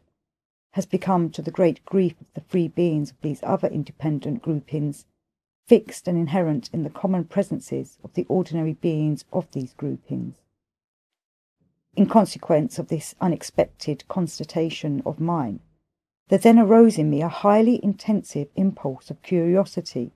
to make clear to myself the logical causes which had engendered this terrestrial incongruity. All that day, while sitting in this child's, awaiting the arrival of the beings from the continent of Europe who had accompanied me, and while riding in the motor taxi, and also while on the boat itself, I continued to ponder very actively the solution of this question,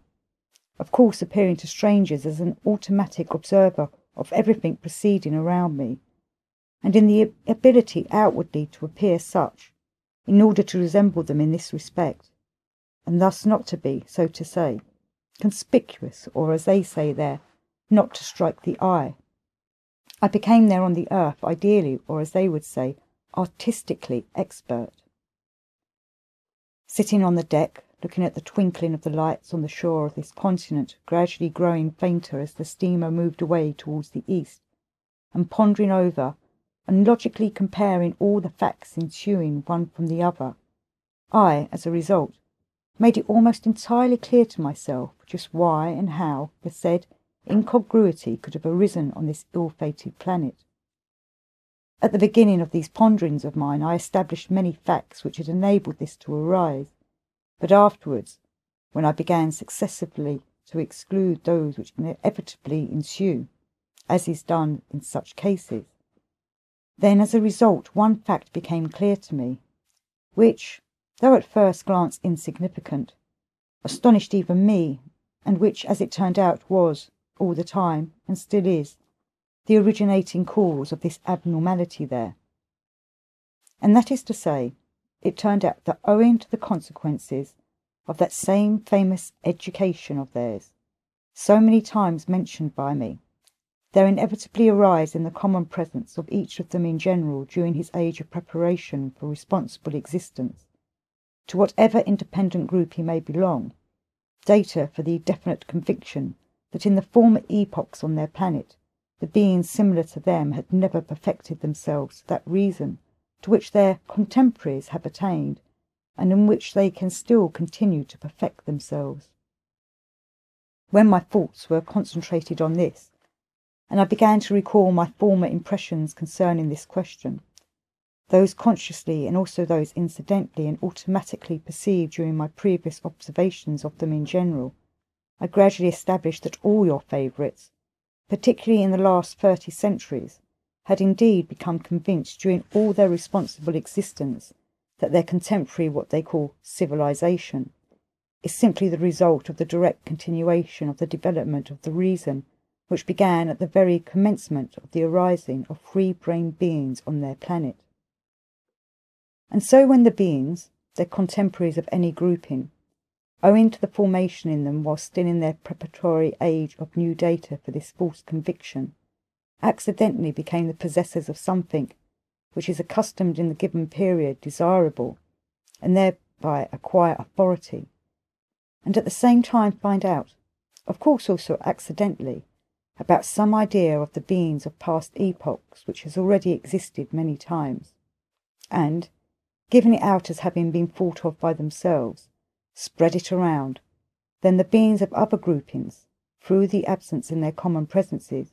due to wrong education, of the data which it is proper to all free-brained beings of responsible age to have in their presences, and which engender what are called an instinctive sensing of reality and a broad outlook, believe in the first place that this idea has arisen on their planet for quite the first time, and secondly, that once the practical application of it has been actualized by those who already possess the said something desirable, then it must indeed be very good, and they forthwith begin to imitate everything really good as well as bad, notwithstanding its complete contrariety to everything there is, and to everything well fixed in their ordinary existence, merely in order to possess that which for today is considered desirable. I then even remembered that I had already once long before very seriously reflected on this matter in the period of my 5th personal sojourn on the surface of your planet, when the city of Babylon was considered the centre of culture of these strange free-brained beings, and when I had, on account of some similar question, to make a logical analysis of just this strange feature of the psyche of these peculiar free-brained beings. I then, among other things, also reasoned as follows: that they think thus may perhaps be possibly justified by taking it into consideration that owing to the abnormal conditions of ordinary existence established in past epochs, no exact information has reached them about events which have occurred in the past in the process of the existence of the free-brained beings who existed before them on their planet. But how is it possible to admit that up till now there has not arisen in the mentation of any one of them, in whom it has already been established that even until quite recently there does sometimes proceed a something similar to the process of comparative logic, at least the following simple and almost, as they themselves would call it, childish idea. And, namely, if, as they themselves say, and are even certain, that their planet has already existed many, many centuries with their species on it, beings similar to them, that is to say, beings who could mentate, and that many, many millions of them must have also arisen and existed before them, would there really not have been then, from among these many, many millions, at least a few beings who could also have invented for the well-being of their contemporaries all kinds of comforts, as in the given case these contemporary American beings are now inventing, and all the others are uncritically and even rapturously imitating, as, for example, comfortable seats in the water closets, preserves, and so on and so forth. This unpardonable lack of thought is all the more strange, in that they themselves admit the existence of many, as they now call them, ancient sages,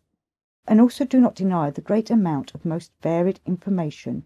which has come down to them concerning the many objective truths elucidated by these sages,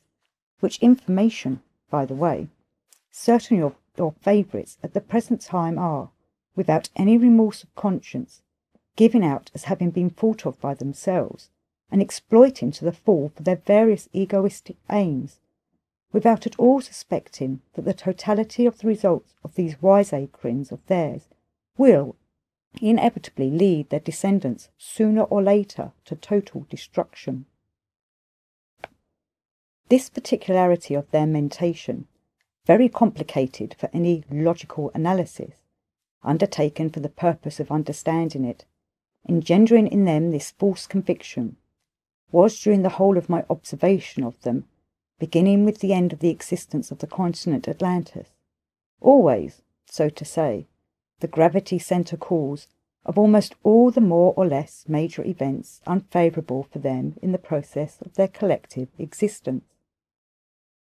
Thanks to this false conviction, the result of their strange mentation, and in addition, thanks to the effect on the totality of the functioning of their feelings of the consequences of the properties of the organ Kunderbuffer, which inevitably arise in their presences at responsible age, and which are called envy, greed, and jealousy. It always happens there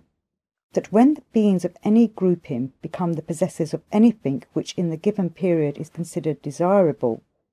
in most cases because of that maleficent practice fixed in their everyday existence, which they express by the words, not to cease progressing, there immediately arises in the common presences of all the beings of other groupings, on whatever continents they may breed, as soon as the rumour of this reaches them, the desire to have the same, and from that moment there arises in each of them firstly the need to imitate them, and secondly the indubitable certainty that the beings of this other grouping must exist very correctly, since they have been able to acquire just what in the given period is accounted desirable. In this connection, the so to say piquancy of the strangeness of the mentation of your favourites is that there never occurs in their mentation the process called to ponder, in order to understand, if only approximately, the true causes of the possession by others of that on account of which there arise in them envy, greed, jealousy, and so on. And so, my boy,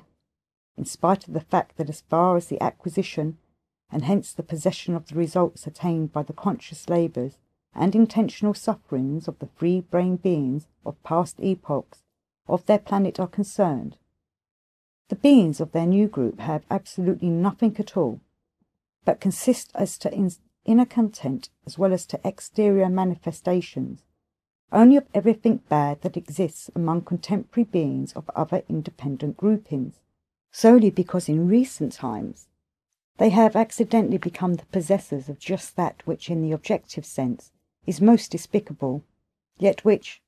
owing in general to the fixed abnormal conditions of the ordinary existence of these unfortunates, is considered desirable. Nevertheless, the beings of all the other groupings now imitate to the full everything they invent. Of all the maleficent inventions of the beings of this contemporary grouping which have accidentally acquired authority, the most harmful for their common presences, in respect of the possibility of rectifying in the future the, so to say, already actualized maleficencies, must be considered the practice they have established of passing a great part of the time of their existences in high houses. In order that you may clearly picture to yourself the significance of all the harm from just this invention of theirs, I must first of all explain to you the following. Do you remember when I spoke to you about that maleficent means existing there at the present time called sport? I said that the duration of the existence of these favourites of yours was in the beginning also pholastatiamnian, that is to say, they had to exist until their body Kesjian was completely coated in them and perfected up to the required gradation of reason, and that afterwards, when very abnormal conditions of ordinary being existence began to be established there, great nature was constrained to actualize their presences, and also the subsequent process of their existence on the principle of inoklanats, that is, according to the results of certain surrounding causes. Thereafter, one of these causes has also been the degree of the density of the vibrations of their second being food, that is, as they themselves would say, the degree of condensation of the air they breathe. The point is that this cosmic formation, which serves as the second food for beings, is also composed according to the second fundamental common cosmic law of the sacred trio Masi-Kamno, and is also actualized by means of its three heterogeneous cosmic substances. And, namely, the first is the emanation of the sun of that system, in which this same definite cosmic arising serves as the second food for beings. The second are the substances transformed on that planet itself on which the beings fed by this food exist, and the third are those substances which are transformed through the other planets of this system, and which come to the given planet through their radiations. And so, the process of fusion of all those substances required for the normal formation and existence of beings, which are transformed by the planet itself, and which actualize the second holy force of the sacred trio Masi-Kamno, can proceed in the correspondingly required definite proportion only within certain limits of the atmosphere from the surface of planets, because, owing to the second-grade cosmic law called Teni Kodua, or as your favourites would call it, law of gravity, these substances cannot penetrate beyond a definite height of the atmosphere. In my opinion, you can yourself apprehend all the subsequent ensuing consequences of this question, which I have just now brought to light, and compose data in yourself for your own opinion of the significance of this invention of theirs. I think, my boy, that I have now already fully satisfied your curiosity concerning these dollar fox-trotting followers of what is called Christian Science. In the name of objective justice, it now only remains for me to remark that whatever they may turn to into the future, I had, however, during my existence among them, the possibility of inwardly resting, and for this I ought now to express to them my sincere thanks. And you, just you, my heir, to whom has already been transmitted, and will be transmitted by inheritance, everything acquired by me during my long existence, of course only in so far as you yourself would deserve it by your own conscientious being existence, and honourable service to the all-common Father-Maintainer, our endlessness. I command you, if you happen for some reason or other to be on the planet Earth, to visit without fail the city of New York, or if by that time this city should no longer exist, then at least stop at that place where it was situated, and to utter aloud, "In this place, my beloved grandfather, my just teacher Beelzebub, pleasantly passed a few moments of his existence." I even charge you, of course again as the heir to whom, as is general, will devolve the fulfilment of the obligations which his predecessor took upon himself, and which for some reason or other were left unfulfilled, specially to turn your attention to, and to elucidate a question which greatly interested me, and which I personally was unable to elucidate, as it was still premature to do so. That is to say, I charge you to elucidate for yourself into what a maleficent form for their descendants, if of course by that time their descendants still continue to arise, will the results have become moulded of the disease very widespread at that time, which one of their misters, by name Onanson, called writing itch. And indeed, my boy, having then during my stay there a more or less close relationship with many of them, I very soon found out that almost every one of them either had already written a book, or at that time was writing one, or was getting ready quickly to burst into authorship. Although this peculiar disease was then, as I have already said, widespread among almost all the beings of this continent, and moreover among the beings of both sexes, and without distinction of age, yet among the beings at the beginning of responsible age, that is, as they themselves say, among the youth, and particularly among those who had many pimples on their faces, it was for some reason or other, as it is said, epidemical. I must further remark in just this connection that there flourished that specific particularity of the strangeness of the common psyche of these peculiar beings who have taken your fancy, which has already long existed in their collective existence, and which has been formulated by the following words: the concentration of interests on an idea which has accidentally become the question of the day. Here also, many of them who turned out to be a little, as is said there, more cunning, and in whom the data for the being impulse called instinctively to refrain from all manifestations which may lead surrounding beings similar to oneself into error, were more atrophied, organised various what are called schools, and composed all kinds of manuals in which much attention was given to showing in detail just what the sequence of words should be, so that all compositions should be better perceived and assimilated by the reader. And thus, all those attending these schools and all readers of these manuals, being themselves in regard to being,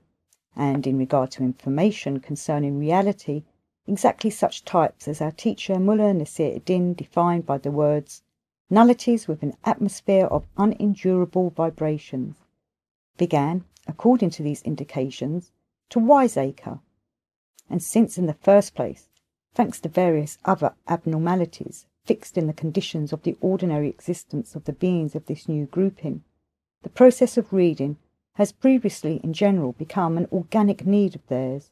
and secondly, that it was possible to appreciate the contents of any composition exclusively only by reading it through, and all the other beings of this continent seduced, what is more, by all kinds of, as they say there, loud titles, read and read. Then parallel with this, it was definitely noticeable how their mentation, which had already, so to say, become diluted without this, continued to become more diluted and still more diluted. I did not lightly say that if by that time their descendants still continued to arise, because among other things I then noticed that some extraordinary particularity in respect of the consequences of the new formation of the planetary body of beings of the female sex, which I had already once noticed long before in the process of the ordinary existence of these strange free-brain beings, and, parallel with this, I minutely constated among other special observations the consequences ensuing from this particularity. This extraordinary fact occurred there before the loss of the continent Atlantis, in the process of the existence of a small group of free-brain beings who were concentrated from various large groupings of that time and who existed in isolation on the then famous island called Balakanara, situated on the west of Atlantis, and which was engulfed within the planet at the same time as Atlantis itself. The continuation of the race of this small group ceased owing to this same strange particularity of the formation of the planetary body of the beings of the female sex, and this form of cessation of the race was then called by the learned members of the Society Akodan des Sopes Centaurzioso. This extraordinary particularity was that several centuries before the final cessation of their race, there began gradually to narrow in their beings of the female sex what is called the pelvis. The progressiveness of this narrowing was such that 2 centuries before the final cessation of their race, they were already producing all the accidental conceptions in them, and the, so to say, haphazard forming of these conceptions for their appearance, as is said there, in God's world, by the means then called Sitric, namely by means of what is now called Sincerian operations. At this point of Beelzebub's tales, what is called a cross-current or agitation began in the ether, which penetrated the whole of the ship Karnak. This signified that the passengers of the ship Karnak were summoned to the Jam-Jam-Pal, that is, that refectory of the ship in which all the passengers together periodically fed on the second and first being foods. So Beelzebub, Hussein and Hahoon ceased their conversation and hastily went off to the Jam Jam Pal.